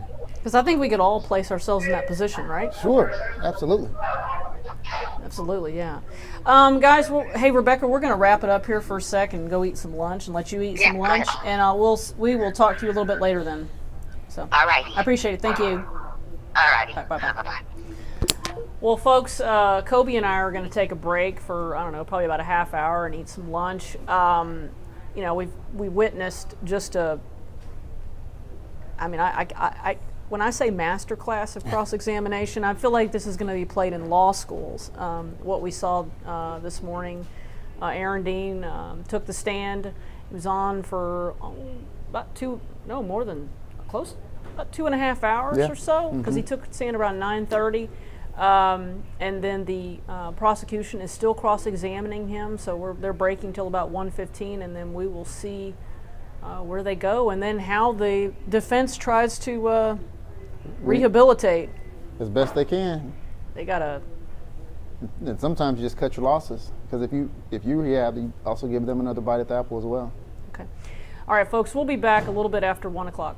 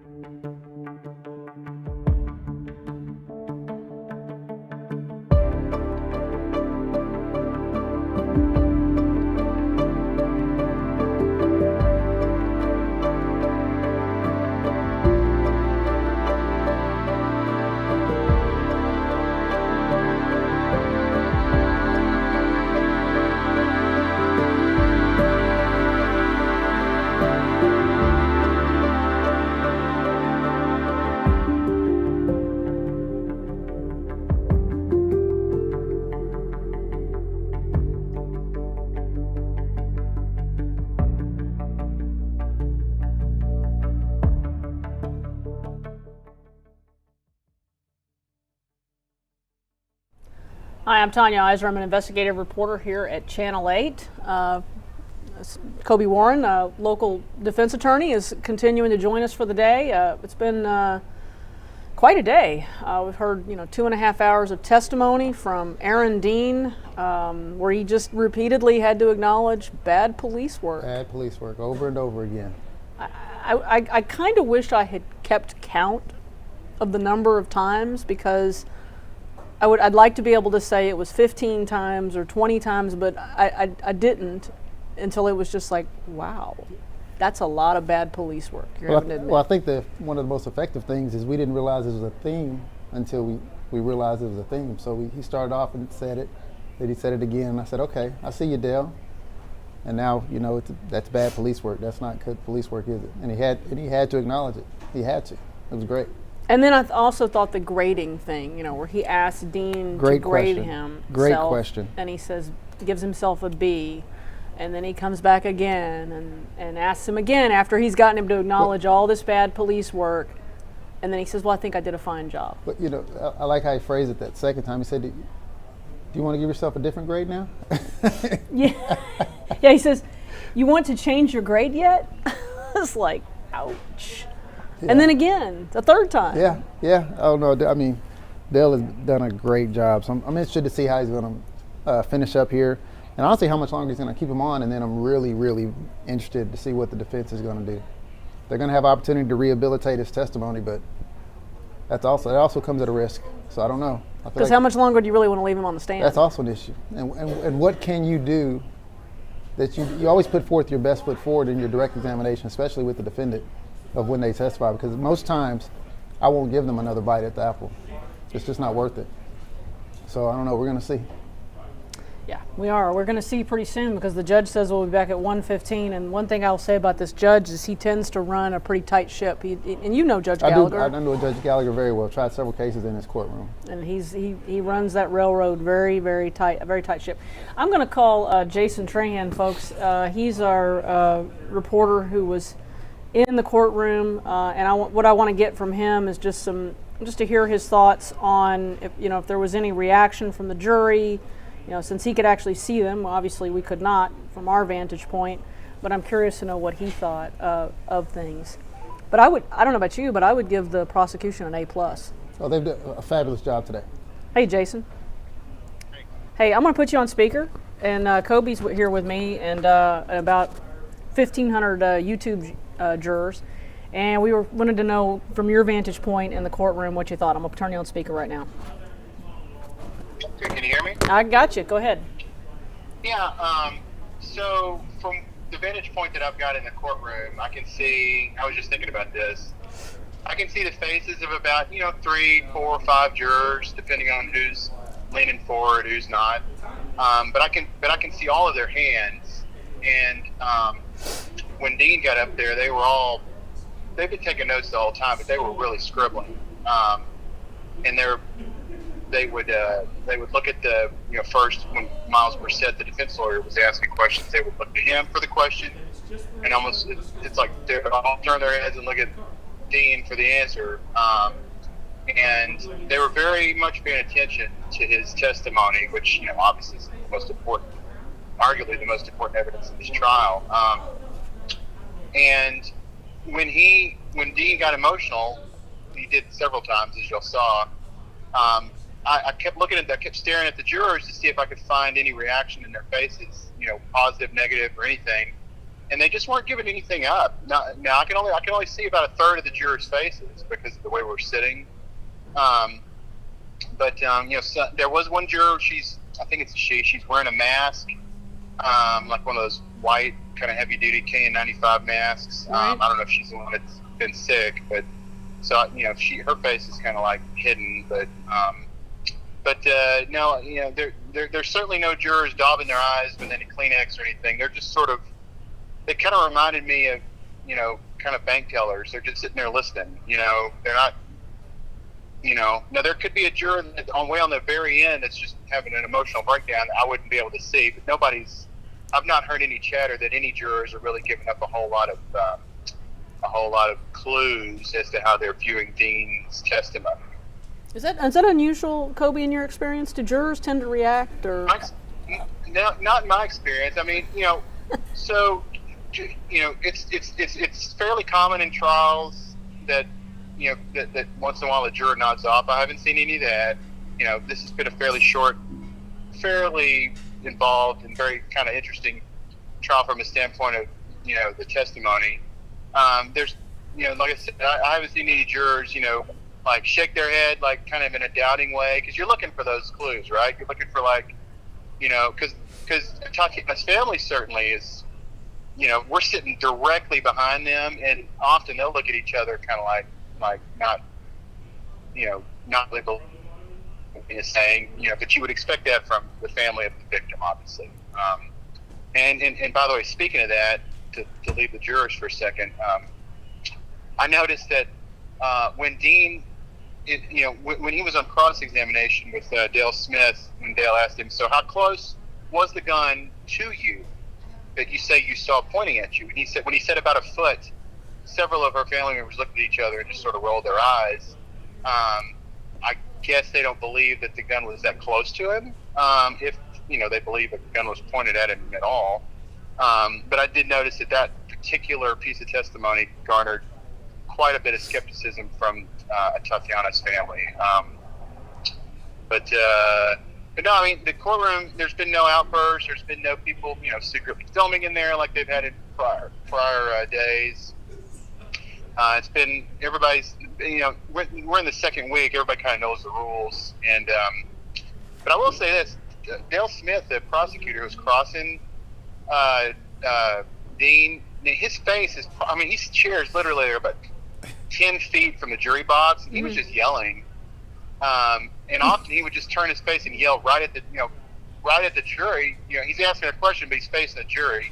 And I was just, but they didn't recoil. They didn't nod their head in agreement. They didn't shake their head. They didn't do anything to indicate that they were moved by any of this, other than the fact that they were scribbling a lot.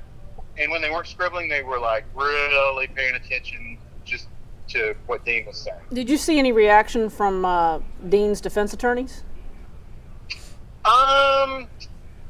No, and I kind of regretted not staring at them more, especially when Dale Smith, the prosecutor, said, "What are you looking over there to your lawyers for?"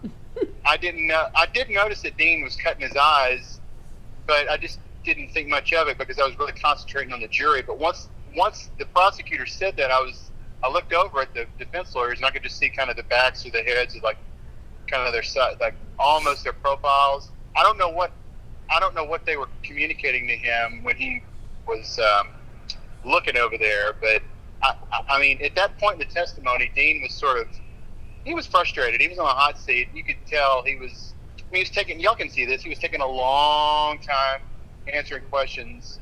You know, at one point, the room was silent for almost 30 seconds. Right. You know, when, you know, the prosecutor said, "Were you going to answer that question?" He's like, "Well, I thought it was rhetorical." He's like, "No, answer the question." So Dean he's feeling it. I mean, people have asked me, "Do you think he's doing well or not?" I have no idea. It's not for me to judge. I'm not a juror, but I do know that Dean he was fairly calm in the direct examination when he was under friendly questioning, but under cross with Dale Smith kind of hollering at him, which, you know, I fully expected him to do.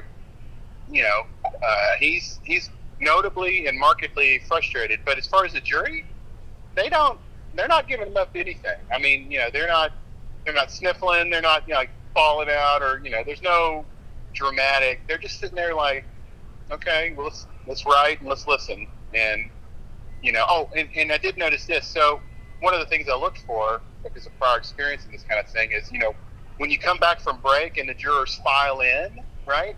And they're about 10 feet from the witness box. Of course, Dean is standing in there, you know, with his hands in front of him, kind of sort of this stoic look on his face, waiting for the jurors to file back in. I noticed none of them looked at him. They didn't look at him at all. They just looked straight ahead at the head of the juror behind him and just sat out. You know, I don't expect them to sort of try to be, you know, signaling anything with their eyes at the defendant, but I did notice that none of them sort of stole a glance at the guy. Now, I don't know what that means, but they probably just want to go home and get this case over with, you know, probably. But We're back. Okay. Thanks, Jason. Is that it? That's it. You're done. All right. All right. Thank you. All right. Bye-bye. Yeah, I'm still trying to, it's just not working very well. Like my computer's just stopping. Do you need a hard line? I don't think so. I'm moving some stuff to my desktop over the break, and now it's just not cooperating with me.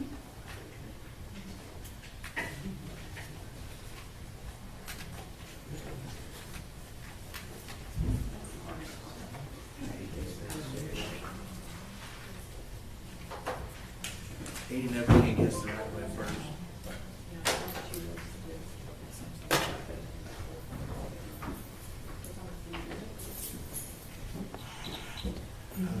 These are just some body cameras.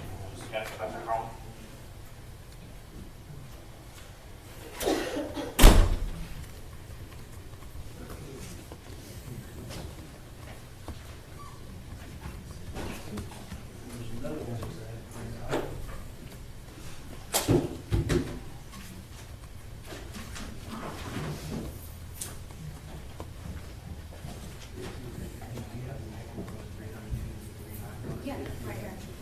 Right here.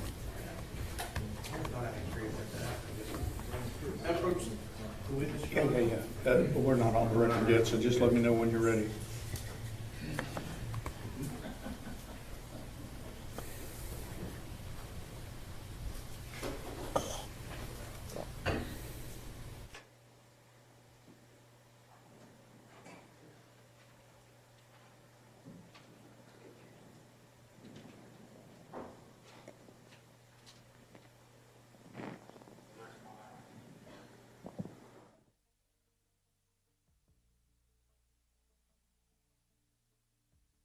Okay, so guys, we're just going to talk for a little bit while we wait. I guess we're waiting for the jury to come back in. This is kind of the standard fare for courtrooms.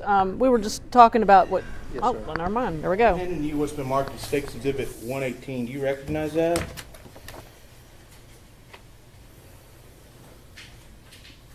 Yes. And is that an open structure call that you went on back in 2019? Yes. Do you have any independent recollection of that call? Vaguely, yes. Do you remember walking through the structure and announcing yourself as Fort Worth PD Yes. on that open structure call? Yes. Okay. Then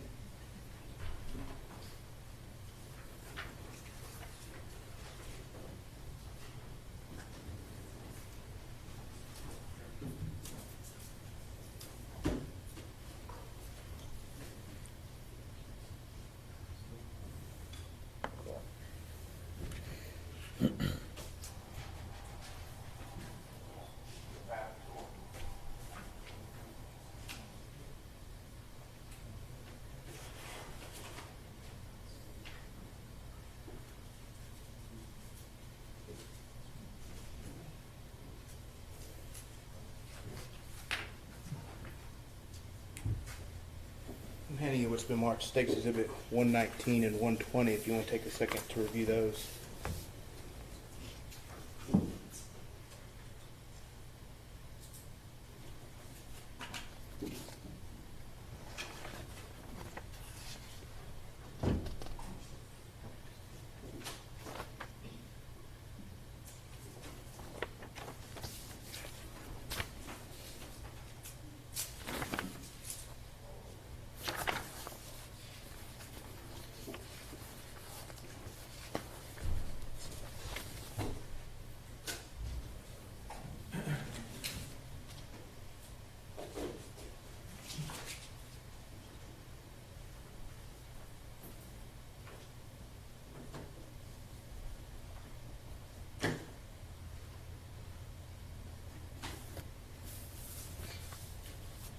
And so State Exhibit 119 and 120, are they about a burglary report call that you were dispatched to on May 14th? I'm sorry, let me make sure I have this correct. On May 11th, 2019. Yes. Would you be surprised to know that whenever you walked up to the shed behind the house, you announced yourself as Fort Worth Police? No. Okay. So, earlier today, you said that you'd never announce yourself on burglary calls or open structure calls, but that's not necessarily true, is it?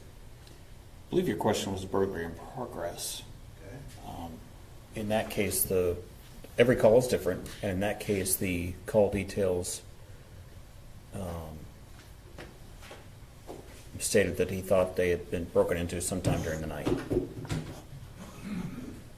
But you didn't know what you were walking into at that scene, did you? No, But you announced yourself as Fort Worth PD. just in case there was someone there. Okay. So if I would, Your Honor, so if I were to ask you, I'm sorry, another question for the defendant. So if I were to ask you, there have been times that you've announced yourself at Fort Worth PD on open structure calls and burglary calls. Would your answer be yes to that question? That you announced yourself as Fort Worth PD? Since I did it on that call, yes. Okay. Your Honor, the state does not intend to impeach the witness with any specific matters. We would just ask that one blanket question again to allow the witness the opportunity to correct some information already testified to in front of the jury. Any objection? Well, it's not correcting anything. It's relevance is the first one. It's collateral impeachment. It's improper impeachment. I'll let you ask those general questions. Just don't go into any specifics of the call. The state does not intend to go into any specifics, Your Honor. And do you intend to offer the call sheets or whatever that you handed to him to refresh his memory for purposes of the record? Yes, Your Honor. The state would offer State's Exhibits 118, 119, and 120 for purposes of the record only. The record, no objection. All right, they're admitted for purposes of the record. Mr. Brissett, you may have a running objection. I'm overruling your objection. Both sides ready for the jury?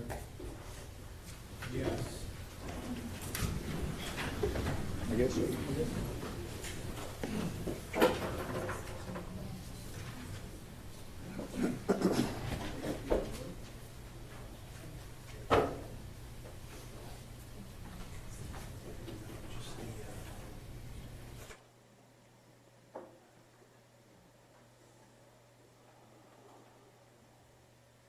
Oh, Brian?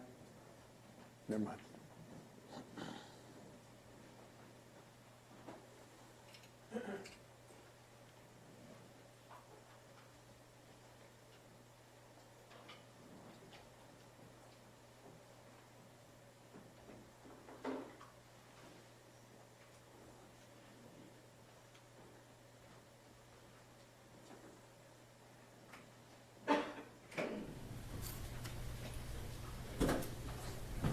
All right, everyone may be seated.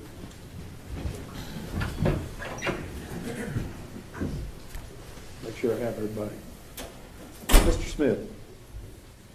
So if I were to ask you again, have you been dispatched to open structure calls in the past in your career where you've identified yourself out loud verbally as Fort Worth Police? Every call is different, but yes, there have been some. And there have been burglary calls that you've been dispatched to. You verbally announced yourself as Fort Worth Police, isn't that correct? Again, there are different types of burglary calls, but yes. So,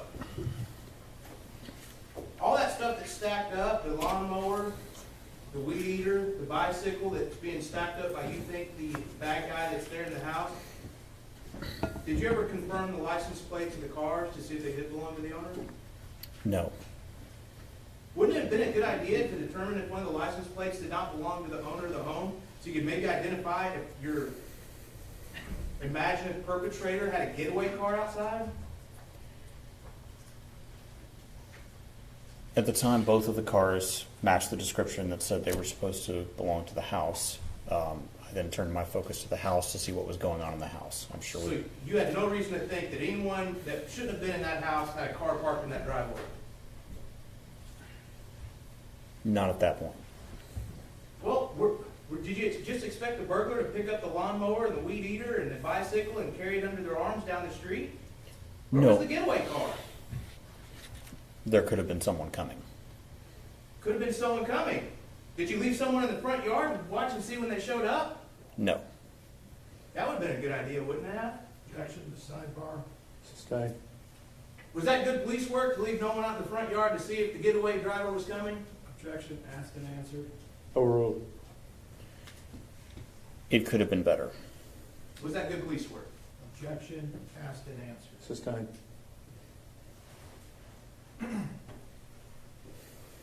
So, can we go back to playing the body cam footage, Your Honor? Yes. Okay, I'm gonna... Again, you're going to tell this jury you had no room to stand somewhere to the side of that window? No, not at that point. Okay.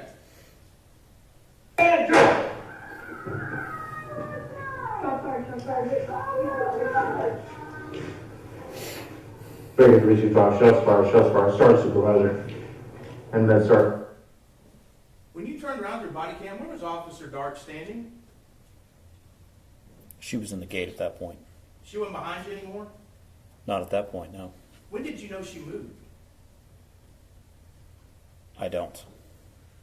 So there is no way for you to know who was, that if Officer Darts was behind you whenever you're up at that window, is there?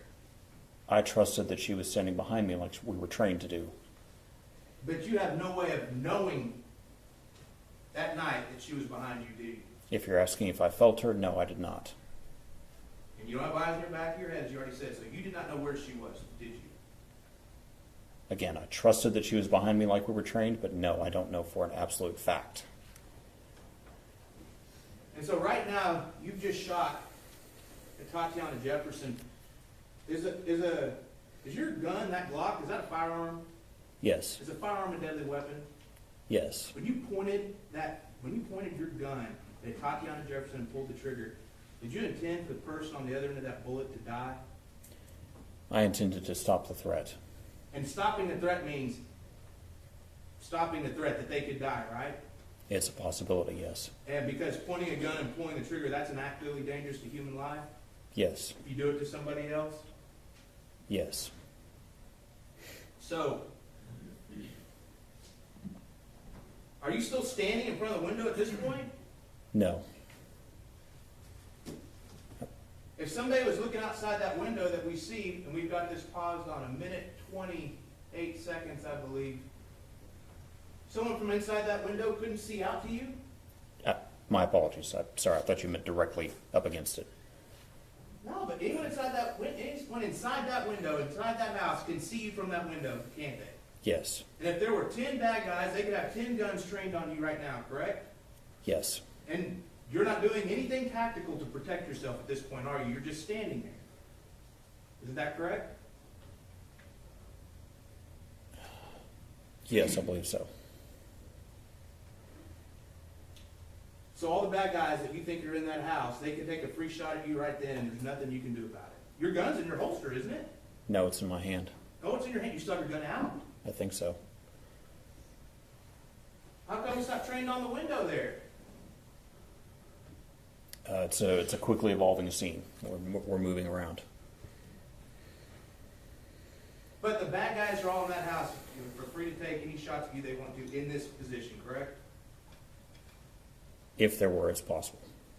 Well, that's what you thought. That's what you told this jury earlier, that this was, you had determined this was a burglary in progress and there could have been lots of bad guys in the house. I didn't have any way of knowing how many people were in there. The code. We need to get in there. We need to get in there. Yeah. You got your tackling kit? Okay, so we paused it at 1 minute and 37 seconds. Where are you heading at this point? Back around to the front to go inside. So what, in your head as an officer, what do you know that you just left in that backyard on the other side of that window? The person that I shot. With what? With my gun. I know, but what else is that person you just shot? What do they have? A gun. Did you leave anyone back there to cover that exit at that back window? No. I mean, could the person, do you know for a fact that you hit the person that you shot at? Yes. Do you know if they're mortally wounded? No. Or did you know if they weren't capable of getting up and climbing out that window?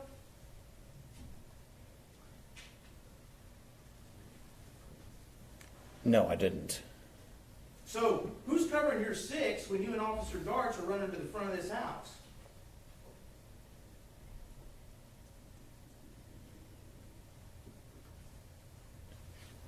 We've had a threat. I've shot the threat. The threat's down. Now we're trying to move into the house to render aid. You just said you didn't know if the wound was mortal. The person was laying on the floor, not getting up. Could they have been playing possum? I suppose. Did you know if there were other people, other bad guys in there with guns? Not at that time. So who is covering your six, and Officer Darts' six, when y'all turn tail and run to the front of that home? No one. Is that good police work?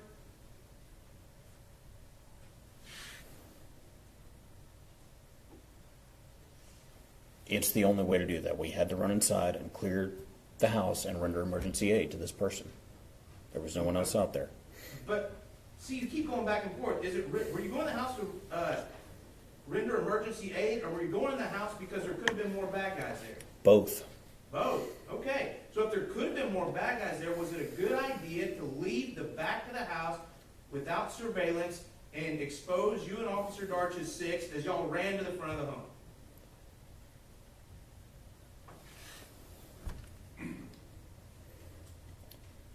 As I've already stated, there are risks in police work, and I had to make a choice. It wasn't a good idea, was it? It was the only idea. It was the only way to do that. Just like the only choice, just like you're telling this jury, the only choice you had was to shoot and kill Atatiana Jefferson. Yes. Did you have a choice whenever you didn't knock on that front door? Yes. Did you have a choice when you didn't announce Fort Worth Police? I could have, but I would have exposed myself to a potential burglar inside. Did you have a choice when you did not knock on the side door? Yes. Did you have a choice when you did not announce yourself as Fort Worth Police on the side door? That's not what we're supposed to do. Did you have a choice? There's always a choice. Did you have a choice to enter that home and open the door and see what was going on inside? Not a safe one. Did you have a choice whenever you could have stepped back, established a perimeter, and called for backup? Yes. Did you have a choice whenever you saw those cars parked in the driveway to establish that they were in fact the owners? That would have been part of the procedure later, yes. Did you have a choice whenever you did not call dispatch to contact the person that called police in the first place to get more information? We weren't at that step yet. But you had a choice, you could have done that, couldn't you?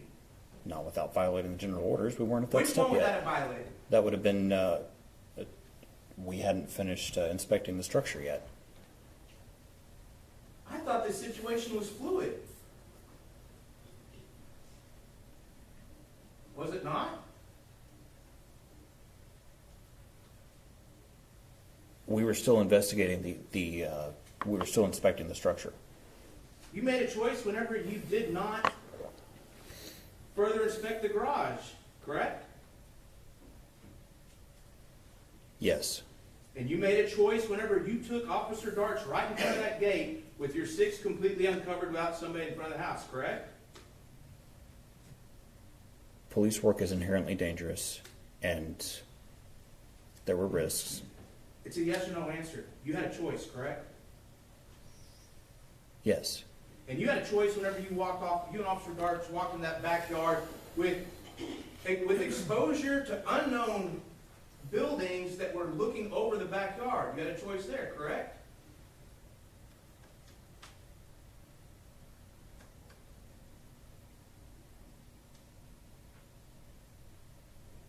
I suppose we could have just stayed home, but no. Oh, you could have just stayed home? And why do you joke about just staying home? Is that because home is supposed to be a safe place? It's not a joke. My point is simply that It sounded like a joke to me. Is home supposed to be a safe place? Your Honor, we object to the badgering, allow the witness to finish the question and answer it. Sustained. May the witness answer the question? Well, re-ask your question, Mr. Smith. Is a person's home supposed to be a safe place? it is. You should feel, if you don't feel safe in your home, there's nowhere else you're going to feel safe. Is that correct? I agree. And this is Texas. There's nothing wrong with a person owning a firearm, is there? No. As a matter of fact, if one of your loved ones was at home alone with a child and heard something in the middle of the night, you would hope that your loved one maybe would go to their backyard window with a gun, wouldn't you? Maybe. To protect themselves and the child, isn't that correct? Yes. Especially if they saw flashlights in their backyard, isn't that correct? Possibly. Flashlights of a person announcing their presence in their backyard where they're not supposed to be. Possibly. So you had a lot of choices that night, didn't you?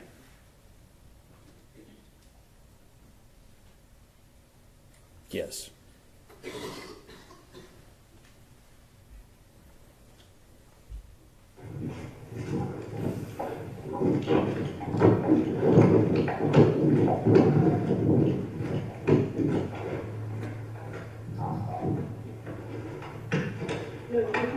Okay, just pause it a minute, 50 seconds. You had no trouble with that front door, did you? No. You could have opened it just as easily whenever y'all first got to the residence, isn't that correct? Yes, but that's not the procedure. Atatiana may still be alive, though, correct? I don't know that. You still may have killed her? If she had come out of the back of that house and pointed a gun at me, yes, I'd still have shot her. Three too much. Hands up! Hands up! Show me your hands! Show me your hands! Show me your hands! Did you just clear that room? That you just pointed your gun into? I just did a fast clear.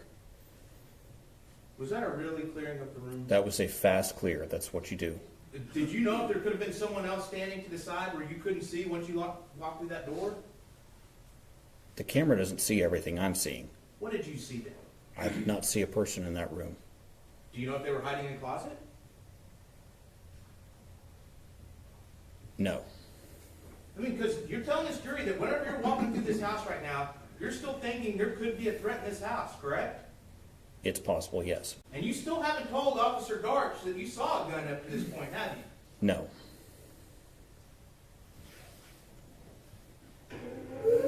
Hands up! Show me your hands!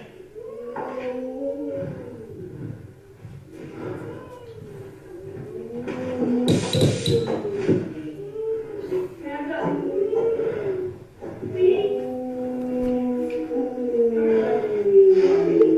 See what looks like a weapon here.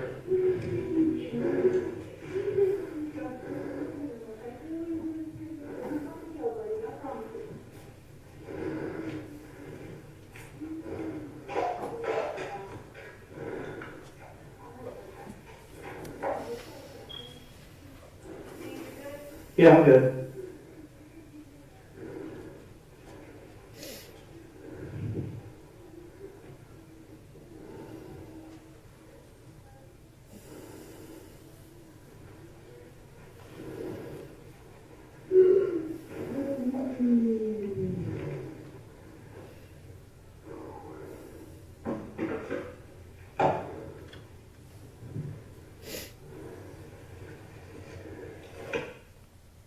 deposited at 3:08. Would you be surprised that according to the clock at the bottom of State's Exhibit 1 that you walked into that room in approximately 1 minute and, 2 minutes and 8 seconds? I wasn't keeping track of time. Well, I was. Would you be surprised if that was the time that you walked into the room? That's what it says. Now it's been almost a full minute later at 3:08, and you're just now touching Atatiana Jefferson. Is that correct? That's what it says. A full minute she laid there at your feet. Isn't that correct? That's what the clock says. A full minute she laid there bleeding out at your feet, at your hands. Isn't that correct? That's what the clock says. Without you doing one thing to try and save her life. Isn't that correct? I had no idea how much time was passing, but that's what the clock says.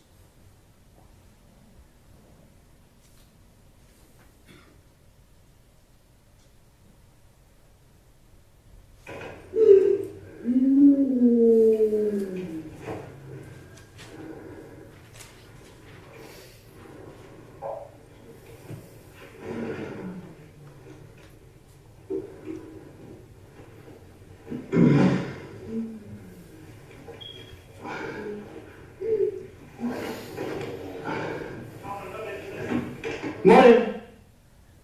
Hey, you know wherever you and Officer Darts were outside by the cars, you said y'all whispered something. What were y'all whispering? She said, we've got to clear that car. I said, yeah. That's it. That I recall, yes. There was no more whispering or communication other than that before y'all went through that gate. I thought I heard her say something else, and I didn't hear it, and I said, So no planning about what you were going to do when you got on the other side of that gate? We followed our training and did as we were trained. No planning about what you were going to do? We didn't make a specific plan, no. I mean, you had no idea what was on the other side of that gate, did you? No. It could have been an open-air patio with a lot of people on it, correct? Well, we'd have heard them, but Could have been a person back there waiting to ambush you and Officer Darts, correct? yes. It could have been somebody escaping the house from this burglary that you thought that was happening, correct? That's why we were back there to check, to see what was going It could have on. been a hostage situation? I suppose. All those things that it could have been. And you didn't look at your partner and say, maybe we need to come up with a plan before we open this gate? The plan was exactly what was trained. We open the door, the gate. One of us goes to the left and one of us goes to the right, and then we deal with whatever's on the other side. Y'all didn't come up with a plan, did you? The plan was made in training. You didn't come up with a plan, did you? No. Thank you for answering my question. Objection to the sidebar, Your Honor. Sustained.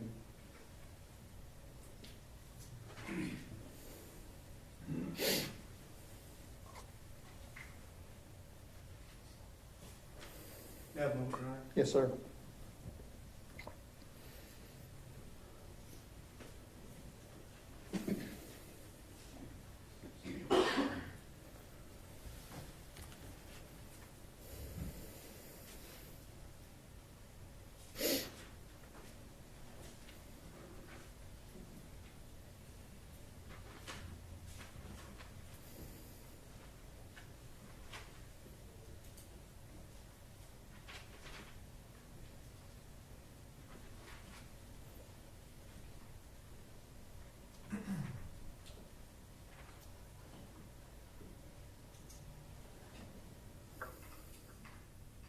You just watched the video again, and you've seen it a few times, haven't you? Yes. Did you shine your light right in that back window where Atatiana Jefferson was? Yes. Wasn't that just basically putting a spotlight to all the bad guys that you'd imagined were inside that house, telling them exactly where you were? Police work's inherently dangerous. I had to go look inside the window to see what was going on, to see if there was a burglary. It's inherently dangerous, but didn't you make it more dangerous by saying, look at me, look at me, look at me? Someone had to go back there and clear that window and see what was going on inside that house. So, and you were going to be the hero, right? No. You were going to charge in and save somebody from whatever was happening inside that house, correct? No. You were going to be a hero, ignore the rules, ignore trying to set up a perimeter because you had decided that you had to do something, correct? No. And you decided to put your window through that, to put that flashlight through that window, correct? Yes. And anybody that was inside would have seen you, correct? Yes. Any bad guy that you could potentially imagine being there would have seen you, and they would have been alerted to your position immediately. Yes. Is that good police work? That's how you clear an open structure. Is that good police work? Yes. To risk your own life and Officer Darch's life? Risks are inherent in police work. I had to go. You had to turn the flashlight on. There's no other way to see. No other way to see. You made that choice, didn't you? It's a dark night. I had to use my flashlight. Yes. So all this other stuff that you didn't want to announce your presence, that's when you decided to announce your presence. Right then, through that back window, in someone's own backyard, in a private citizen's backyard, through a gate that was shut, back there through a window. Now it's finally when you decide to announce your presence. Because I thought we had a burglary. And you didn't announce your presence with Fort Worth PD, did you? You just used your flashlight, correct? No, I just used my flashlight. And whoever was in that house had no idea, did they? I don't know. Whoever was in that house had no idea what was coming, did they? I don't know. Whoever was in that house had no choice what was about to happen next, did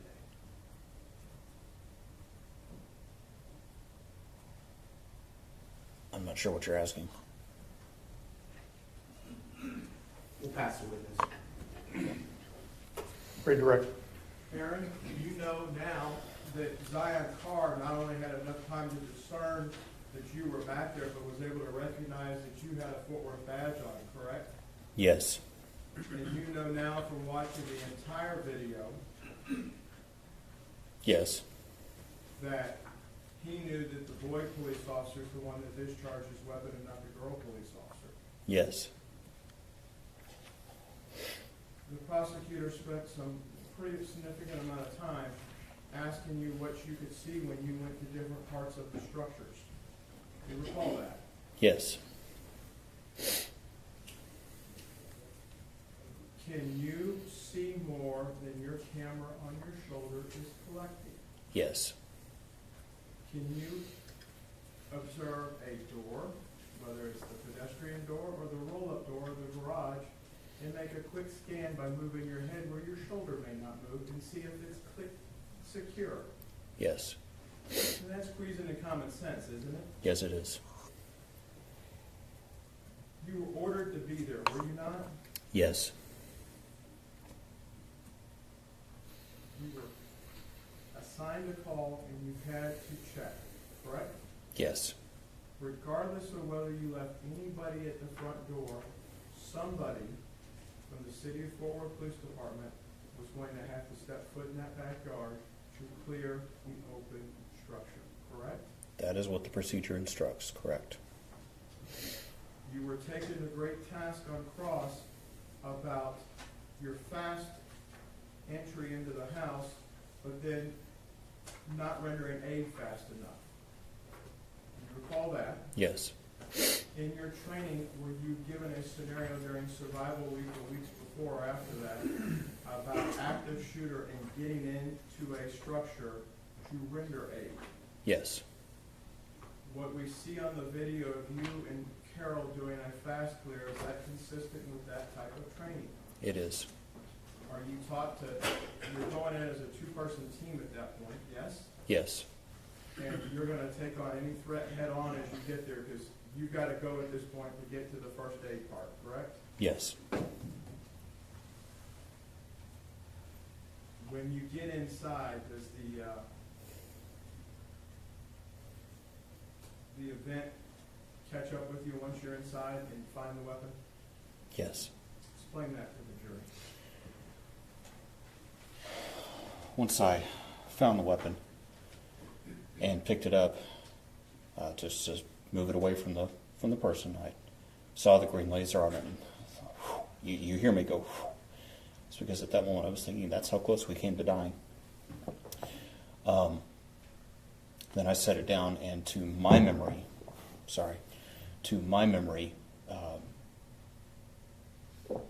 was moving right from one thing to the next. This was passing very quickly. I had no idea until several months later when I saw that camera footage at my lawyer's office that much time had passed.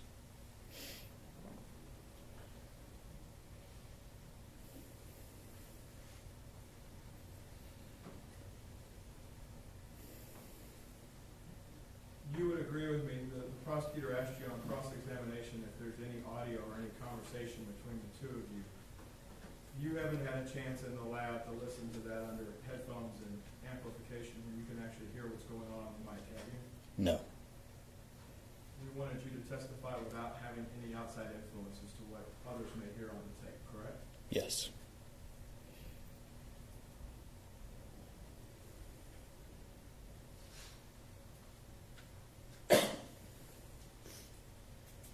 There was a question early on Mr. Smith's cross about y'all walking up the driveway and you didn't know where Darch was.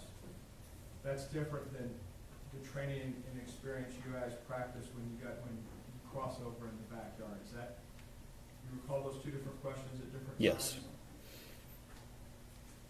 They're different. You knew Darch was down the left side when you were walking up the cars? Yes. When you eliminate the cars, are there any windows on the, if we look at addressable side A, the east side of the building being the east side? Yes. There's no windows down there, correct? No. The prosecutor asked you if you were going to walk into some sniper's nest. Whether he called it or not, that's what it is when you have a perch on a second story, correct? Yes. Did you feel like there was any sniper's nest for this open structure call? No. You have to check all four sides of the structure, and you ran into trouble when you got to the back side of the third side, correct? Yes. Did you ever get to the fourth side of the structure to check it? No. In looking in that window where this incident took place, would you be able to get a better vantage point as to what's inside going back toward the front windows and door? Yes, that's what I expected. You were asked about looking through the front doors and walking across them, and whether or not you backed up to Kansas to walk around the doors. Are you able to make observations inside an area to see if it's clear to slide past it? Yes. Are you able to make observations as an officer and look through a doorway and make a decision whether or not at that second, at that moment in time, there's a threat and you can clear it and move on? I'm going to object, Your Honor, to leading. Don't leave your witness. Tell the members of the jury what it is to clear a door properly, since you weren't allowed to answer it on direct across. Well, when you clear the door, whether you do it slowly or quickly, you look through it, across it, to see that there's no threats at that moment, and then you proceed on at that moment if it's clear. Now, you're an engineer. You didn't have a protractor up here, did you? No, sir. Are you clearing this with a sweep of your eyes? Yes. Are you taught that day in and day out at the academy? Yes. Is that part of the muscle memory you testified about? Yes. On that night when you got in the backyard, were you protecting not only yourself but Officer Dark? Yes. And you passed the witness. Mr. Smith. But again, you didn't know for sure where Darch was behind you in that backyard, did you? There is no way I could prove it. I trusted that she was doing what she was trained and was standing right behind me. Before the defense attorney got to ask you that follow-up question, you testified earlier that you had no way of knowing for sure where Darch was in that backyard. Are you changing your testimony? No, I have no way to prove where she was standing. I trusted that she was standing behind me as we're trained. And don't the general orders say on a silent alarm, which is how you treat an open structure, correct? Yes. That all main exit ways should be guarded so as to prevent the escape of any offender. Yes, they do. And y'all did not guard all the main exit ways, correct? No. The two biggest exit ways when you walked up to that house on East Allen Avenue are the front door and the side door, and those were left completely unguarded, correct? Yes. Not one person could tell you if anyone walked in or out of those doors while you and Officer Darch went to inspect the backyard, correct? No. And that's a violation of general orders, isn't it? It's not a perfect execution of the general orders. You still sticking with that beat? Yes.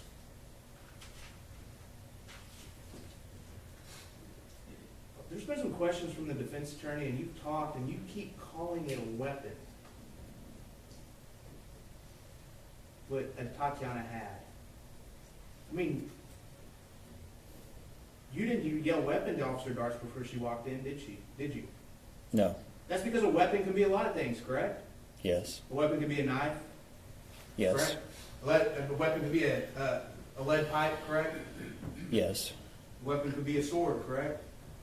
Yes. And you said nothing specific to Officer Darts before you let her into that house, let her walk into that house, did you? No. Pass the witness. Mr. Brissett. Nothing further. Mr. Dean, if you'll step down and go sit by your lawyers.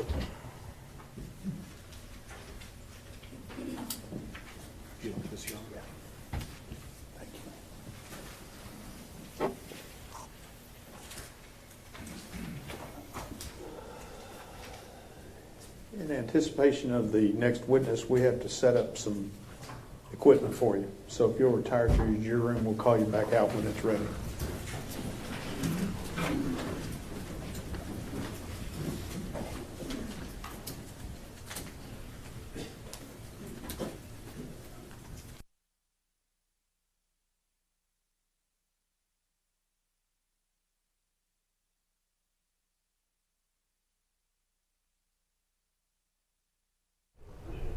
Okay, so they've sent the jury out. I guess they're going to prepare for this next witness.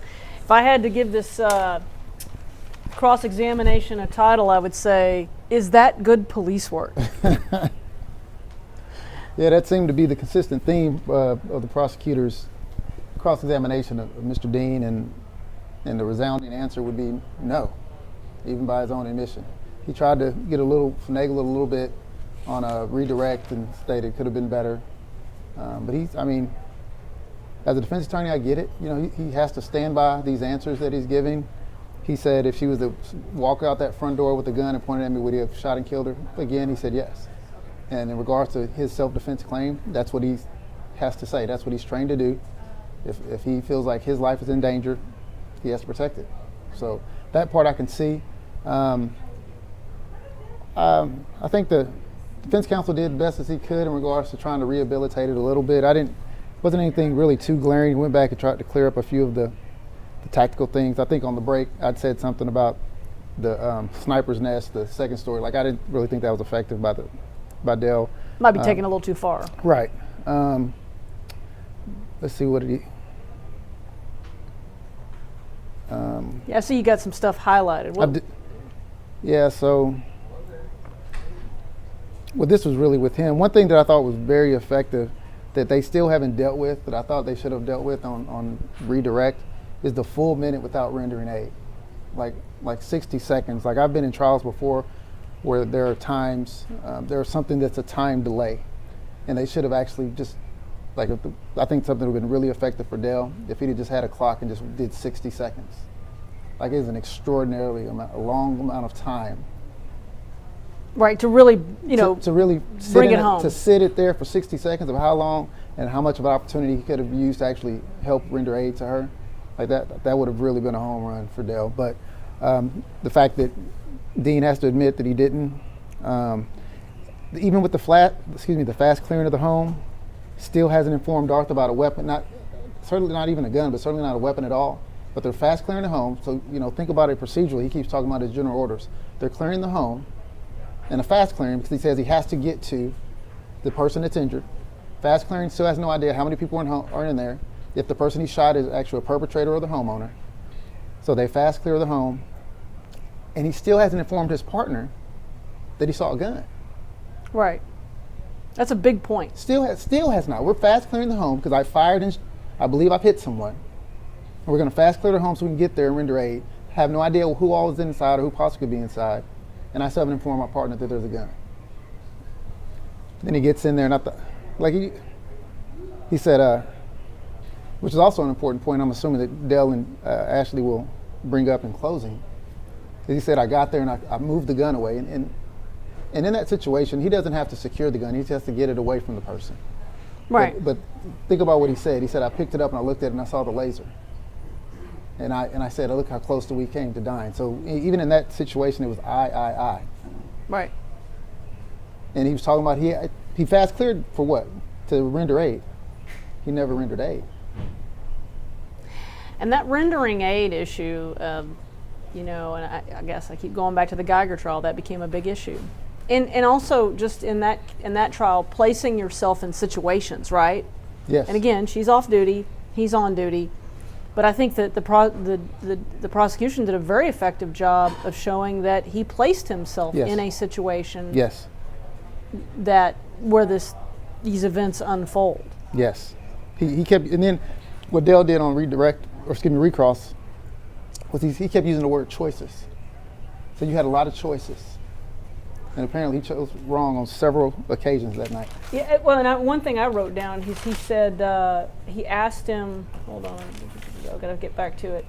The choice thing, I wrote this down. He asked him about if he had a choice to kill Atatiana, and he basically said no, he had no choice. Right.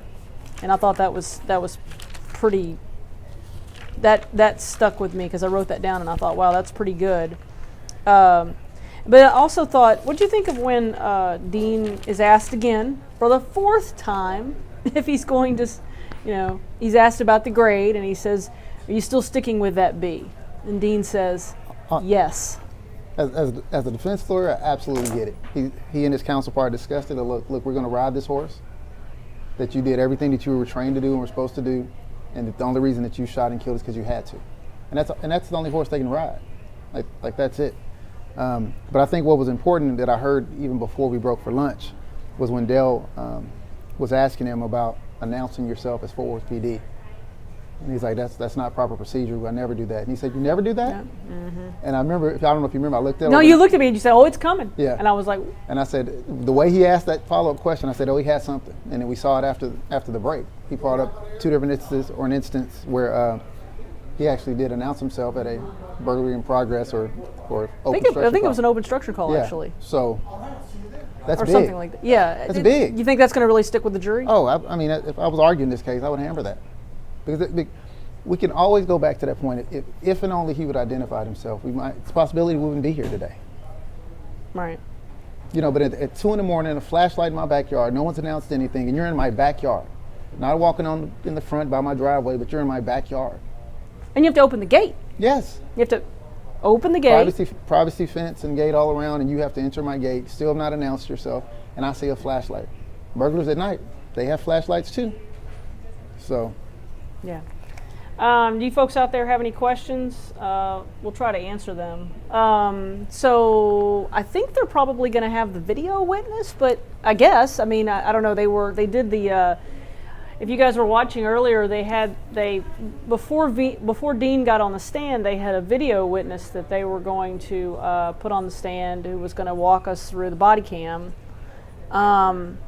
How effective is putting the video witness on now that Dean has said that my eyes are better than the video?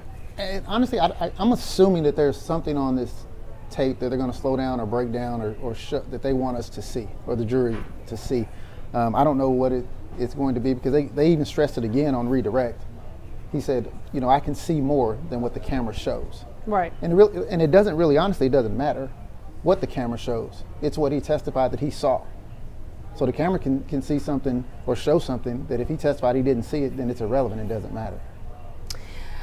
But if you look at if you slow that, and I guess I've seen the body cam, but I mean, at this point, do you think the body cam really has any importance for the jury?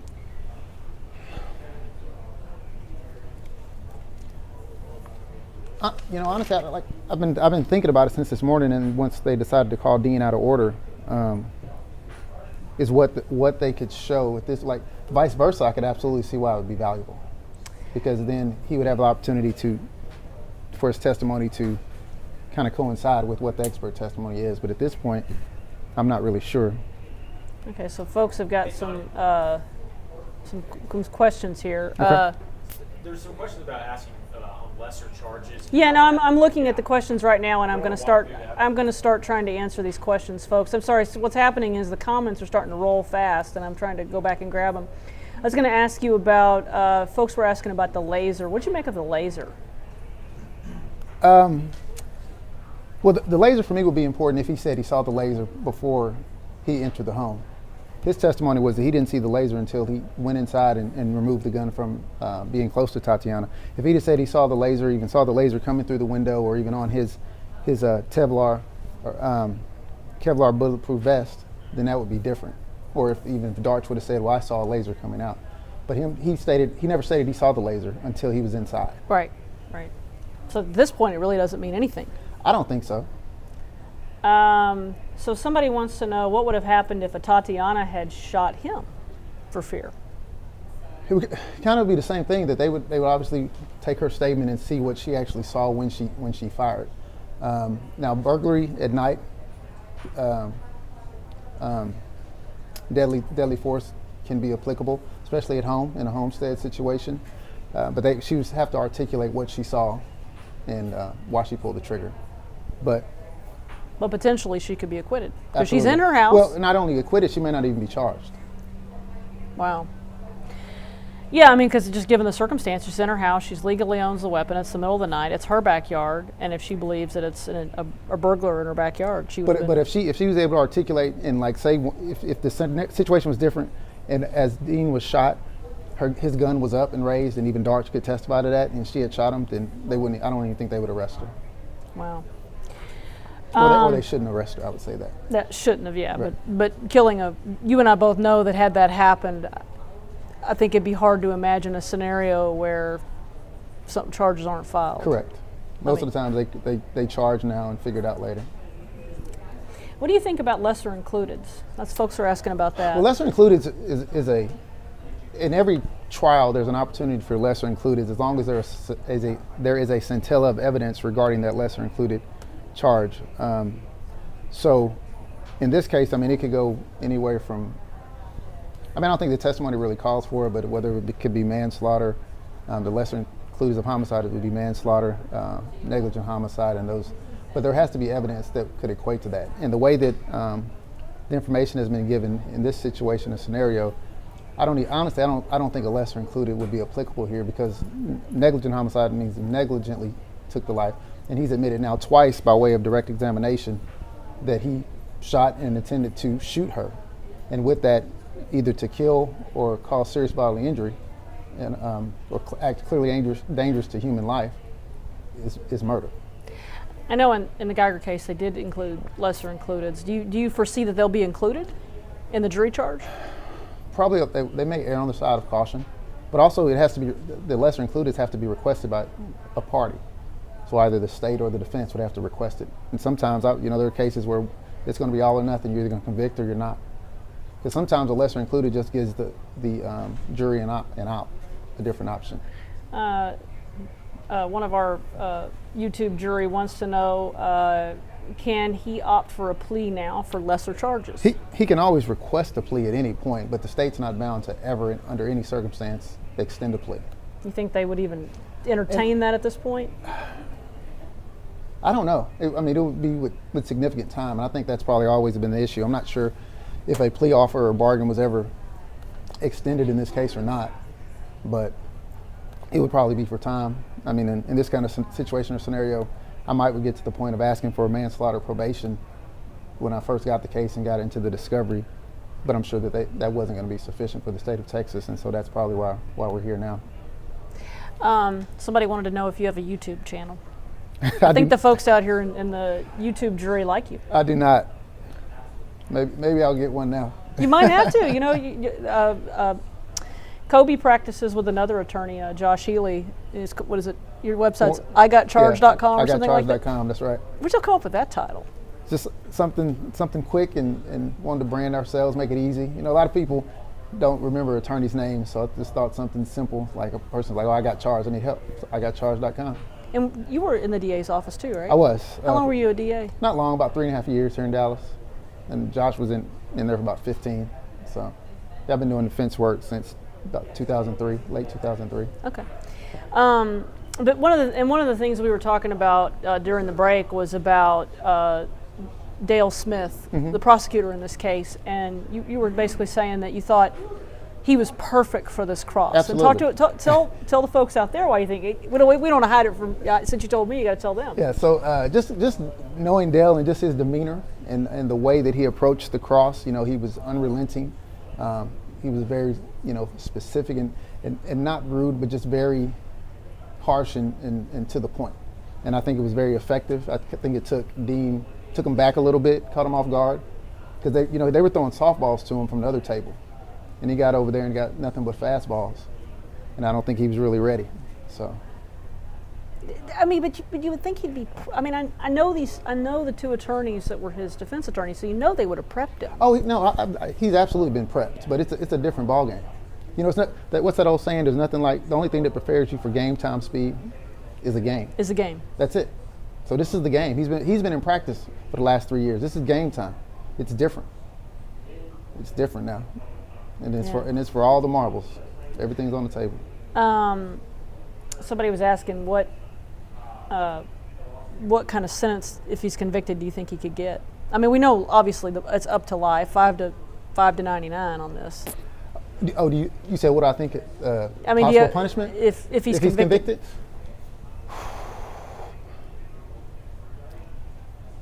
I mean, a lot of the viewers probably won't be happy, but I don't like it. If he was to get, I think the range would be somewhere between 10 and 20.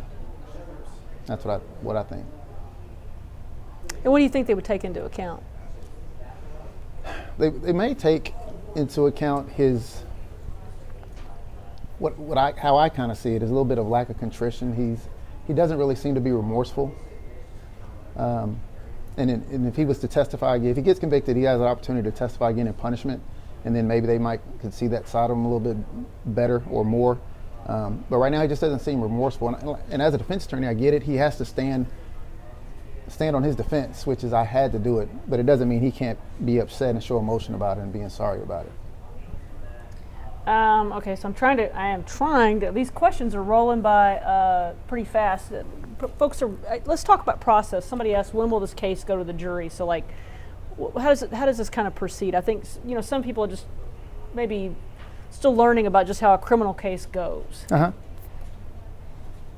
So in regards to the process. That's process next. So we got. Oh, from this point forward. Yeah, from this point forward. Oh well, the defense still has an opportunity to put on whatever evidence they so choose, and my assumption is they're calling this expert, at least another one expert, maybe two. I mean, I would think they'll put a use of force person. I would think so as well. So I would assume we would see at least two more experts. Then they'll rest if that's all they put on. Then the state has the opportunity to do what's called rebuttal evidence, and that's anything that they believe that was brought up during their case, during the defense's case in chief, and they can rebut that with either their own experts or additional witnesses, or they can even recall a prior witness to rebut certain things. Like they could call Officer Darch again to rebut certain things that Dean has said. Because Dean said she had her gun out, and now one of the things Darch said was that Darch had, I guess it was strokes or something. She has some memory issues. Yeah. And so I don't recall her saying she had her weapon out, but that could, but he said she had her weapon out which he indicated she broke policy by having the weapon out, which I thought was interesting. I caught that too when he said that. Yeah. And so then after they rest, if the state calls rebuttal, they'll close, and they'll go into closing arguments, and then that's where they're basically, or summations, and they'll argue the points they believe are important to each side and theory of their cases. What do you think that the prosecution will do in terms of rebuttal, if it was you? I'm assuming they also will have an expert regarding use of force, someone with a little different take on it based on their observations and their experience, and sometimes it just turns into a battle of the experts. But does it all come down to Dean, though, you think? Absolutely. Absolutely. Which is, like I saw some of the questions they were asking, did he have to testify? He didn't, legally and technically, no, he did not have to testify. But in a case like this, the jury absolutely wanted to hear from him and needed to hear from him. It didn't go as according to plan, I promise you that. but he got out some things he needed to get out, and now he left his defense team with something to argue to the jury. Yeah,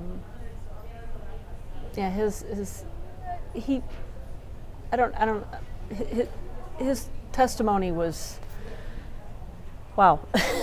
Well, Still trying to. It's the courtroom is so different than what people see in the TV. Like, and taking it's not Law and Order. It's not. I promise you, sure?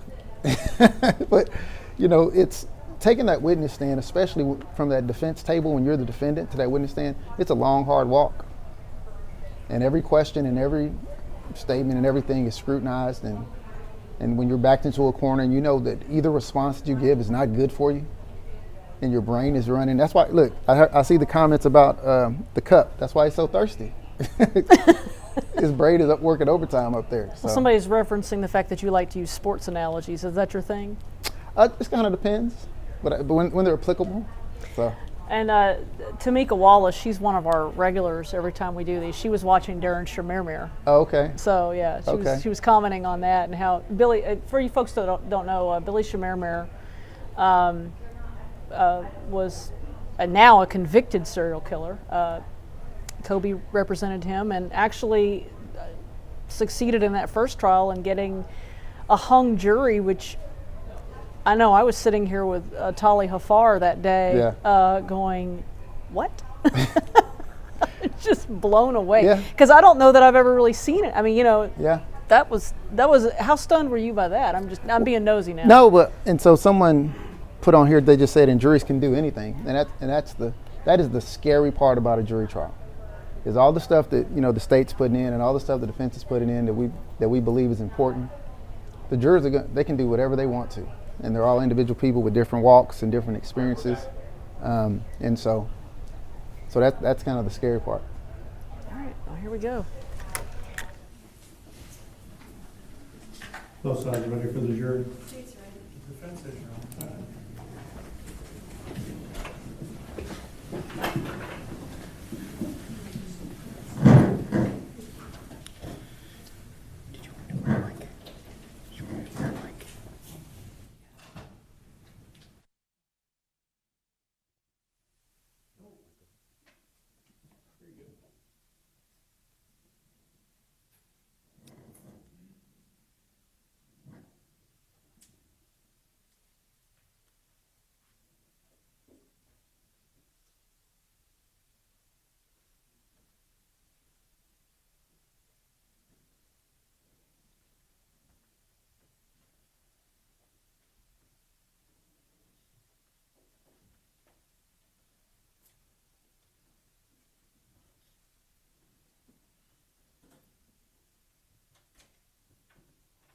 Everyone may be seated.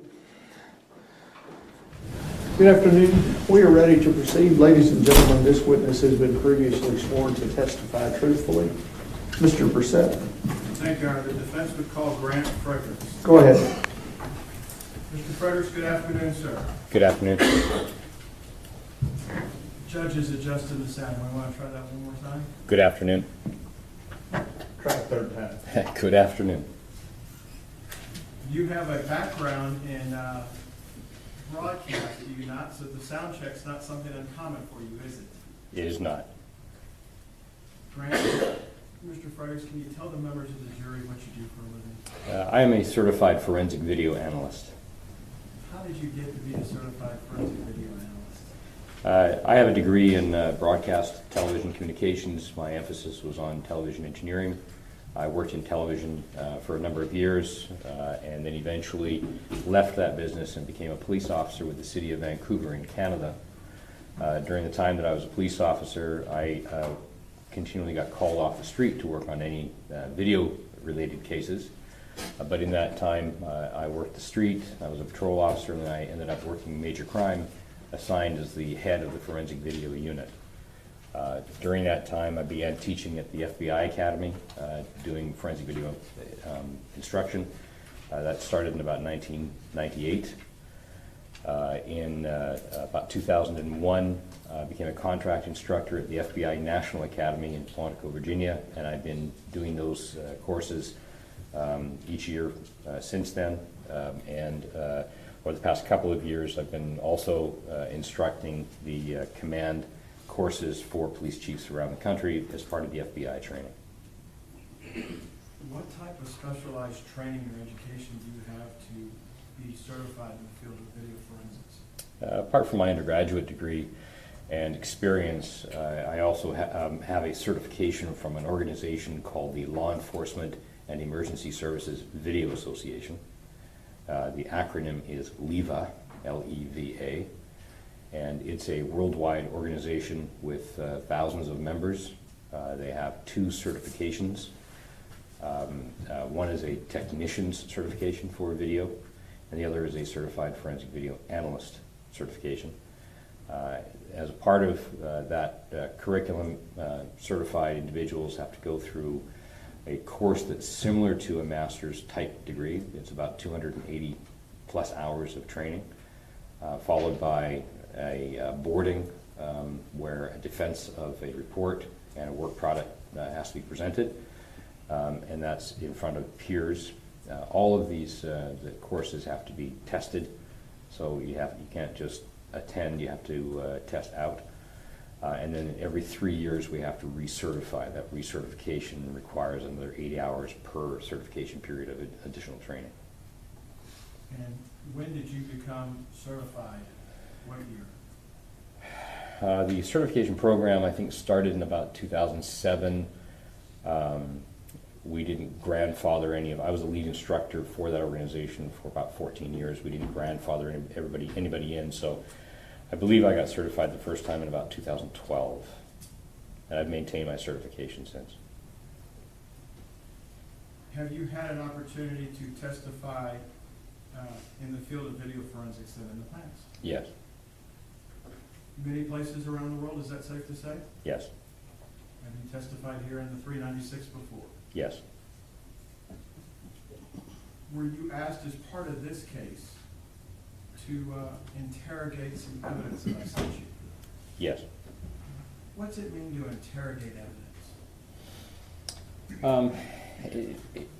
Video evidence is just a witness with all of the frailties of a human witness. So when I would go to a crime scene as a police officer and find a witness, we wouldn't just accept everything the witness would tell us. We would interrogate that witness. We would want to find out, first of all, what their name is, how old they are, where they might have been standing, what their perspective was. Did they have any relationship with the victim or the suspect, so we can understand what biases there might be. So digital video evidence has all the same frailties of a human eyewitness. And due to something called compression, there are hundreds of different kinds of compression methods to encode video. Each one of them records video slightly different than the other, resulting in changes to color, shape, resolution. So the interrogation process asks the question, is the video fit for the purpose that the examination request is asking? Does it have enough resolution? Are the colors reproduced correctly? What was the position of the camera? How far away? How many pixels per inch, perhaps, if we're measuring?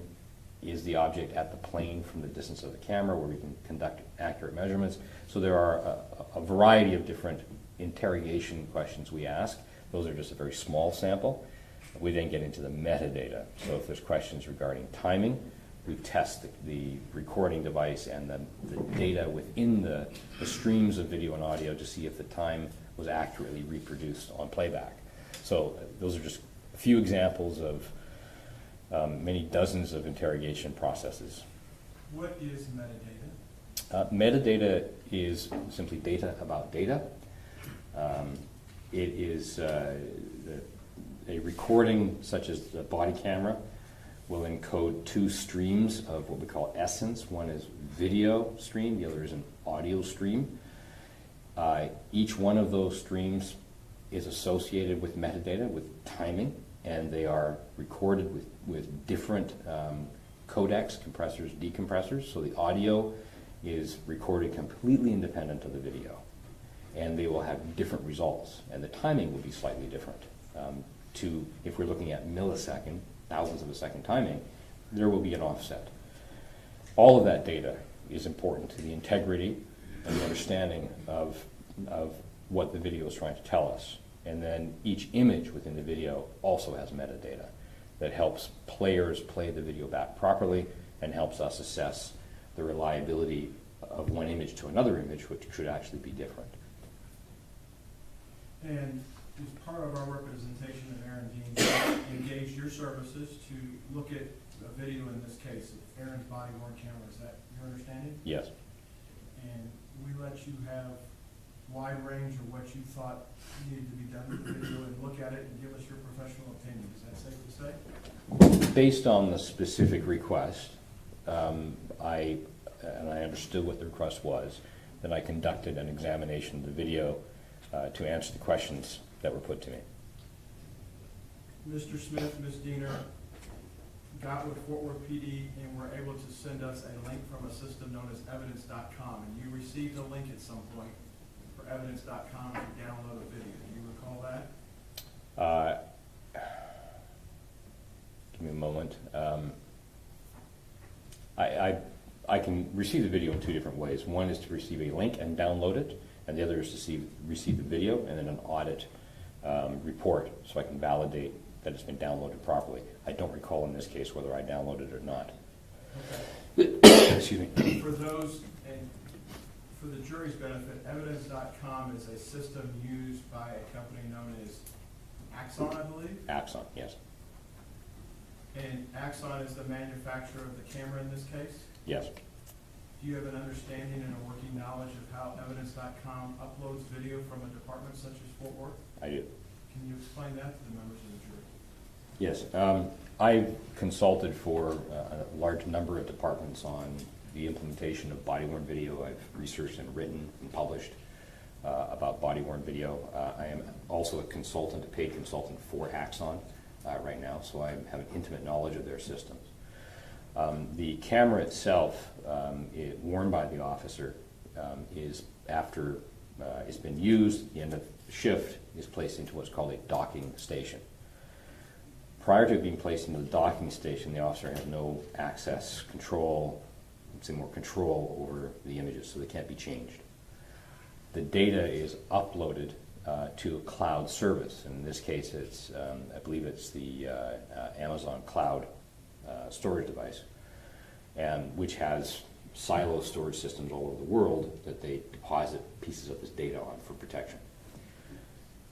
Once the data is uploaded, the system automatically starts an audit trail. In fact, it starts it during the upload process, where packets of data are sent up, and each packet has a code that identifies what's being sent. Once it's received, the packet is cross-referenced, and then once the packets are all received, they're all put back together into a video stream and audio stream, so that the essence. That audit trail starts with producing what's called a hash, and that hash is a alphanumeric character. In this case, it's called a SHA 256 hash. It's got 52 hexadecimal codes that identifies it as a unique file. And so basically we refer to that as the DNA of the file. So it's a unique data set. No other data set will have the same hash values. That identifies what was recorded in the first instance on the camera that should then survive that process of being uploaded and stored in evidence.com. The police department will have coded access to then get access to that file. Whoever is authorized within the department, Axon can't even get access to it. It's very proprietary. It can be redacted, which means edited for the purpose of court, where innocent people's maybe their faces may be blocked out. That's a redaction process. Or you can download the original file. And when that file is downloaded, we then get the audit report, and we rehash the file, and we have it. And we use the same hash algorithm, 256, SHA-256, and we compare, and all the numbers and characters have to be the same, and we can validate that what we have got is the original recording. And that's how all of the Axon camera systems work, and that's how the Flex 2 works. First one, Sharon? Yes, sir. Excuse me.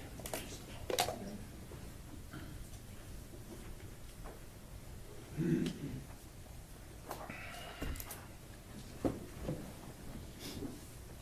Fredericks, I'm going to show you what's been marked for identification purposes as Defendants 37. Do you recognize Defendants 37?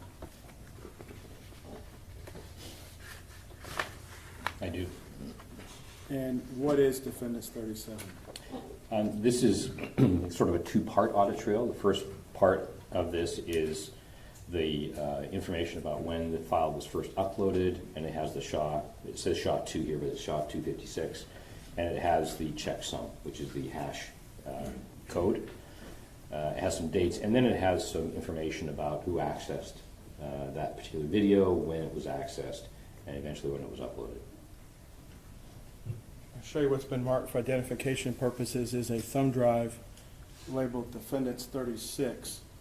If there was a source video or the original video in this case, the SHA value or the hash value for what the contents are of Defendants 36 would be reported on Defendants 37, if I understand the audit trail correct. Yes? Yes. And you worked off of what's the contents of Defendants 36 to do your interrogation of the video in this case. Am I understanding that correct? Yes. We are at this time, the defense would tender to the state Defendants 36 and 37 off of them for all purposes. I don't have any objection, Your Honor. I'm sorry, defense exhibits 36 and 37 are admitted.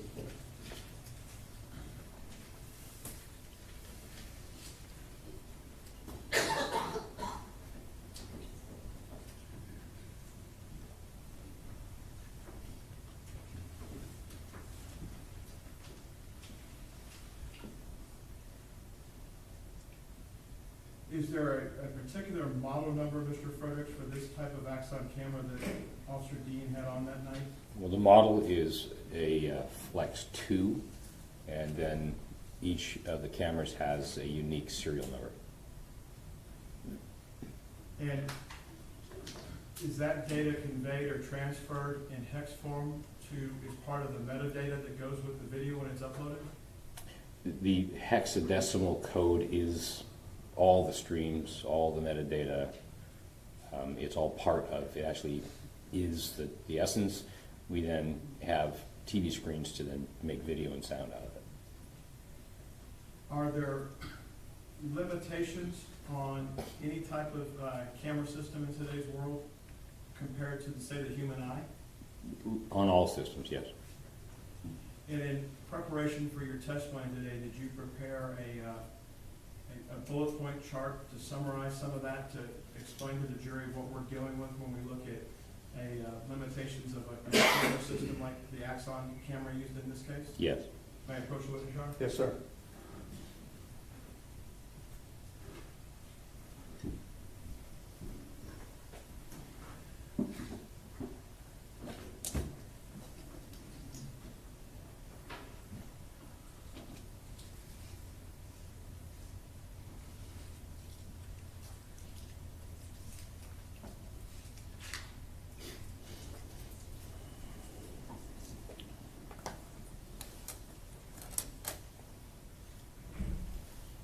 Fredericks, I'm going to show you what's been marked for identification purposes is Defendants 38 and Defendants 39. And purport to you that the 39 is a printout hard copy of what you prepared on 38.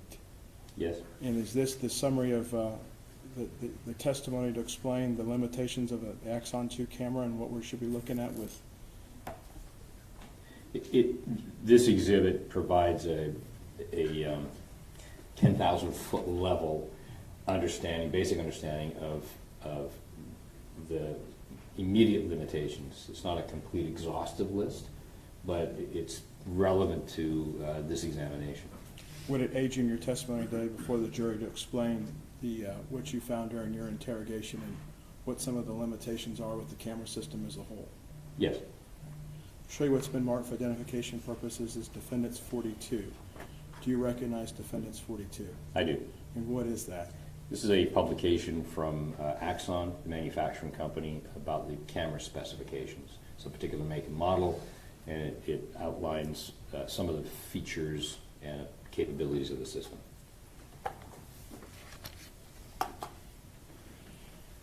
Your Honor, at this time, the defense would tender to the state's defendants 38, 39, and 42, and offer them for all purposes. And these have been previously provided, Your Honor, so I don't have any objection.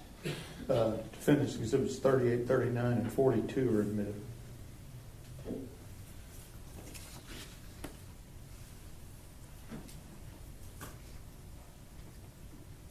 Mr. Fredericks, with the ability of your computer system, do you have defendants 38 already keyed into your system?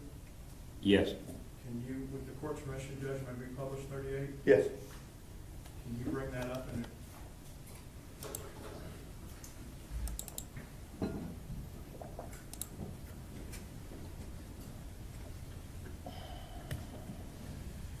so when we look at an Axon Flex 2 camera, what are some of the limitations that we'd be looking at? Just for the record here, I'll be referring sometimes to the slide number, and the slide number is in the bottom right-hand corner. So the title page, Axon Flex 2 camera limitations, has slide 1. And what I've done is, if I advance to slide 2, I've outlined sort of the general purpose of the Axon Flex camera, what it's designed for.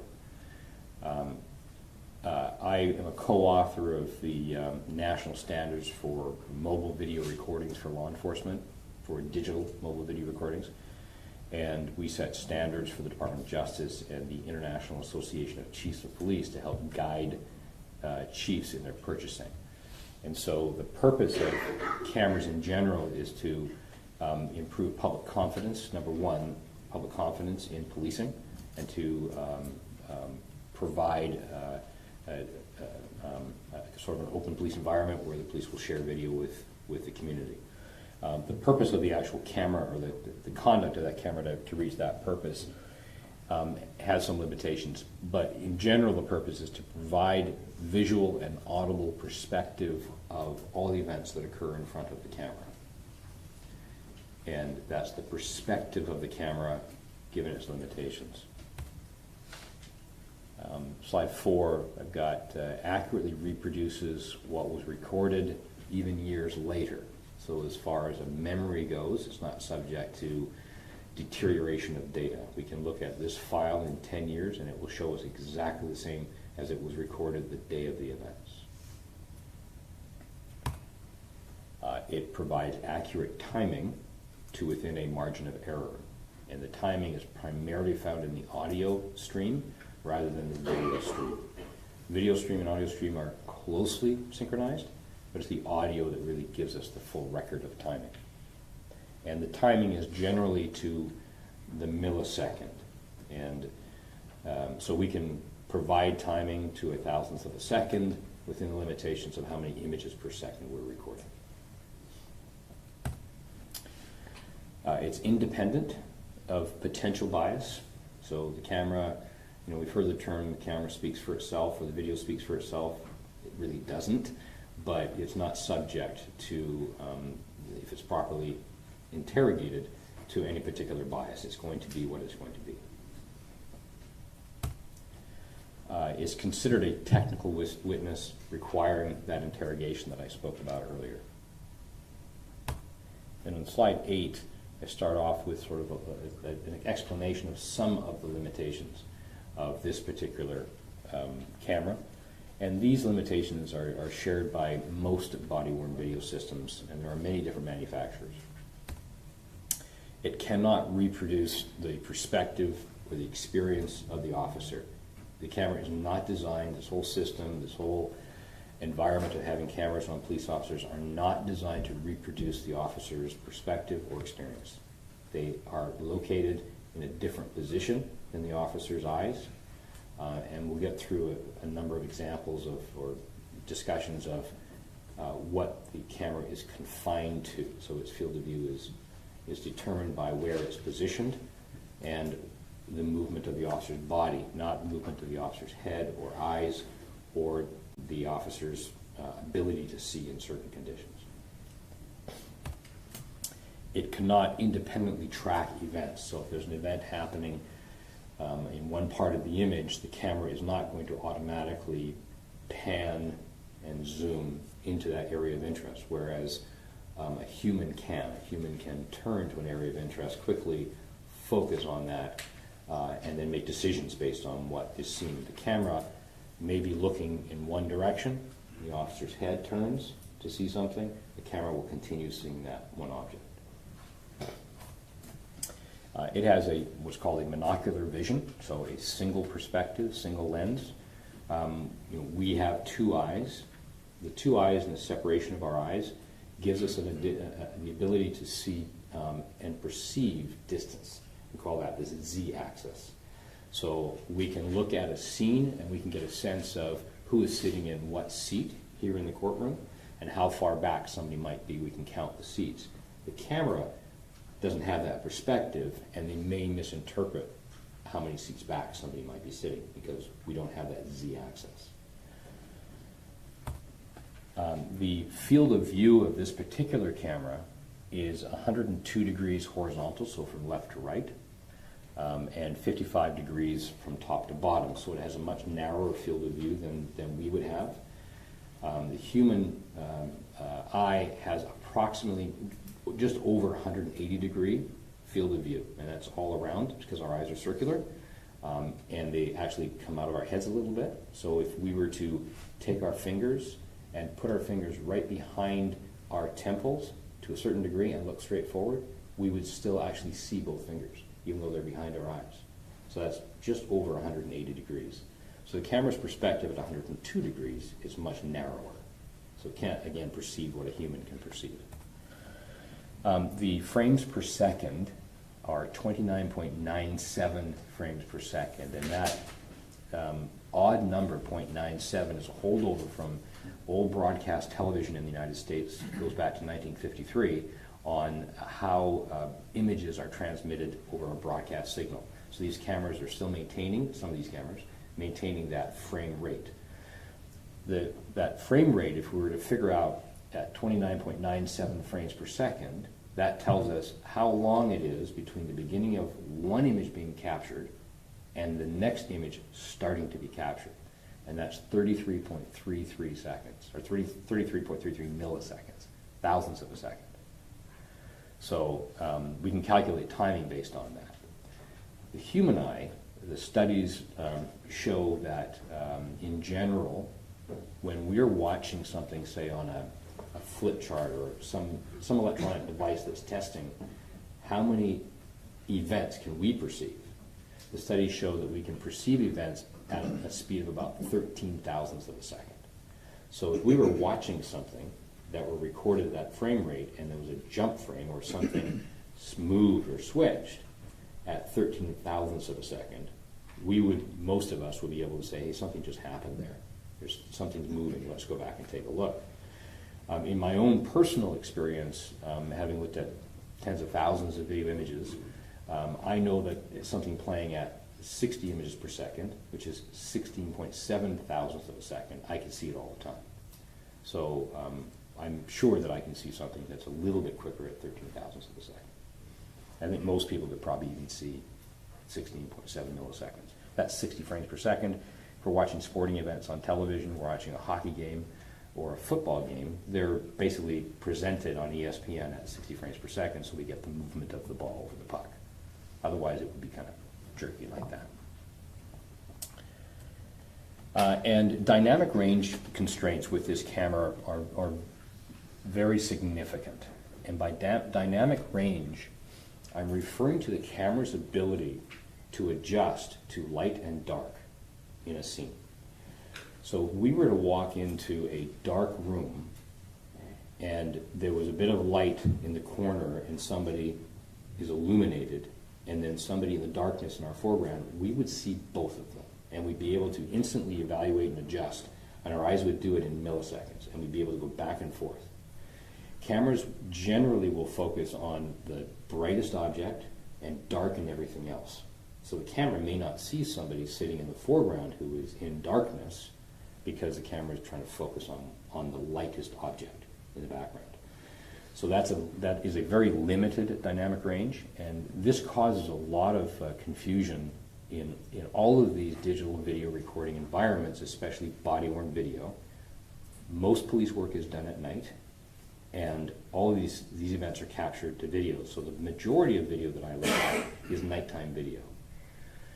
And we have to kind of study it as much as we can to see what the focus of the camera is, how bright that area is, and then what's happening either in a dark background or in the dark foreground.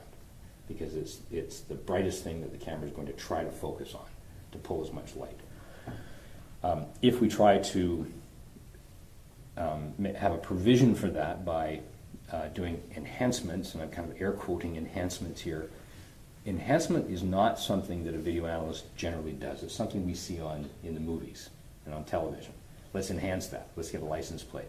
It's very rare to be able to actually effectively enhance digital video and get any reliable result. So if I'm brightening up an image, like a dark image, all I'm going to be doing is I'm going to be brightening up artifacts, compression errors, and we won't get any more value. So that's the dynamic range really limits our ability to do that, and to see detail, especially if we're looking at a low resolution digital video image as opposed to HD, high definition, where the dynamic range is much better engineered in the camera system or in the encoding system. And this camera has a number of options for improving the image quality. What we're dealing with, this camera was set to the lowest image quality possible. So we're kind of hamstrung on what we see. Mr. Fredericks, directing your attention to the top of the rail there, I think Defendant's 42, the spec sheet for the cameras there. Yes. And do you have, I apologize, I hate jumping between decks. We can go to it in a second, but you also have that in your system as well, I believe, do you not? Yes, and we can go to it because I was referring to this okay. in this discussion. Could you pull that up at this point? Turner? Yes.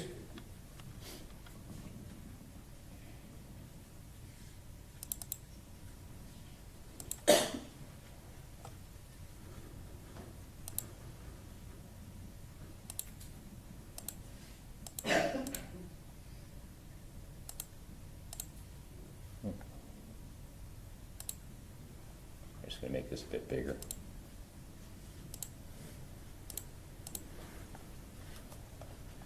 Okay. Mr. Fredericks, I believe you were just talking about the camera system that was used by Officer Dean that night had approximately 4 different resolution settings. Is that correct?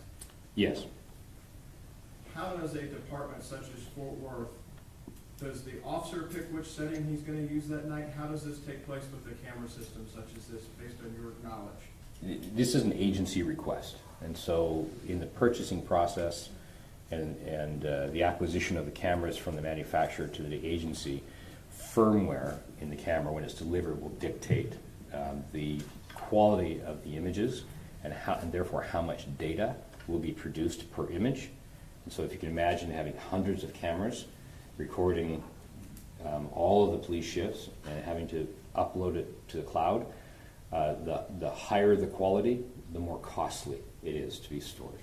And so some agencies choose, based on their financial restraints, to acquire the least amount of data to approximate the scene.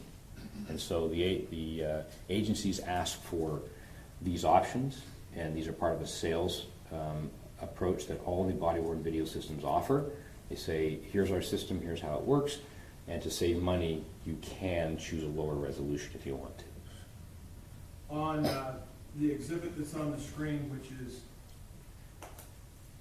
Defendant's 42, of the 4 options that are there under resolution, under item 8, which was this camera set at that night? Low standard definition 480p, that's 480 pixels from top to bottom, and it's progressive. And it's a WVGA resolution, which is a fairly poor resolution in today's world. The number 848 by 480 versus 1920 by 1080 under the high HD, What do those numbers in the brackets mean? 1920 is the number of pixels in the same field of view, same 102 degrees, so the same area has 1920 pixels as opposed to 848 pixels. And the second number, the 1080, means that we have 1080 pixels from top to bottom in that same area that is represented in the exhibit we have with just 480 pixels. So one is what's called a 2K image, that's the 1920 by 1080, and the other is a standard definition low resolution image. And you can see on the right-hand side that this is the cost factor for agencies, and I certainly understand it, is that every hour of high definition video takes up about 5.4 gigabytes of data. It changes depending on nighttime and how much movement is in the camera, but that's the average. Whereas the one we have takes up less than a gigabyte per hour, so significantly less resolution. And with less resolution, is there less information available to interrogate post-incident as to what may have happened or taken place in front of the camera? There are fewer pixels, there is more compression, and as a result of that, there is less reliability and less visual information. The audio is not affected, it's the video that's affected. On 42 as well, on the right-hand side, this is a two-column example for their spec sheet, is it not? It is. It is, yes. There is an item that says low light capability less than 0.1 lux. What's a lux? It's a measure of brightness, and that's fairly low, 0.1 lux. And is that 0.1 lux at the low recording value or 0.1 lux at the 2K high definition value? That's going to be at the higher value. Would you expect the number to be, the system to be less capable in low light at a lower quality resolution than it's capturing at? Can you repeat that question, please? Sure, bad question, late in the afternoon. If we get 0.1 lux on high def 2K, we're going to expect a poorer performance in capturing low light at the lower resolution capture. Would you agree with that statement? Yes. Can you take us back to your chart that is 38, defense 38? Yes. I ended up at slide 14 on dynamic range constraints, which then we went into more detail with both lux and resolution. And on to slide 15. I've noted significant motion blur errors, especially in low light. So motion blur is a description of the position of an object within the field of view of the camera where the object appears to become smeared. And that basically is blurring. It's when, if the camera itself is moving quickly, all objects within the field of view that have any light to them will be blurred. They'll all be blurred in the same angle and in the same, we can count the pixels. So the same number of pixels, each object will have the same blur. Objects in the same plane. If the objects primarily are not in blur, but one object is in blur, then that object itself is moving, independent of the other objects.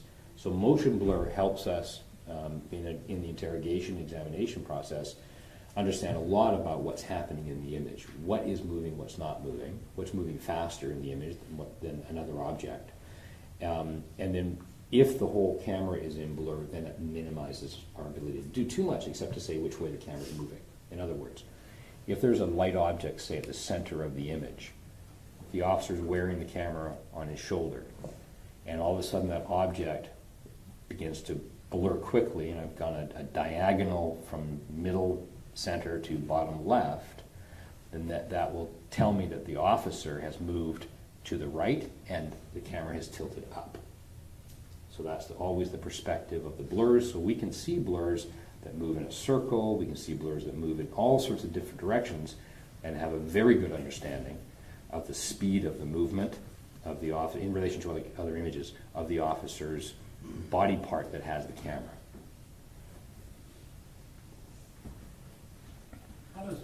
distortion. How is this lens, if we have this field of view of 102 degrees horizontal and 55 degrees vertical, that's a wide angle lens, is it not? It is, yes. So with wide angle lenses, whether it's on a SLR camera or one of the small 35 millimeter cameras, you go through wide angle lenses have an issue you have to worry about with barrel distortion. Do you not? You have to at least account for it?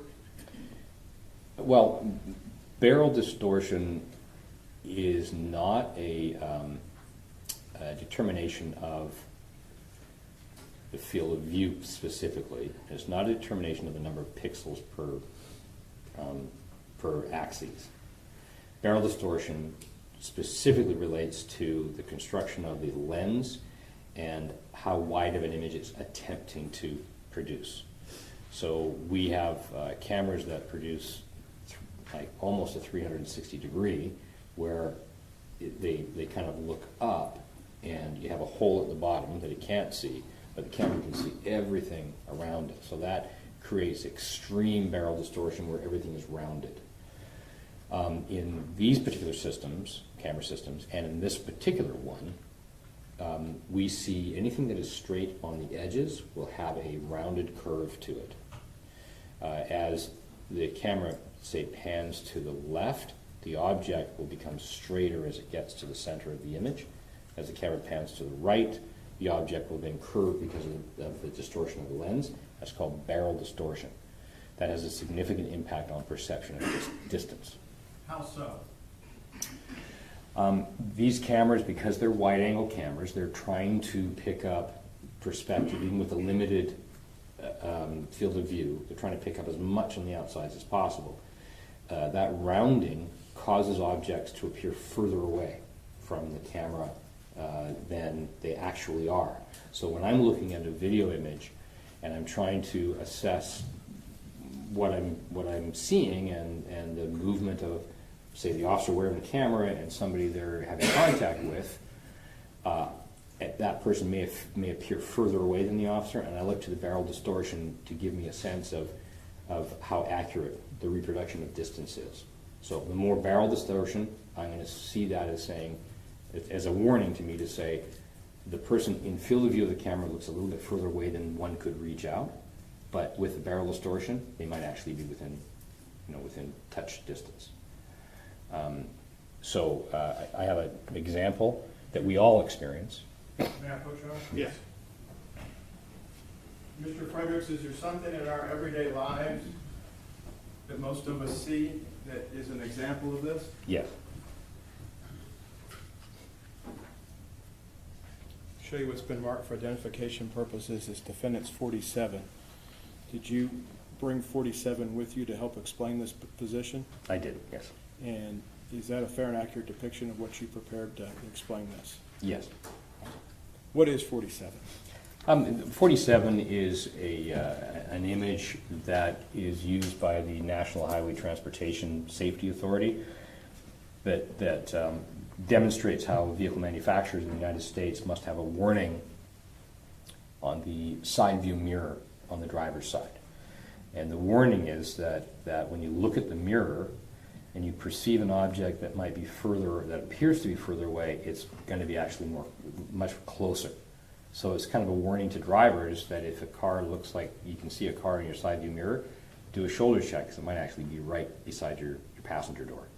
Your Honor, at this time the defense would tender to the state 47 and offer it for demonstrative purposes only. I don't have any objection, Your Honor. 47. Okay, 47, you want it for all purposes, or just I don't for- have any objection for all purposes. All right, That's fine, Judge. okay. Okay. Defense 47 is admitted for all purposes. You may it be published, Your Honor.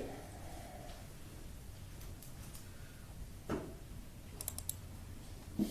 So this is the image that is on that is 47, and this is actually a photograph that's embedded into a mirror. Otherwise, you would see some of the barrel distortion, and the mirrors don't have as much barrel distortion as a camera would. But it gives the idea. This is always the warning that we'll see in our vehicles. Objects in the mirror are closer than they appear. So that's sort of an everyday sort of explanation of when we look at body-worn video with a barrel lens, that it may appear that the officer or the person wearing the camera may not be within physical contact distance with the person they're talking to, but in fact they might be. And when we're looking at the Axon Flex 2, how does the compression itself bring potential errors into the video? The compression is used in all digital video, and the compression has what's called a codec. So the type of compression is the format, and codec stands for compression decompression. So video has to be compressed and stored, and then decompressed to be shown. The format is a code that follows rules, and in this particular case, it's called MPEG.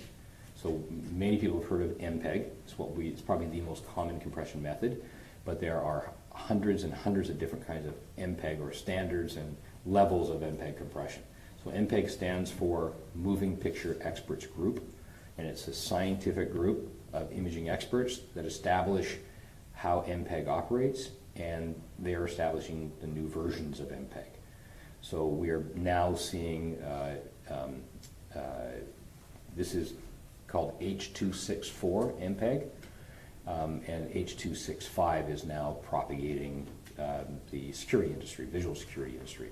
It's the next level, and it compresses video quite differently than this video. So it's always in flux. The compression takes a series of images, 15 in this case, holds them in a buffer, and then this particular level of MPEG does comparisons between the images. And it looks to redundant data, so data that is in most of the images, and it will often reuse parts of a picture in subsequent images. And because we have them all in a buffer, and it's looking at them in billionths of a second, it can assess that the next image has information that is redundant to the image previous. So it may say, use the part of the picture that is looking forward in time, and you reuse it in the previous image. So it can get very complicated, and when we're looking at digital video, we have the ability to assess and understand how much redundant information is being reused from image to image to image that may not be accurate. So depending on the purpose of the examination, I would do what's called a macro block analysis, which would calculate what parts of the image are being reused from picture to picture, and it would remove them from the images where they weren't actually recorded at that moment in time. And so the technology I have will then create a demonstrative, an exhibit that says, here's actually what the camera initially recorded previous to the buffer. And it's quite interesting to look at because a lot of it's black. Nothing was recorded. So if we look at a spreadsheet of data, how much data is required to produce a single image, and how much data was required to produce the very next image, we can see it in a calculation of bytes. The first image in this buffer will have the most bytes that create that image because it's actually like a photograph. You take a click and you're taking a full image of the scene. It's not dependent on anything else in any other images. All of the other images in that buffered unit are looking backwards and forwards in time in that 15-frame buffer. And then when we look at our spreadsheet, we can actually see how much data is being used in the third image, in the fourth image, in the fifth. So it tells us, again, how reliable those subsequent images are. Over your decades of working in the field of video forensics, it sounds like we've gone from the VHS analog days of tape to now you're looking at video on a spreadsheet. Is that you're reading zeros and ones at that level? Yes, in fact, it's a very good point. When I'm given a video, the last thing I look at are the video images.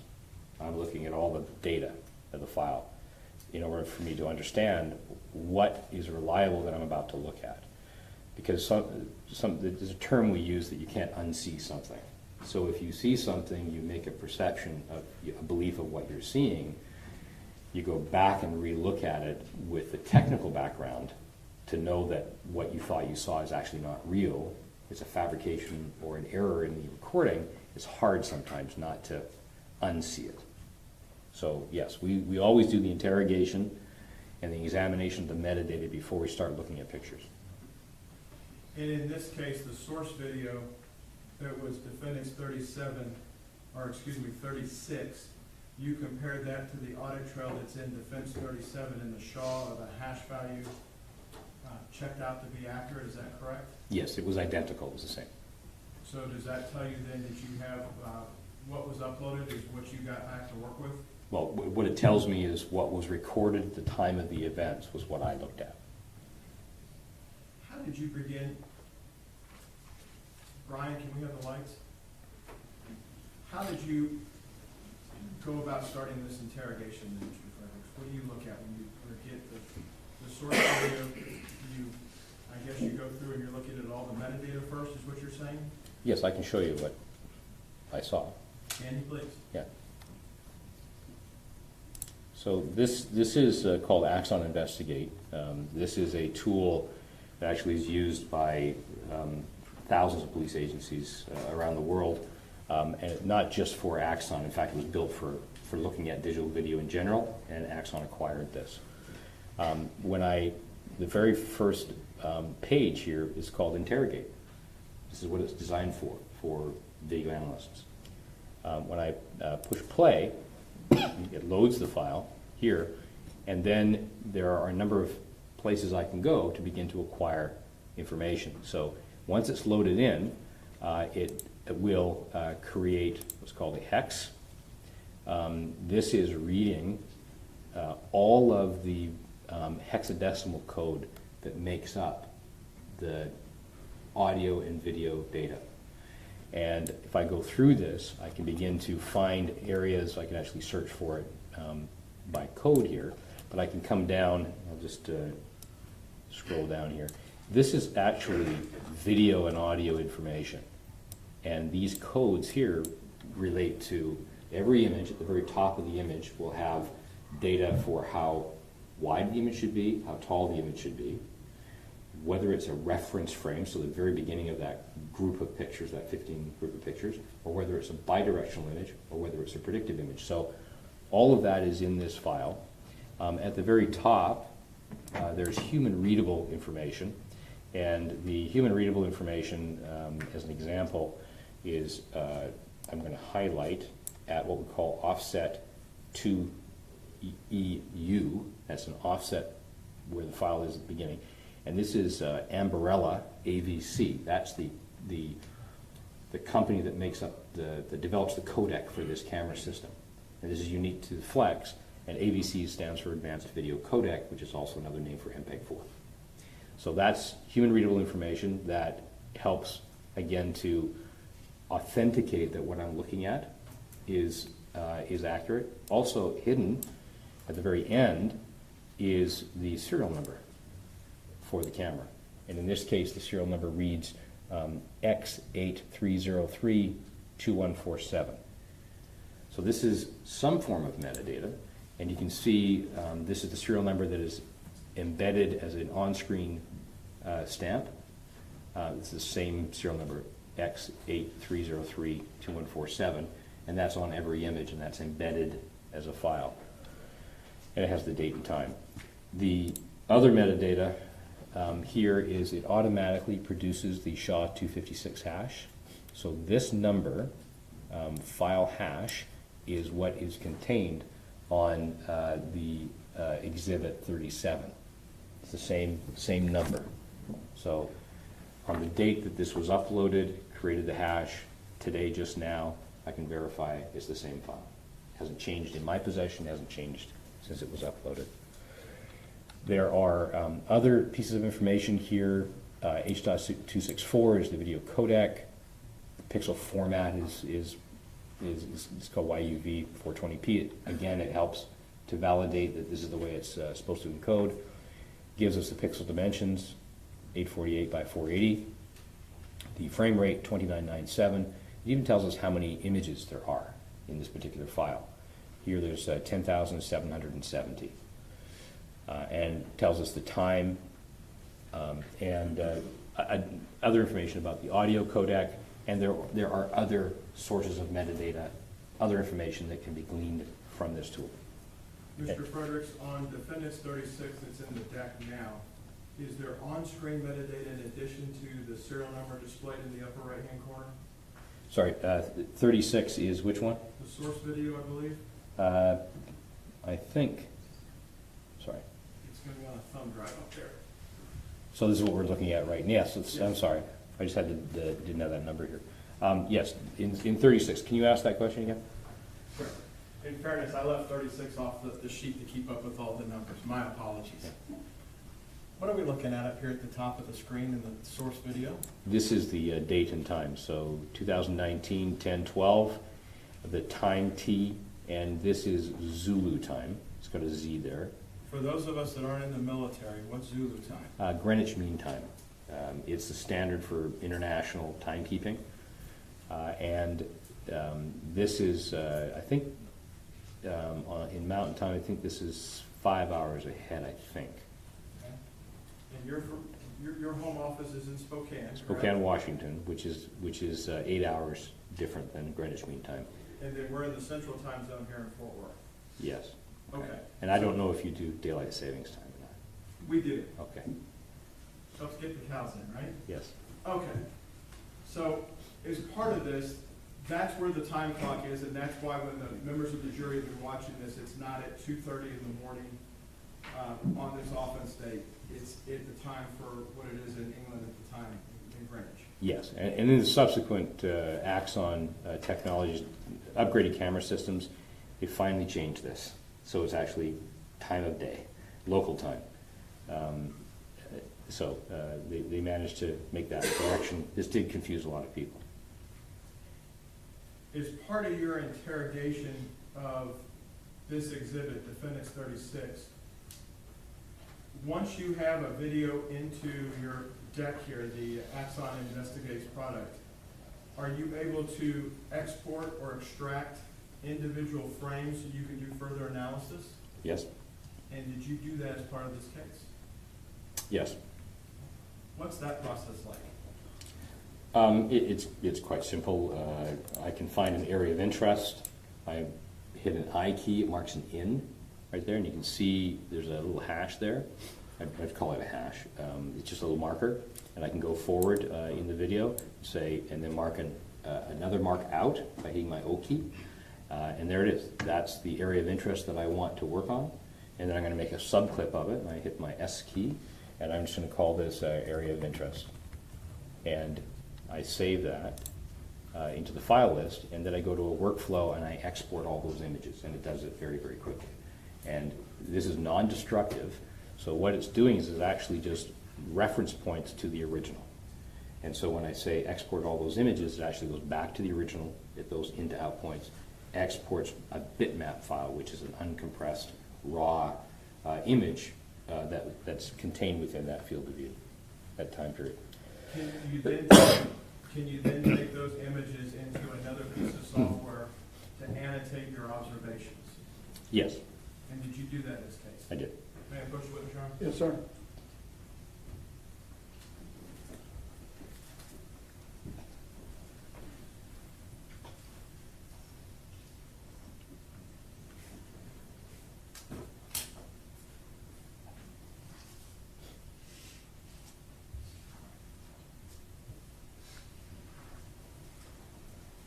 Fredericks, I'm going to show you a thumb drive that's been labeled Defendants 40.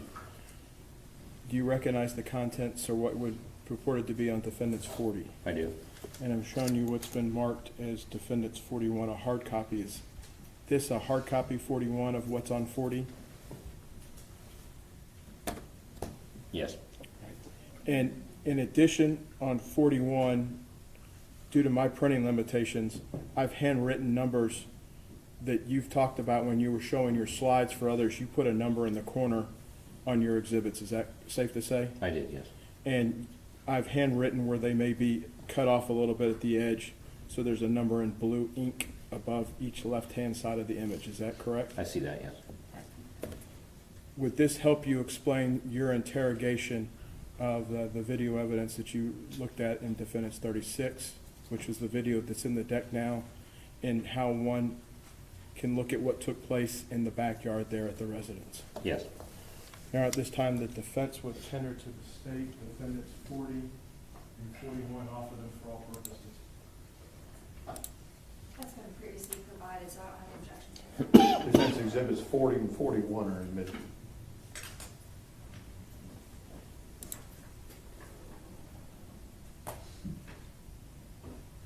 May 40 be published, Your Honor? Yes, sir. So, Mr. Fredericks, when we're looking at this exhibit, it's 40, and then the upper left-hand corner, there is a number 1 on this slide, is that correct? Yes. And that works through and jumps through, and that's the number that I hand wrote on 41 in the upper left, is that correct? Yes. And, can we take the lights down? Can I just point out that this graphic on the right-hand side is not part of the image, and I think maybe I can't do it here, but if you have control of the TV, you might be able to get rid of these graphics that are part of the TV screen. I think we can proceed with them there. Okay. We have an on-screen display that we don't know how to turn off, Grant. I understand. I apologize. Okay, so when we're looking at it here in 40 in slide 1, what observations are you making as a forensic video analysis expert on this type of image here? Why is this one where you started? This preceded the events I was asked to examine specifically, just by a couple of images. It's before there's any obvious illumination, so there is some illumination in this area. We can see the light reflecting off of objects here in the image, but it's fairly dark, but there is illumination. This camera, given that it's low resolution, it's attempting to collect light, photon energy it's called, into the optical system of the camera. And because there's not a lot of light, we're getting what we refer to as just imaging noise, video noise. This is electronic interference. It's the system trying to hold and collect light, and it's got artifacts of poor colors, probably inaccurate colors, but there is light there. So this is just the camera trying to make sense of the illumination that's present. And that's the first image. When we deal with looking at images, are cameras, when they design cameras, if you know, based on your training, to try to mimic the human eye in some ways? Well, the first production of film and then video was to attempt to reproduce the human visual experience, both in motion, color, brightness. So that's the goal of the camera. And that continues to be the goal, to try to operate like a human eye would operate. Human eye is made up of rods and cones. Is that a fair understanding of how the human eye is made up in part? Well, the visual system, the system within our eyes that collects information about what we see and translates it into our brain, is dependent on cones for color and rods for brightness. So that's what we have in our eyes. That information is translated to our brain, and that's why we're able to see stuff. If we, some of us have fewer cones, we don't all have the same number. People who have a reduction in the number of cones in their eyes generally can't see colors like the rest of us, and sometimes are referred to as colorblind, because they have a limited number of cones. As we age, the rods in our eyes become less sensitive, and that's why we don't see well in the dark when we're a little bit older, which I've been getting to experience, especially driving at night. So yes, the cameras have a CCD, charge-coupled device, that operates like rods and cones. It collects brightness and color information, and then the electronics convert it into a picture. The representation here in this exhibit, 40 slide 1, of the light out there and the electronic noise that's here, that's not what you would expect the person that was wearing this camera to have been able to see out there. They would never observe any of this. This is what the camera's capturing, this noise. The visual perspective of what the person wearing the camera would be quite different. Would you agree with that? My personal experience in operating cameras with this limitation is I would see more than that. So I would be able to perceive, my eyes would collect instantly more brightness. My brain would interpret that brightness. Dynamic range in my eyes would be able to differentiate edge pattern, the objects in the background, and the brightness and what that object is, and I'd be able to perceive that easier. So yes, a human would have a much greater ability to perceive in this environment objects and movement than the camera would. Can you step us through the next slides to provide what you found as you're interrogating this evidence? Yes, so as I go from slide 1 to slide 2, from the beginning of the capture of that image to this image, 33 and a third thousandths of a second has passed. So just to give you an idea of the time, passage of time. And if I go backwards, we can see the movement of that object go downward. Then the next object, here we begin to see light at the top of the image. So this is where a flashlight is turned on. And if I go to slide 4, now we have this full illumination. Mr. Fredericks, on 40 between slide 3 and 4, is this camera of a type known as a progressive scan camera? It is, yes. Can you explain to members of the jury what a progressive scan camera is and how it functions? Well, when we looked at the exhibit, the specifications exhibit, so 42 here, and we looked at the low resolution, it describes it as 848 by 480, and it's 480p, and it says 480p on here. And that P stands for progressive. And what that's telling us is that the image is being created by scanning the image presented and the light presented to the CCD, the charge coupled device, scanning it from the very top pixel line down to the very bottom pixel line. The next image then re-scans from the top to the bottom, so there's that delay where the scanning occurs top to bottom. Sometimes the timing of the images gets out of timing, and it has an interesting effect, is that this line across the top here is actually the next image. So because of the timing of when images are created, this scan line is actually from the next image. So it didn't even occur during when this picture occurred. And so when we go to the next image, the rest of that picture is there. And this is the flashlight beam. This brightness here we refer to as oversaturation. It's where the CCD, the light sensor, the voltage created from this brightness that comes in is too much for the sensor.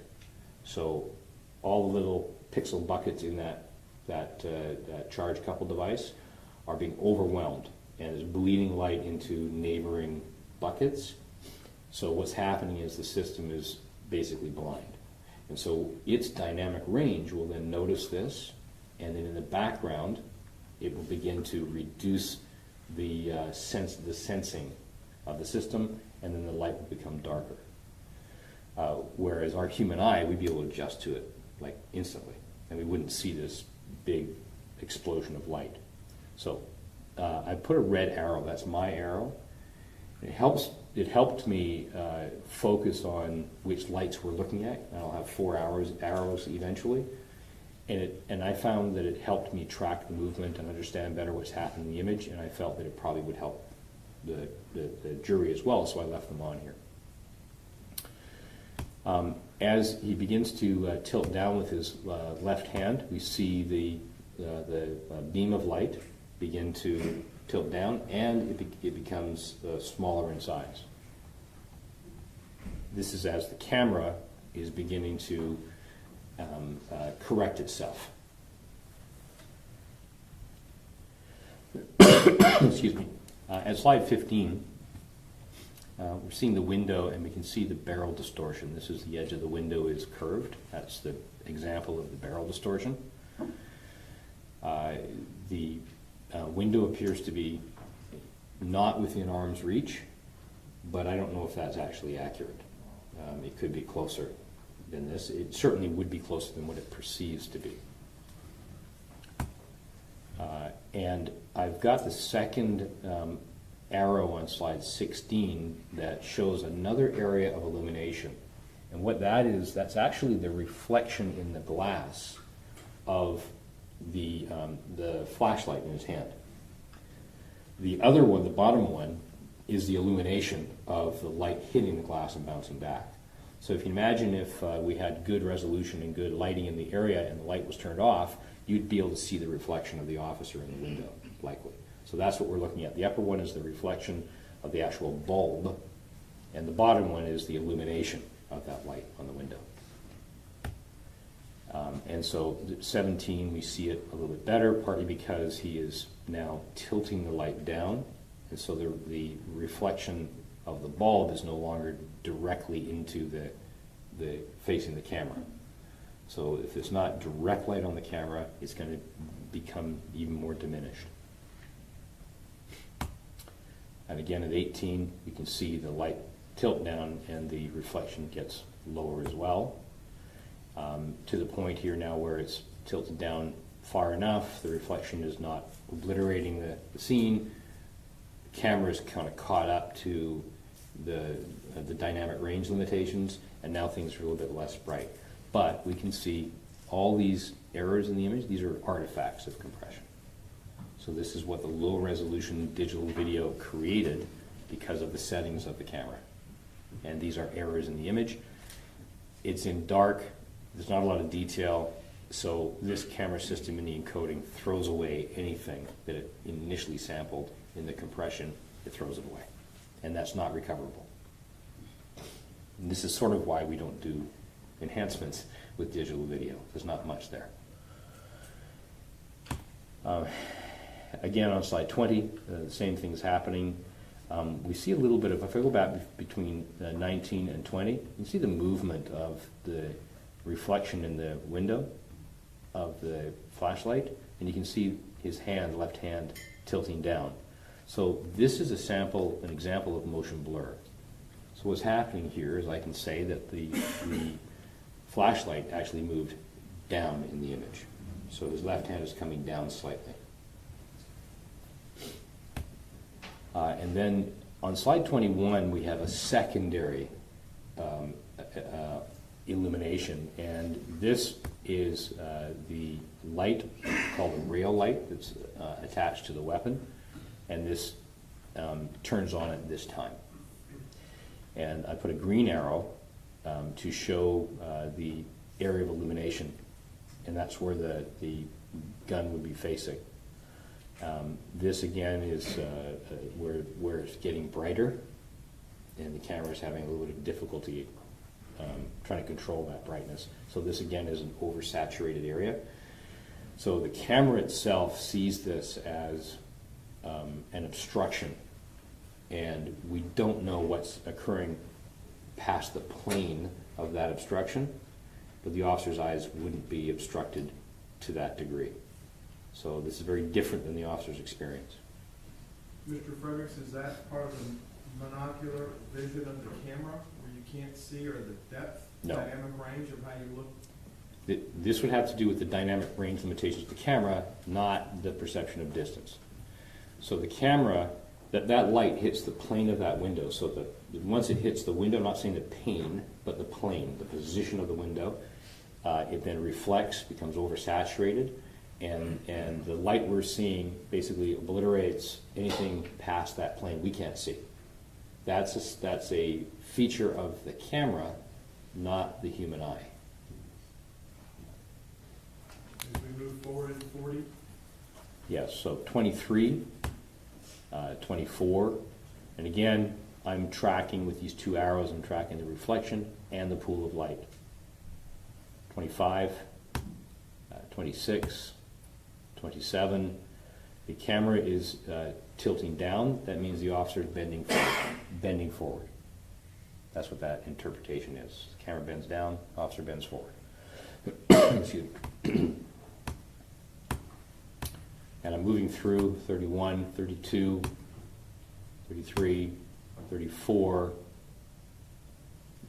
The window is relatively close now, much closer than we saw on the earlier image.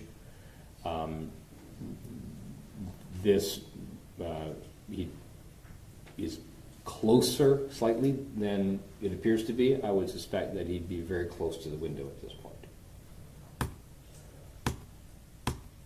And I'm moving through the images. Again, at slide 40, we see the motion blur of these lights. They're all in the same direction, roughly the same distance. This means that the camera is what is moving quickly at this time. Notice again at 42, significant motion blur. It's upward and slightly moving to the left, so we can tell if I go backwards, we can see that the camera has moved upward, so that the officer's shoulder is just coming up. Again, all this compression here, there's nothing recorded here. We don't have the edge of the window recorded. There's nothing back here. This is all of any detail that might have been there. The compression of the camera system has thrown it away, and it's no longer recoverable. 45, extreme motion blur. That's movement by the camera, or pardon me, by the objects he's holding, so by the lights. Because we can see that we have some definition on the corner of the window here. So this motion blur is the lights are moving.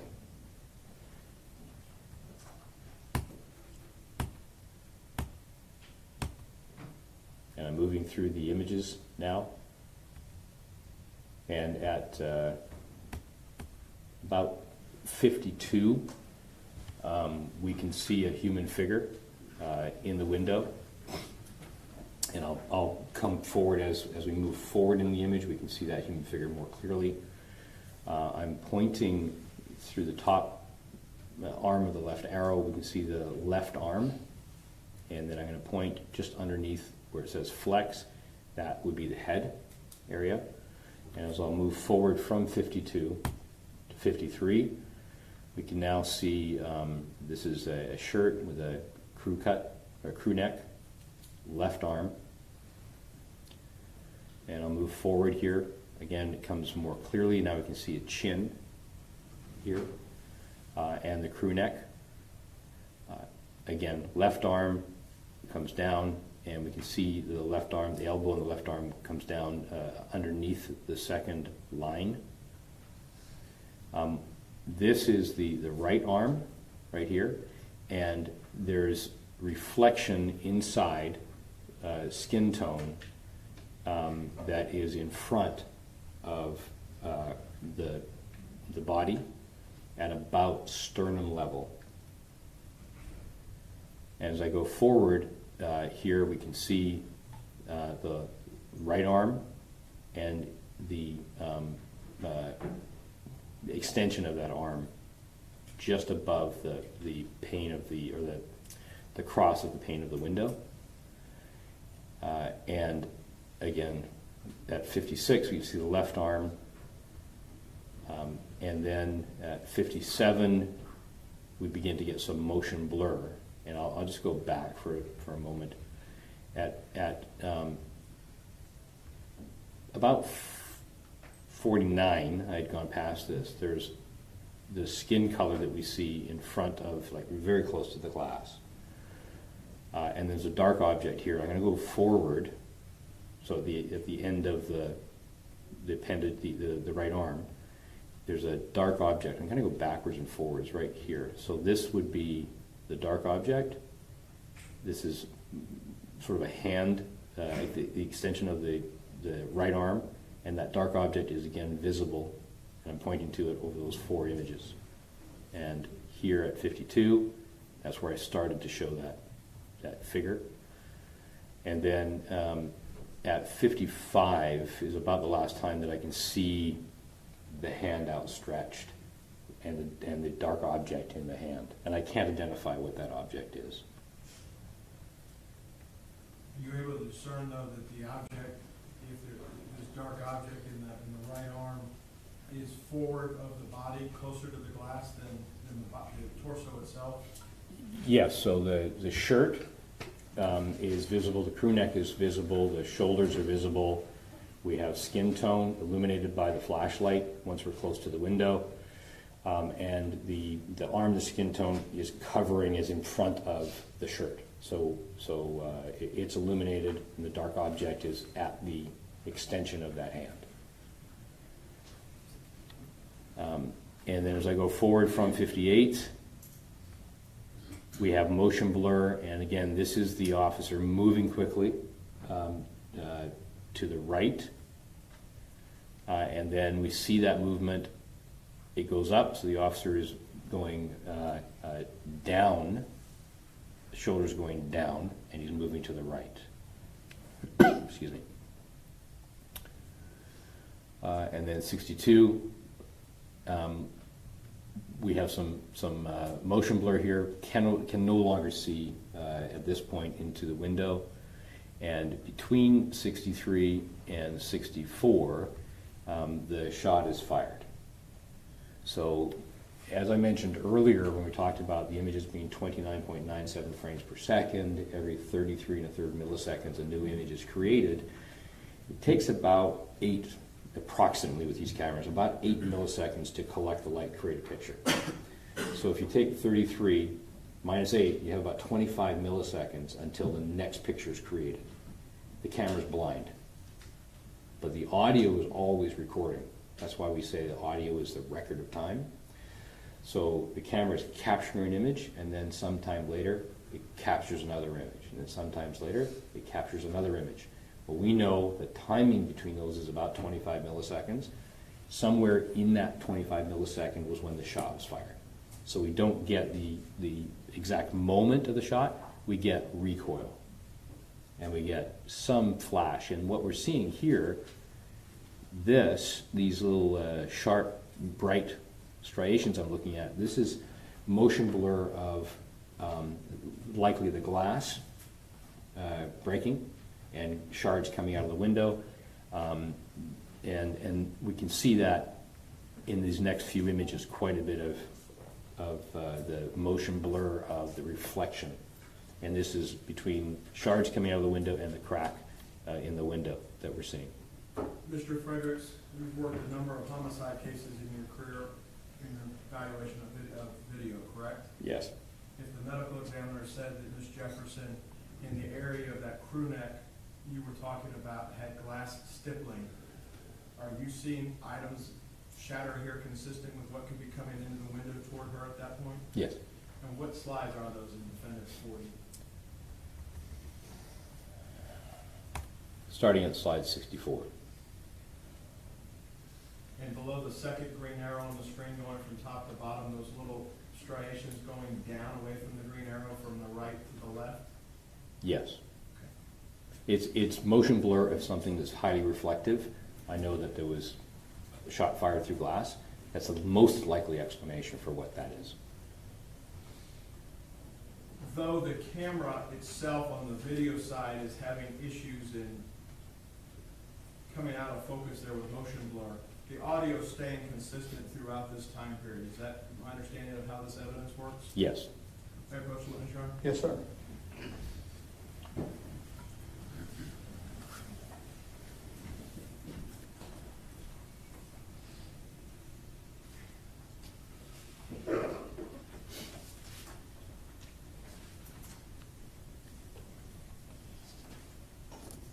As part of your examination, you did look at the audio on this? Yes.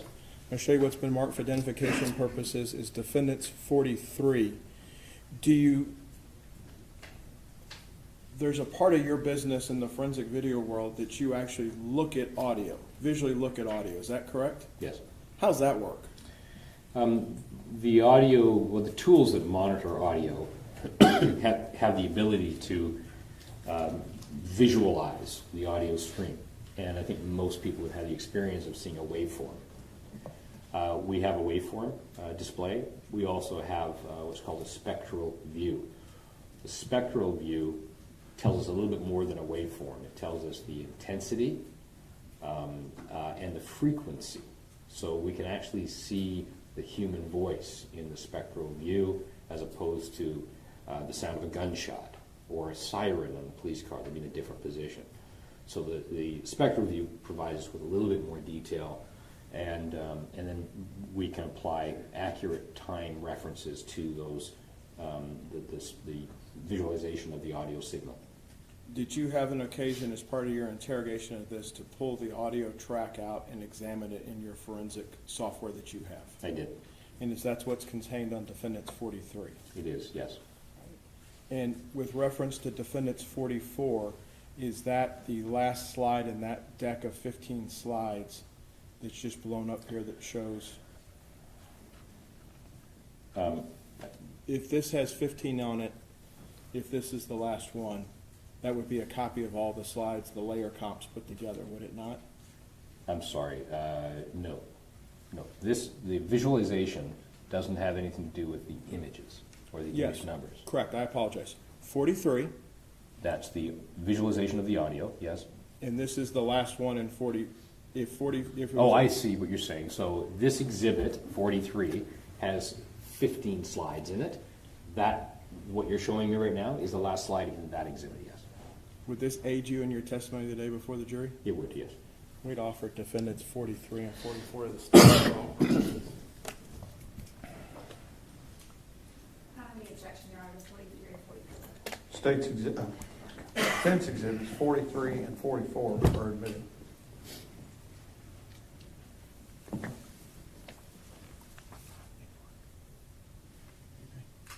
Mr. Frederick, I'm also showing you what's been marked for identification purposes is Defendants 46. Do you recognize the image in Defendants 46? Yes. As part of the materials that we gave you to interrogate, we gave you some of the interior photos so you could see the interior part of the room so you know what you're looking at from the outside once you actually get past the point of you can't unsee something. Yes, this was an image that I was provided that I didn't do any interrogation on. I just looked at it. Okay. Yes. And when we're trying to go back through what you have on the screen here now in Defendants 40, the blinds that are depicted in Defendants 46, will this be able to aid you in explaining to the members of the jury how the camera can't see past certain parts of the window plane as you're looking at it? We may know what's inside, but we just can't see it. Yes. We'd offer Defendants 46, Your Honor.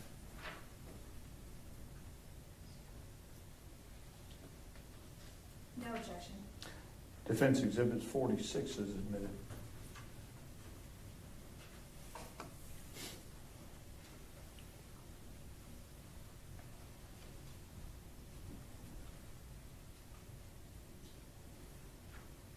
Before we actually get to the audio, Mr. Frederick, since we have 46 now, which is the picture of the blinds, do you have the blinds in your deck on your system, that one image? Yes. Can you pull that up for the members of the jury?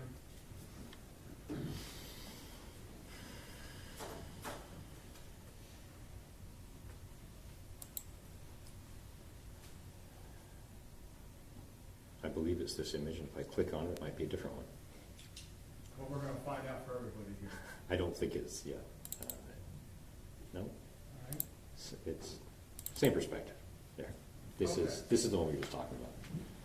So when we look at this from the inside, there is blinds, there are many blinds. We can see space between some on the left-hand side, and it's got a tilt from the right to the left leaning down. Would you agree with that? From the perspective from inside, yes.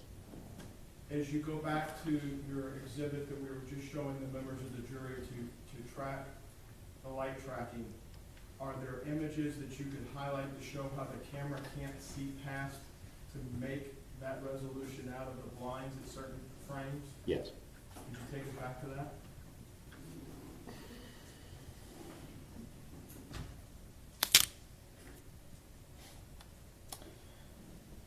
I'm back at 64. I'll just go back a little bit.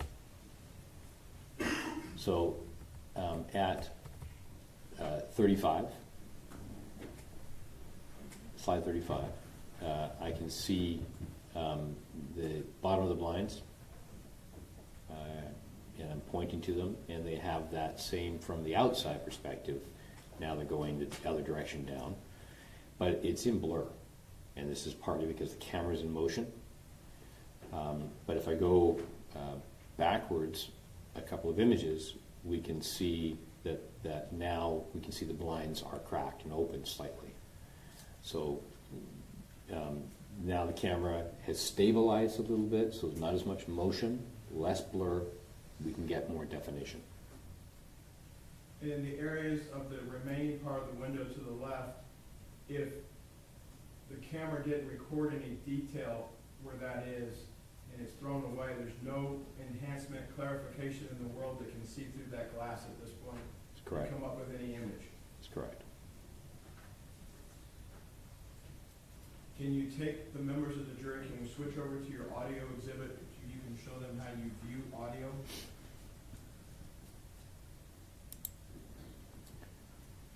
This is 43. Yes, sir.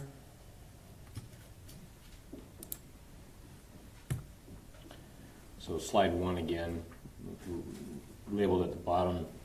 This is audio from the Axon Flex 2 video on that particular date and time. So this is the name of the file that I was provided. It's the name of the file in the audit trail as well, ending in MP4. And the time reference is when the camera started to record at 00 to 1 minute and 17 seconds. And that's the period of time that I've examined the audio for. Okay. Can you step us through this deck of slides, sir? Yes. This is the audio spectral view, and we see at the very left-hand side there is 8 seconds from the beginning of the video before the audio starts, and it's called it's supposed to be a pre-event, but when the camera starts up from being turned on rather than being activated, at this point we have just over 7 3/4 seconds where there's no audio recorded. So once the camera starts to record, and then it starts to record the audio, that's why we have a little bit of black at the beginning. So the audio starts at about 7 3/4 seconds. And it starts with a series of beeps, and that's designed to let the officer know that the audio is activated. And it's an audible sound that, for the purpose of knowing the officer that it's now encoding video. And then each of these brighter orange colors, and my monitor is much more bright. This TV is a little bit muted. This tells us the intensity of the noise. And this is, when we look at objects that are lower down the image, this is basically represents the frequency. So the brighter the noise, the more intense it is, the lower the brightness, the lower the frequency. And so we'll find audio, human audio, in a certain frequency range.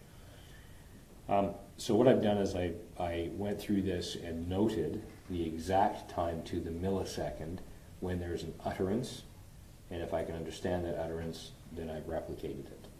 So the audio starts at 7 3/4 seconds.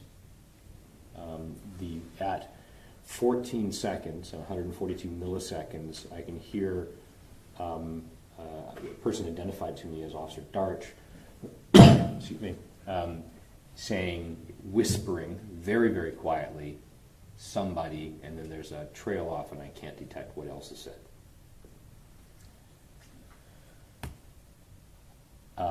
And then 3 seconds later, a response from Dean that says, yeah, it's an acknowledgement of what was said.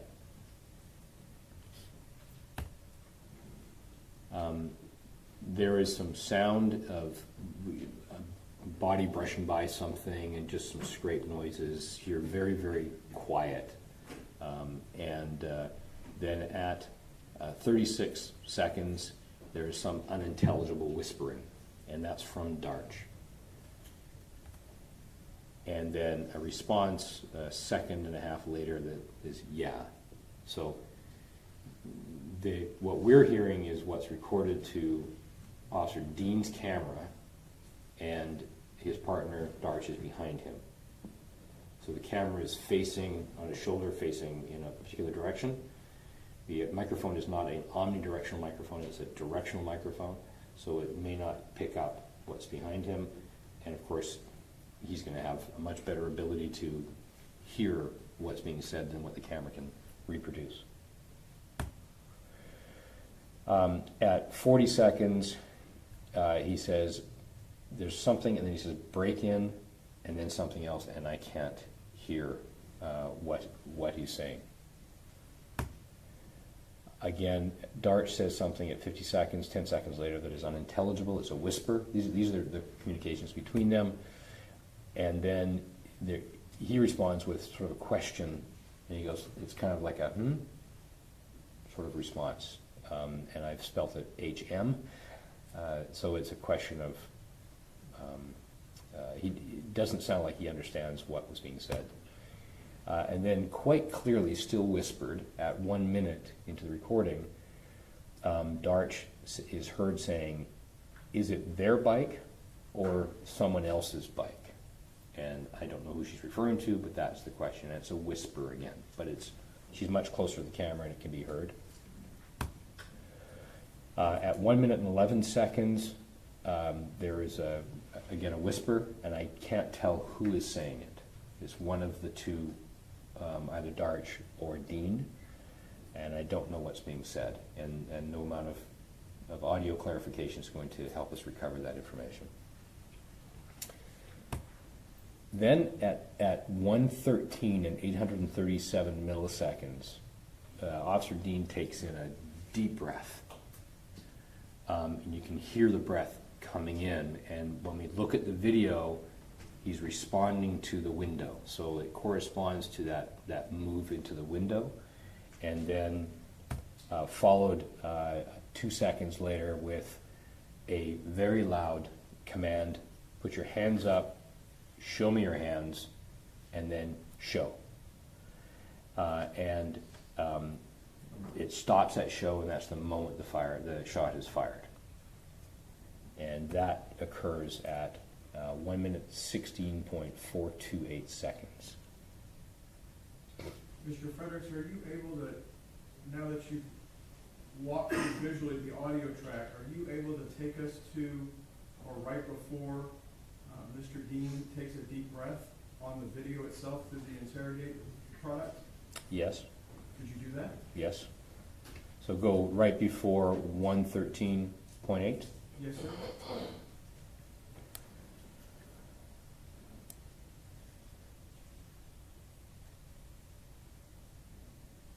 So I'm at 111.5. So that's 2 seconds before that. I guess we'll find out for everybody if we turn the audio on when we were setting up at the break here. Can you play from there? Yes, there is audio. So now I'm at almost 113. And I'll just turn it up a little bit on my end as well.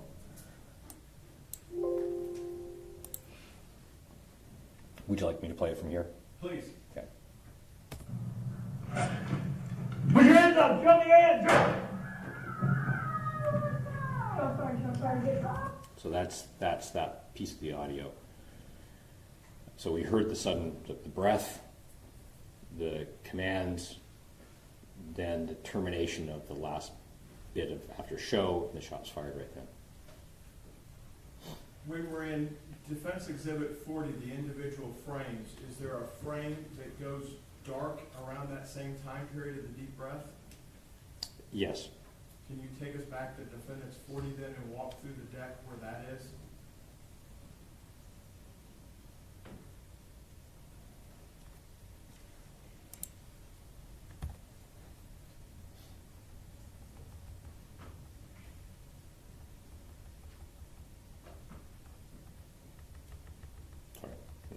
a second.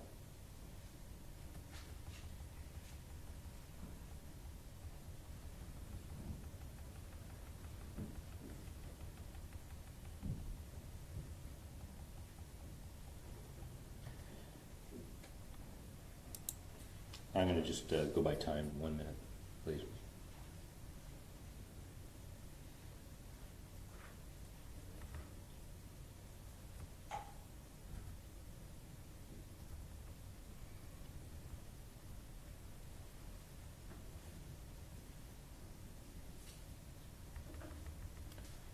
So we're referring to this moment at 32:56, that's the seconds, and I'm going to go back to the deck now.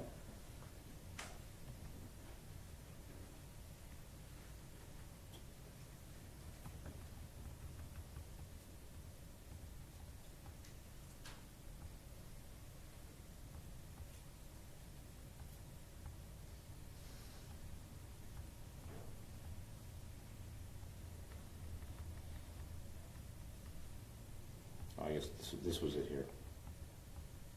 So, give me 1 moment to orient myself.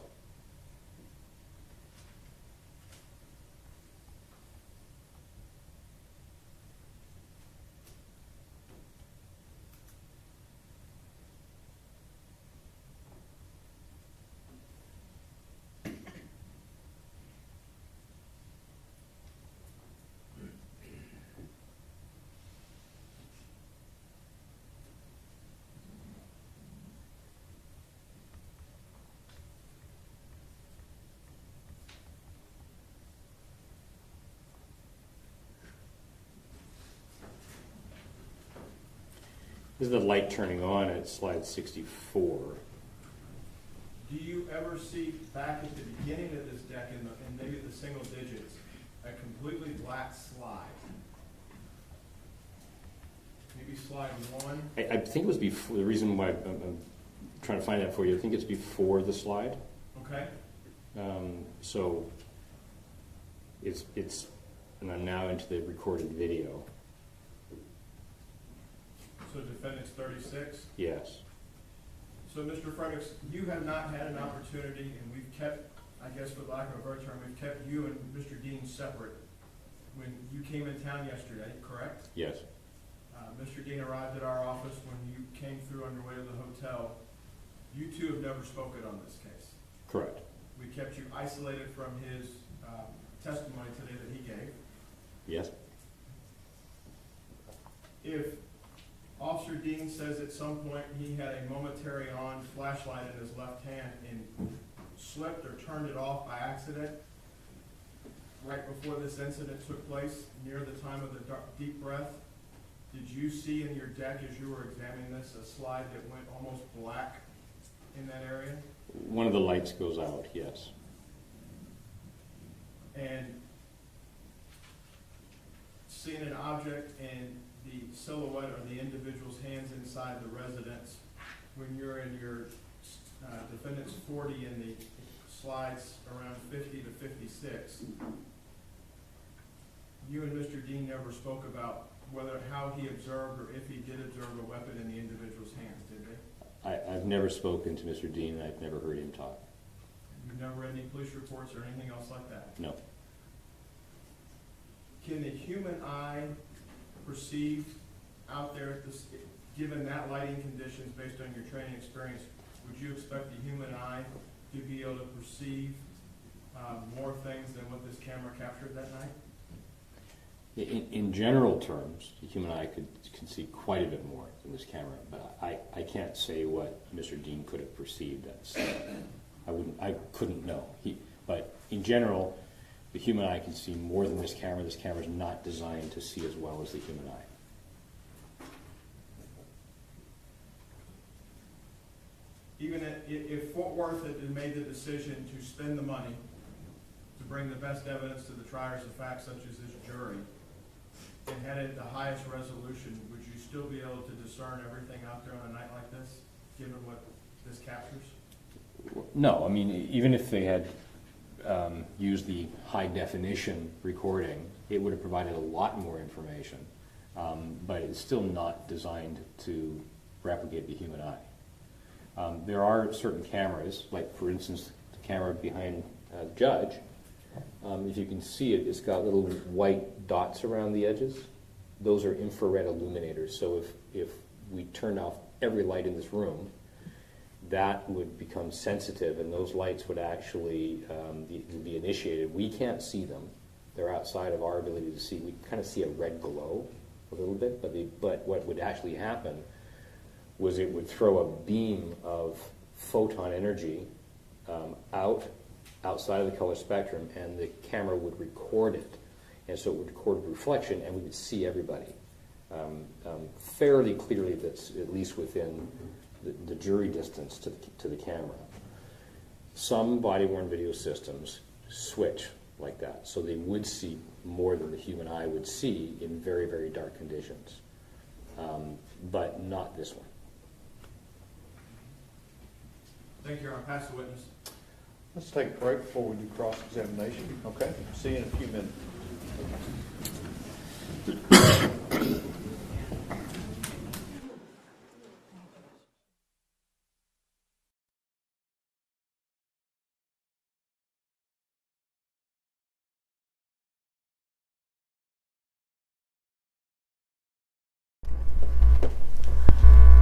Well, it took a while to get to the point. Goodness. It seems like the point of that was to say that this camera is limited. Yes. And that it is not as good as a human eye. Yes. Okay. So it was a long way around to that particular point. And kind of like what I was saying before he testified, I didn't understand what they were calling him for, since Mr. Dean had already said that the camera's doesn't see everything that I saw. And he's the best witness anyway. Yeah, so it was kind of hard to understand why you would still put him on. Right. So probably because they paid for him already. Well, there is that. There is that. It's like, well, he's here, so let's put him on. But it felt like a long way. I found myself, and I'm sure our YouTube jury out there found themselves also struggling to focus. How do you think that would have gone over with the jury? You know, we had almost 3 hours or around 3 hours of Aaron Dean testimony, which was pretty good stuff. Right. And then... I mean, it definitely slowed the pace down. It got very technical, and it was a very tedious and long explanation. Kind of do a cost-benefit analysis. I'm not really sure. Was it effective? I mean, I guess for the point they wanted to establish, but I don't, in the grand scheme of things, I don't really know how much weight it's going to carry. I mean, it didn't really bolster his testimony. It didn't really take away from his testimony. It's just, he's saying the camera is limited in being able to see through the pane of the glass, and the reflection is limits this and what would be able to be seen. But it still boils down to what he testified to, of what he could and could not see. So. I mean, it feels like you would have. That's why I was surprised that Dean went on before this guy, because before the video expert, they had qualified him. Yes. And then it looked like they were going to start with him. Yes. And then they didn't. I think that would have been the logical move to make, is you put him on first, and then Mr. Dean would follow behind him. He would testify in regards to the things he saw, and now that the jury, and then you would have laid the predicate. Correct. And then the jury would also have been able to make a determination of, or reach that conclusion, or they could have connected it for them, of why they couldn't see on the body camera what Aaron said he saw. Yeah, so that was kind of hard for me. And if you're the prosecutor at this point, when they come back off the break, do you do much? Not really. I don't know if I would get boggled down and getting technical in regards to it, because it doesn't really hurt me. Like it's not, if I'm... It's like a wash. Yeah. I'm really just like, okay. So, but I assume since they did break that they're going to have some cross. Otherwise, like in a situation like that, if I didn't have a cross, I'd say, well, Judge, I don't, or he might call us up, or we ask to approach. What would you ask?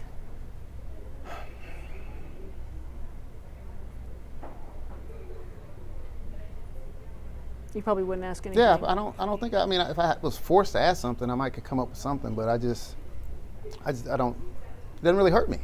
Right. You don't have to ask a question just for. to ask a question. Somebody says you can't put this guy on after lunch. Everybody's groggy and sleepy. That's a true statement. It's a very true statement. You have to be strategic in regards to your witness placement, and even in the time of the day. Now, sometimes the way scheduling works, it doesn't always work out that way. But yeah, this is something this technical and this tedious. You don't want to put on right after lunch, especially if you really think you're want to make some effective points with the jury.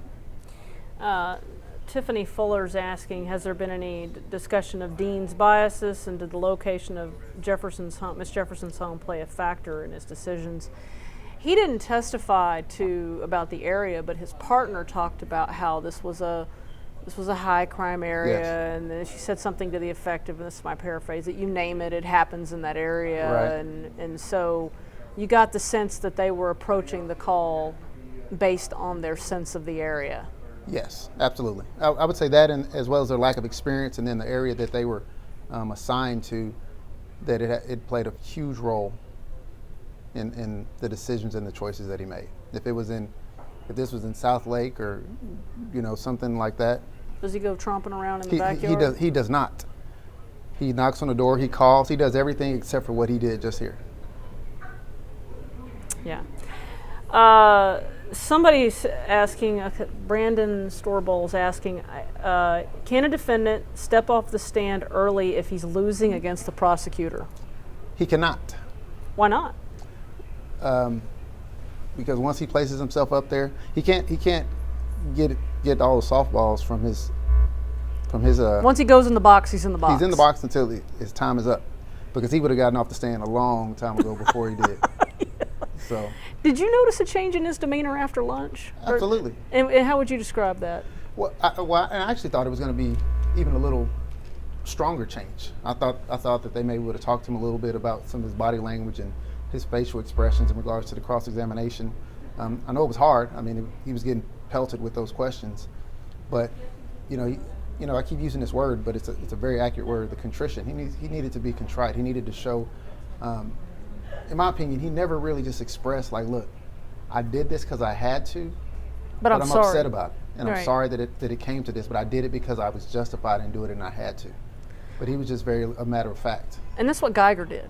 Geiger did do that, and I know she got convicted, but based on everything we know about that jury, her testimony overall helped her. Absolutely, especially in that situation. Like, she got 10 because of how contrite she was on the stand. Tiffany wants to know, could he have invoked the Fifth? Well, he could have. Absolutely. Well, he had the absolute right to, yes. But as I think we talked about it here today, but in a case like this, especially in an officer-involved shooting where his point of view and his perspective is very important, he had to take the witness stand. He's the only one that who can justify that action. Well, justify and explain what he saw. Like, it's his perception. And then it just makes a determination whether his perception was determined to be reasonable. And after the jury's heard him, and then they've heard Zion. Zion, originally told the authorities that his aunt had the gun up, and then during the when he testified at trial, he said she had the hand down. Does it really matter at this point, or how much does it matter at this point where she has the gun at this point?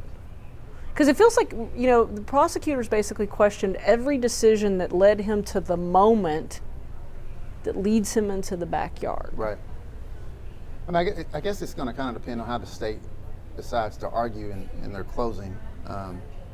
But I guess the difference would be if the jury believes Zion and that the gun was down, then he couldn't have seen her hand and he couldn't have seen the gun. So that would be huge. But even if they believe him and said that her hand was raised and pointed, they're still saying that it was unreasonable for him to even get to that point of all the totality for him to get to that point, to even place himself in that situation with her was still unreasonable, and it shouldn't be justified.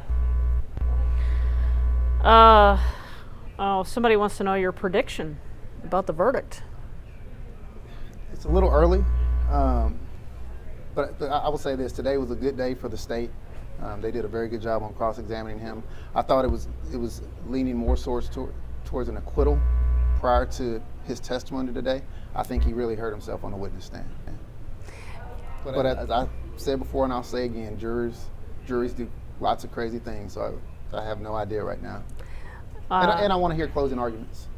Yeah, and I'll have to say that every time I thought I've called a jury, I've been wrong. Right. I thought in the Shamirmir case Right. that first time when y'all went to trial, I thought for sure the jury was going to come back and it was going to be a slam dunk guilty, and then it came back and it said hung jury. I'm like, what? Yeah. Are you kidding me, folks? Really? But you can have that one juror who basically is like, nope, I'm not going to do it.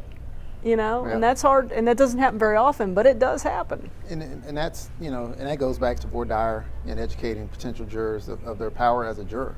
They're not back there to absolutely have to make a decision. They're back there to evaluate the evidence and deliberate.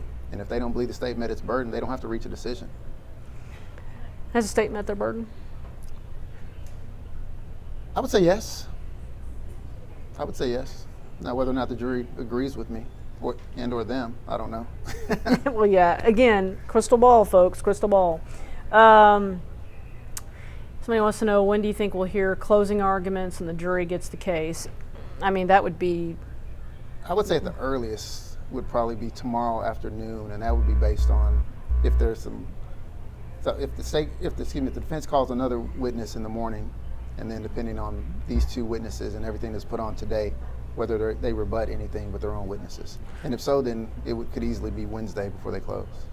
Right, so like assume we finish up with this guy today, then presumably maybe a use of force person from the defense in the morning, some kind of rebuttal, and then everybody goes home and writes their closings, and then we close probably Wednesday morning.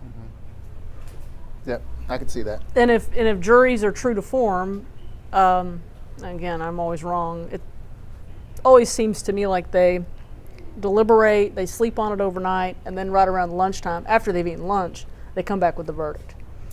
Talking about the following day? Yeah. I mean, I'm not saying they always, but it feels like it. Right, and it's also going to depend on kind of Judge Gallagher's instructions regarding. Some judges let them deliberate as long as they want to. He kind of leaves it up to them. No, guys, Ronnie, he didn't say that he could invoke the fifth after he'd answer questions. He meant he could have. Sorry, I'm looking at these questions. He could have invoked it before he got up there. You can't invoke. He can't invoke once he's gotten up there. Correct. He's given up that right. Let's see. Somebody's asking about jury makeup. To my knowledge, there's 2 Indians, at least 1 Latino on the jury. It's the last thing I recall about the jury makeup. I thought I heard that there were 5 people of color, none black, but Right. 5 people of color is what I've heard. And we haven't really talked about it much today. But how do jury pools differ in Tarrant County? You've practiced quite a bit over there. I have.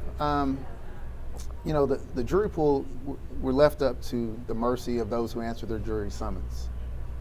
It's very important if we want people of color, and specifically African Americans, to be on jurors, then they need to answer their summons, and they need to come to court and serve, be willing to serve. That's where the jurors have all the power to make decisions in these kind of cases. But so the makeup is going to be based on who answers and who's qualified to serve. And so, just demographically speaking, the jurors are a little more white over here than they are, in Tarrant County, as opposed to here in Dallas County. So. Somebody wants to know, does Atatiana have the right to self-defense? Okay, let me read this question. Does Atatiana's right to self-defense, as stated in the Castle Doctrine, outweigh Aaron's right?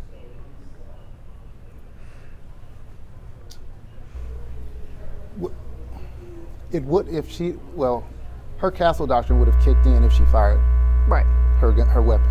She didn't get the opportunity to fire. So it's a little bit of a confusing question.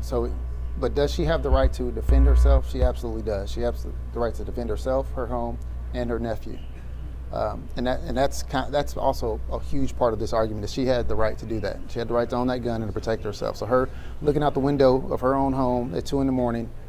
with the gun, there's nothing wrong with that. I'm going to read a comment. I want to get your response to it. It says, officer had legal reason to be where he was. He responded to a deadly threat with deadly force. It was tragic. It was a tragic misunderstanding, but not criminal.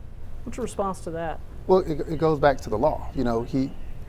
It's homicide without a doubt. It's a non-accidental or natural death. Right. So then it's whether or not it's determined that he was justified in taking her life, and that justification comes in by way of self-defense. And and as I keep saying, his self-defense is going to be based on whether or not it's determined to be reasonable for him to have do what he had done in that circumstance. And reasonableness will go to a similar person in a similar situation. So in his situation, it'll be a police officer in that same situation would they have acted the same way. And I think that's what Dale was doing the entire time, of establishing all the mistakes and things that he did that were not proper, that were not following general orders and or specific operating procedures, to establish that. And other cops were like, no, I wouldn't have done that. And if they wouldn't have done that, then that means it's not reasonable. Right. Oh, they're back? Okay. If you will, sir, will you go back to, let's just start with the limitations of the Axon Flex 2. All right. And before we get into the limitations, I want to ask you, just for the jury's benefit of knowing what all you reviewed in this case. So can you tell us what you reviewed? Yes, I reviewed the body-worn video data, the audit trail, and photographs from the scene. And were you given a specific task in what you're looking for in the body camera? Specific limitation or purpose? My recollection is that Ms. Brissett asked if I could examine the video to determine its capabilities and to determine what, if anything, can be seen inside the room. And you did not go out to the scene or anything like that, correct? Correct, I did not.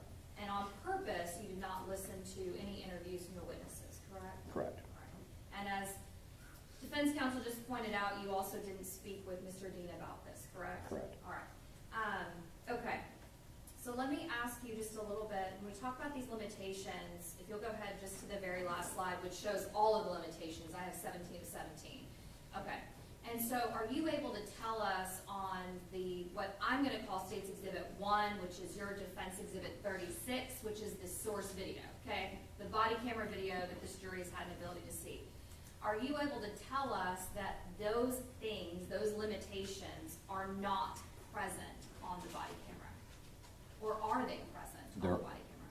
They're all present. They're all present, right? Yes. So there's these types of things, for example, there's no way to say with any degree of scientific certainty that exactly what we see on that body camera is exactly what is on the body camera, correct?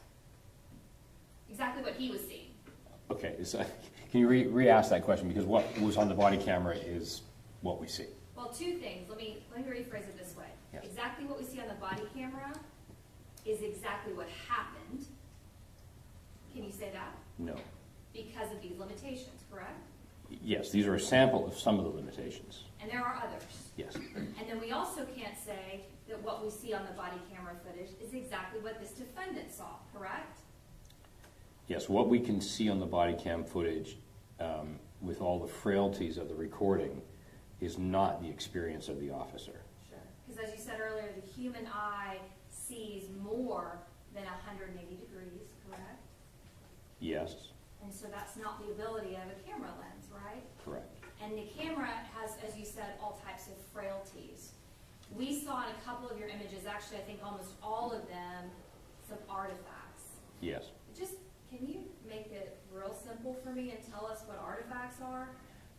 Errors in the encoding. So if it was a perfect recording, we would see everything that was in the field of view of the camera. Again, we don't know which way the officer was looking, but it would be a very good image.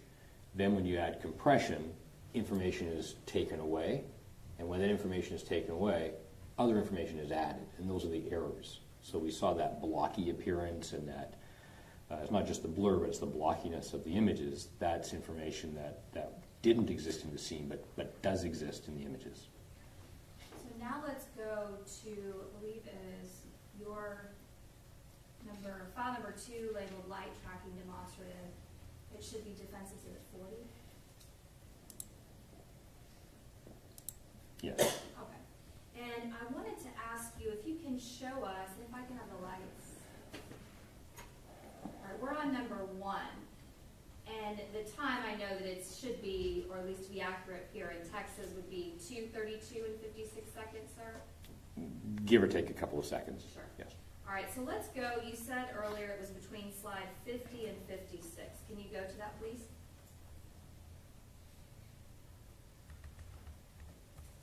All right, so in 50, can you tell me when you start to see Atatiana Jefferson? And I know you may not know that to be her name, but when you start to see a figure. There is a reflection, I'm pointing right at 50,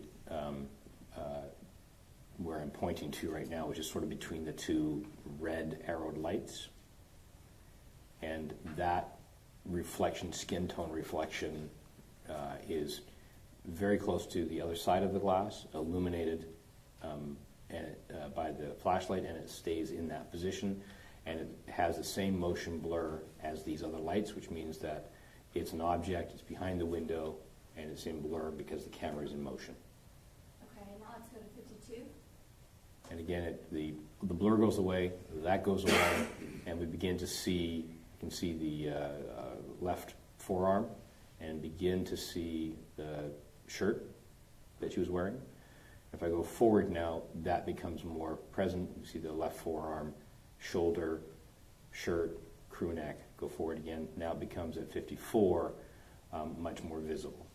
And in 54, we can see you have 4 different arrows.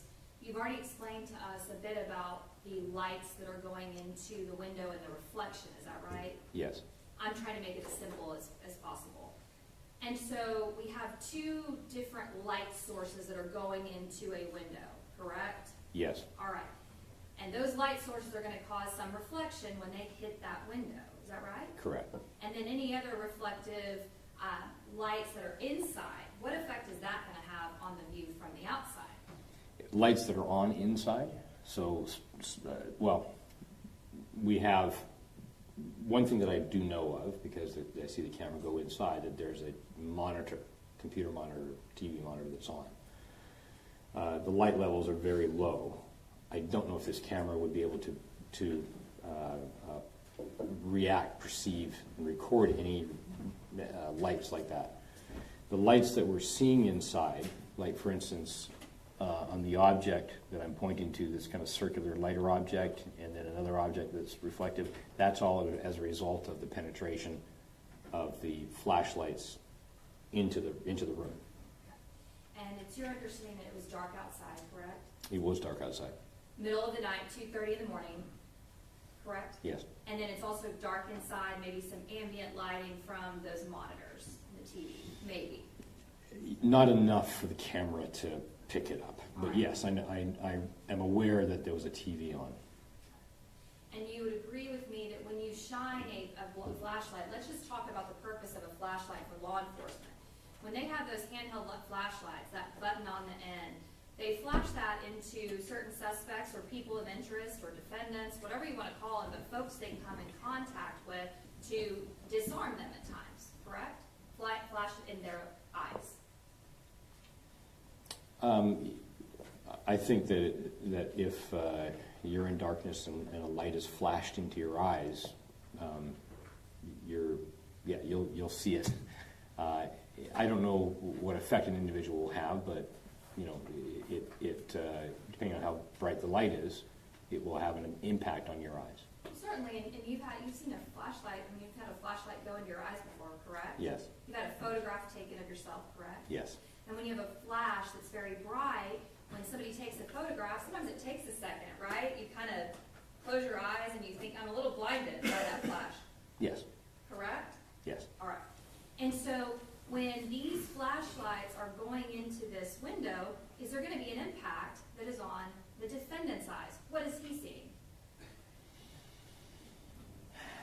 I can't tell you what he sees. I have to be very cautious.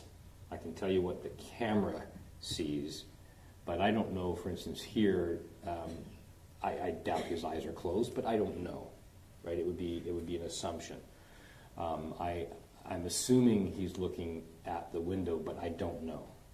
So you're asking me to assume things that I'm really cautious trying not to. No, and I don't want you to do that. What I'm asking you is, generally speaking, when you have a bright light that goes into your eyes, does that cause an effect on your eyes?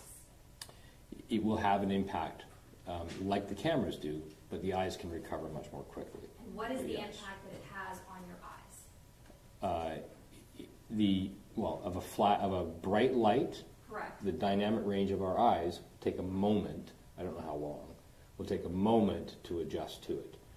If there's a bright light that's very close to your eyes, it's harder to adjust to the background. But everybody's a little bit different, but I think we've all had that common experience of a light, of a flashlight. It's a little bit different than a flash of a camera, because those are very, very bright. But a flashlight in your eyes, it takes a moment to adjust.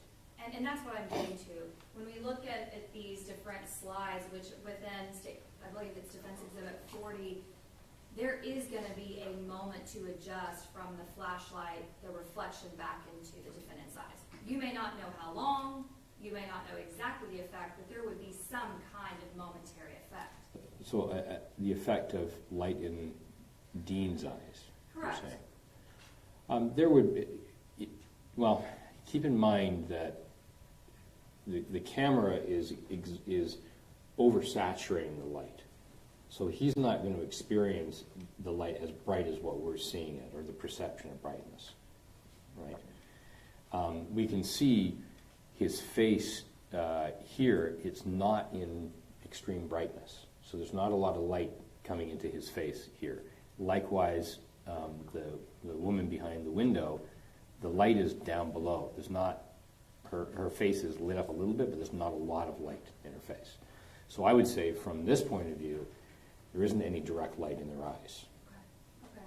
And you said earlier we were talking about, let's go down to 50. I'm sorry. That's okay. 54, now let's go to 55.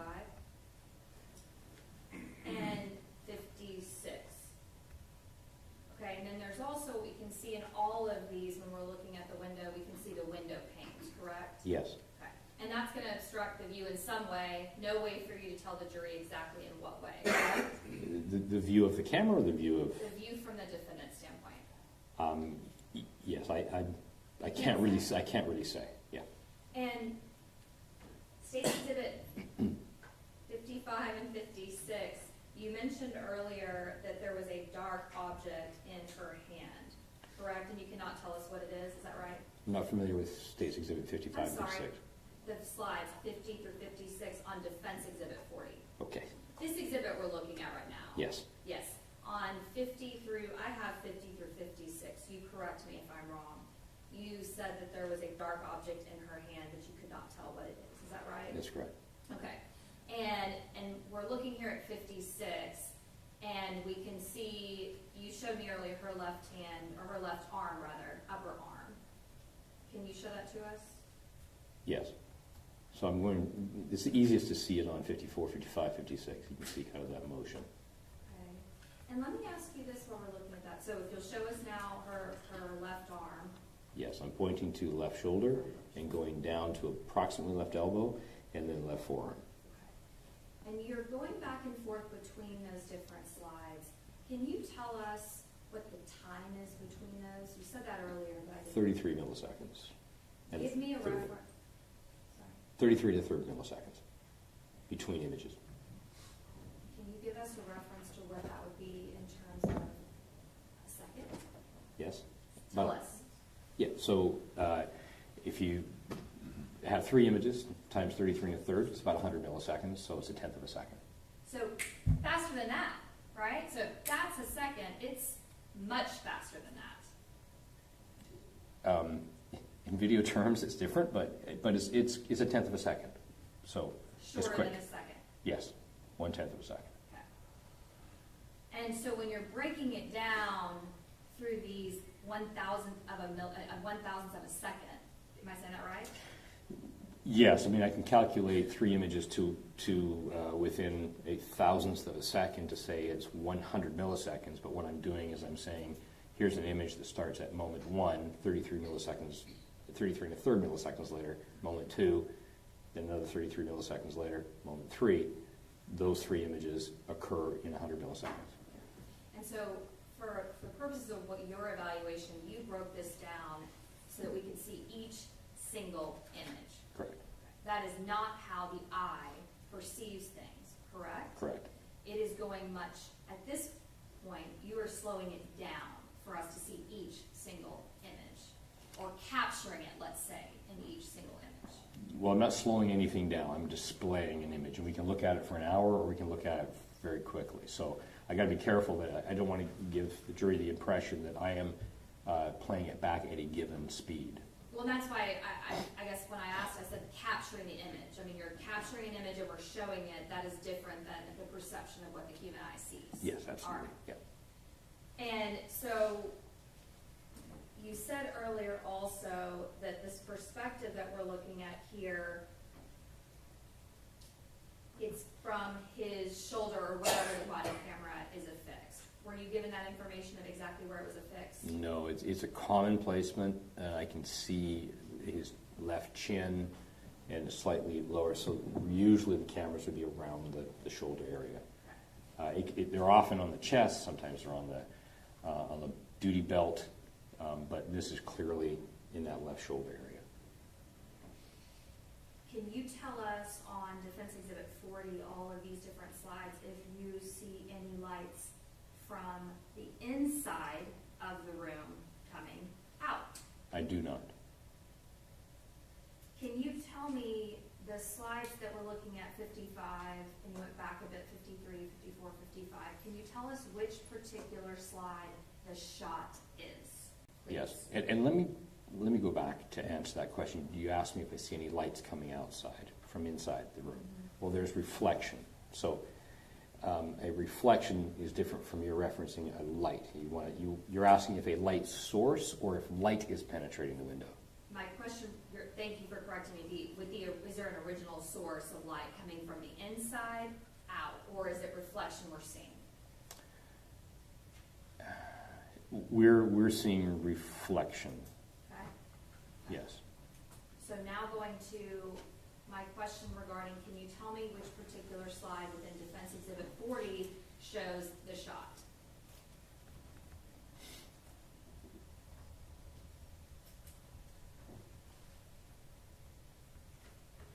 So it would be between 63 and 64, the shot would be fired. And is that what we're seeing? You've got 63 and then 64. Yes, this is 63, then 64, and you can see the light rail on the rail of the weapon as the weapon's responding to being fired, has to recoil. Can you tell in looking at these slides, maybe 60, 61, 62, leading up to 63? Tell me what we're seeing on 60, 61. What is that? It's what? What is 60 that we're seeing? We have the two different. Why does it look like that? I described this earlier as the blur. What are we looking at here? Let me go. I'll go back, and then I'll come forward to help orient myself. Sure. Yeah. So what we're seeing from 56, 57 is that the camera is panning to the right, which means that his shoulder is moving in that direction. And then it's picking up speed. We can see that motion blur up on top. That's actually, pardon me, this is the motion blur of the flashlight there, and a little bit of blur from the camera movement. Can you tell me when you're kind of going back from Yes. 57, 58, 59, all the way up to the shot, are you able to tell me where Atatiana's hands are in those slides, sir? Let me go back. Starting at 50, I can see the hand close to the window. That's the right hand. There's, yes? Can I ask a question about that? How are you able to see that is a hand close to the window versus it's in view and the other hand is not? Because of the illumination. So we see the right arm, left arm, and right arm. They're a little bit further back from the window. They're a little bit darker skin tone reflection off of the light. But the hand which is at the extension of the arm, which is at about sternum level, is illuminated more directly by the flashlight. And how So can it's you- closer. Okay, and how can you tell that in 51, where is the other arm? Are we able to see it in 51? No, but again, I'm not making these observations in isolation of a single image. Sure. I have to get the reference, so we know what, I've described what we're looking at here, and as I go forward, that object stays in that rough position, and it's independent of these lights and independent of motion, so it's not moving. And when the camera is moving and everything's in blur, then it's in blur. These flashlights are moving, and their motion blur is different. So in other words, the hand is staying relatively at that position. And as I go forward now, we can see it. This is the reflection of the flashlight off the hand. And now we can see at 55, we can see the left arm. And although there's illumination there and the neck area and the right shoulder, it's brighter and it's closer to the window, and it's in between the window and the sternum, so the hand's not down by the side. The hand is there. There's no other objects. Excuse me. There's nothing in between this part of the window and her body. As I move forward here, at about 57, we start to get too much blur for me to say anything. I can see the right arm still, but I can't say anything about the hand. And let me ask you, actually, may I approach the board? Yes. And so you said you can't say anything about the hand. We were talking earlier. Judge, I don't want to block you. But you're okay. I'm sorry. You're okay. Can you see me? I can, okay, thank you. Or see what I'm pointing. So Yeah. you were talking earlier about the flesh color of the arm that we see, the left arm. And then you said now that we get to 59, if you'll back it up just a few. Okay, so keep backing up just a bit. Okay, so show me here where we see 54, 55, the hand. Okay, if I'll go back and forth between 54 and 55, this is the hand I'm pointing to right here. Okay, and now keep going forward. And now where'd it go? Then I can't, as I said, once we get to 57, Go forward? Just 58. one? Just one? Yeah. And so do we see that there is appear to be a flesh colored tone object there? Yeah, outside the area of illumination and the reflection back to the camera. So this is all oversaturated. We're not going to be able to see past the plane of the window at that oversaturation point. So outside of the oversaturation, we're seeing some skin tone of the right arm, upper arm area. Okay. All right, and keep going. We can actually, on 57, 58, excuse me, we can actually see the flesh up here as well. Is that right? That's right, yes. Okay. So that would be probably where her, at least her upper torso face would have been. Well, I can see the crew neck of the, and I'm describing it as a crew neck because it looks like it's circular here. All right. Okay, and so which slide did you say now for us again is the shot, the actual shot, 60? Between 63 and 64, in that area. May I just one more? Yes, ma'am.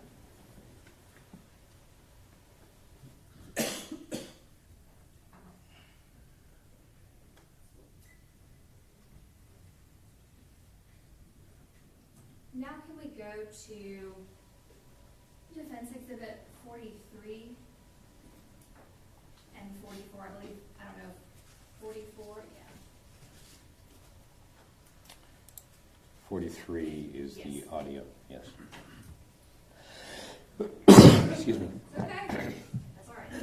So before we get into the audio, I wanted to ask you, you've testified for both the state and the defense many, many, many times in your career, correct? Yes.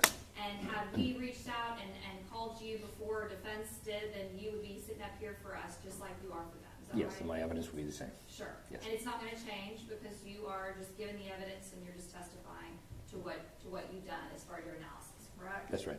And as part of your work in this case for the defense, you get paid. That's part of how you make a living, correct? Yes. All right. So I want to ask you a little bit about this audio. So if you'll go to the next slide. All right. So if you'll go through to the very end of your audio. Okay, so now my question is, if you said there's a deep breath and it's one, I'm gonna ask you to do some math, okay? Yes. So between the time of the very first, the beginning of the command, so put your hands up, show me your hands, show. Now you've got 01:15.893. Is that the beginning of the command, or is that the end of the command, or where is it in that command? That's the very beginning of the first utterance of the first word. So right as he's saying put, like just right there, that's the 01:15.893. That's right. All right. Then we see shot fired 01:16.428. Yes. How many seconds, what's the time difference between the beginning of that command to the time that that shot is fired? Approximately 600 milliseconds. Okay. So is that even a second? No, just over a half a second. Just over a half a second. Yes. And that's from the time that the command starts to the time that the shot is fired. Correct. All right. And there is no way to be able to tell us what Atatiana Jefferson could see inside of her bedroom outside, correct? Yes, I have no, I don't know. And there's no way to tell what this defendant saw from the outside looking in, correct? I do not know what the officer saw, yes. I'm going to pass the witness, Your Honor. Redirect. No, Your Honor. May, We would ask that if we're going to excuse him, he's finally excused due to travel. any objections? I don't have any objection to that. Okay. Mr. Frederick, if you'll unhook that microphone for me, you may step down.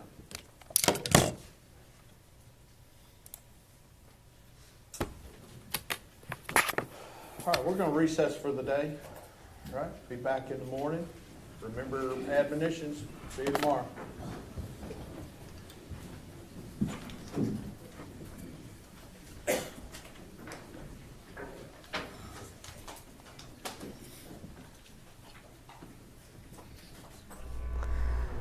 Well, Kobe, that was testimony was something. I don't want to spend much time on the video testimony because I don't think it really warrants much of our time, but essentially this is a discussion about what our eyes see, and then our eyes see better than this particular version of the camera. And it's just basically what the camera was able to capture and what it wasn't. Okay. So and why. So yeah, we don't need to spend a lot of time on it. So Kobe and I are going to stay on here for about another 5, 6, 7 minutes. So if y'all got questions, put them in the chat because we're going to be wrapping it up. So because Kobe is tired and so am I. And I do want to thank you for joining us today. You were great. You were fantastic. It's been my pleasure. I've had a great time today. Thank you. So let's talk about Dean's testimony. Takeaways. It was necessary for him to take the witness stand, but I can't imagine that they thought it was going to turn out the way that it did. I'm sure that I know these attorneys. I know that he was prepped. I know that he was as prepared as he could be, but it just didn't go according to plan. You know, sometimes prosecutors give us a little more than we're expecting, and sometimes it's just the person's demeanor. You know, I think it just may, and I've never met Dean obviously, but it may just kind of be his demeanor in regards to how he came off to the jury on cross. He was fine on direct. But on cross, he got uncomfortable. He got agitated. I believe it's a point or two. He actually kind of got angry with Dell, which is not something you want to do. Correct. And I will say one thing before we jump off the video expert was I believe they were talking about the 10th of a second. I think that was from the time of the command to the time of the shot. Yes. That shows you just how quickly. Yes. I mean, because does Atatiana have any moment to react at all? No. Well, and even when Miles was talking to this expert, this forensic analyst, and they showed him looking at the audio, at that command where he said, I think it was, "Show me your hands," and then it was the shot. Right. So it was very, very, very quick and very fast, and not much time or opportunity to respond. And then I also want to redirect you back, and in that time, he still never identified himself as a police officer. Actually, somebody says, wouldn't a reasonable officer say, police, hands up, drop the weapon? Or something. Well, I mean, again, it doesn't identify himself. He doesn't identify himself, so he may not have the time to say all those things like that, but he certainly has enough time to say Fort Worth Police or police, something that would identify himself as a law enforcement officer. And then, like I said, I felt like what the prosecutor did was particularly effective. Just this whole, just this mantra of, is that good police work? No. Is that good police work? No. Is that good police work? Just walking him through step by step. Yes.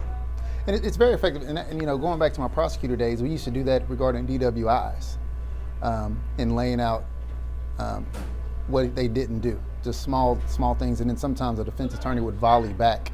So say we had 7 things that a drunk driver didn't do well, and we're saying it was because of alcohol. So the defense attorney would say all the things that they did do. They parked the car, they stopped the car, they would lay out the fact of how complicated it is to operate a vehicle. They got out, they were able to walk, they were able to unbuckle his seatbelt. They list out 20 different things that he was able to do. So this is kind of vice versa, where Dale laid out everything that he did and didn't do that was one, either against policy or against general orders, which once again goes back to that reasonableness.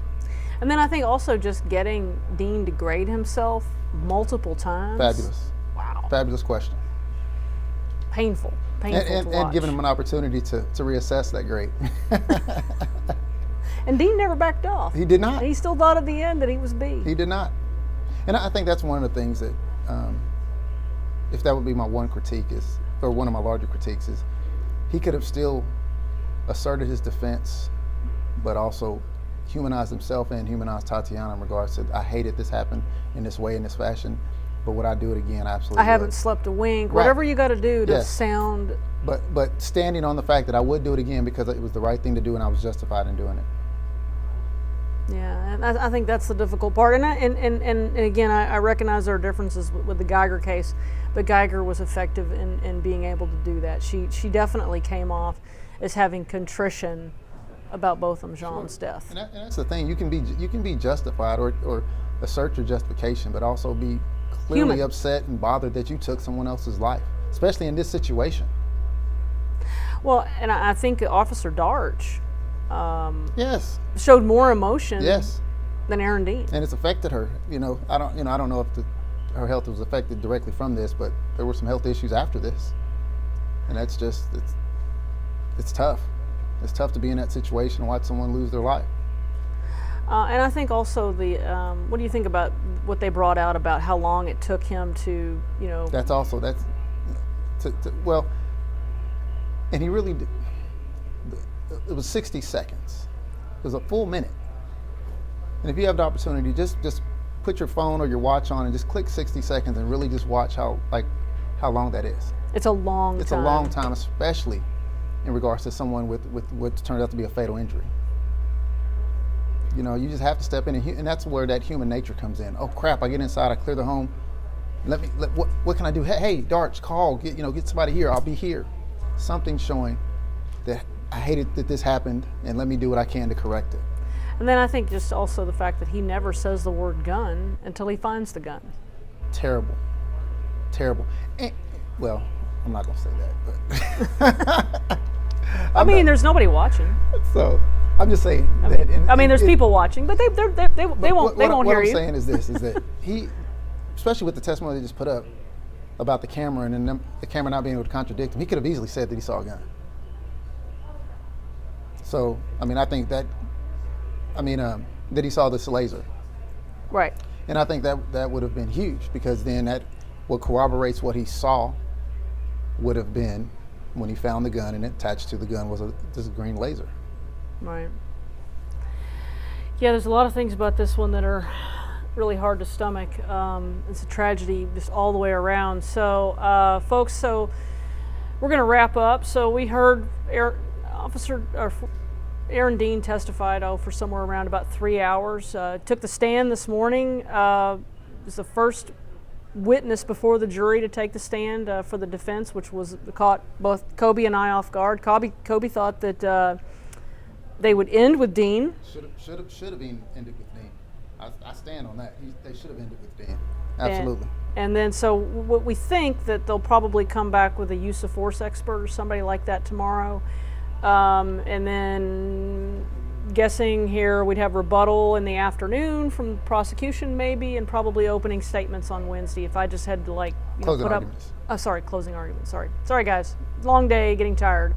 Anything else you want to add, Kobe, before we round it out? I don't. Just, thank you for this opportunity. It's been great, so I appreciate it. We're going to have you back the next time. Let's do it. All right.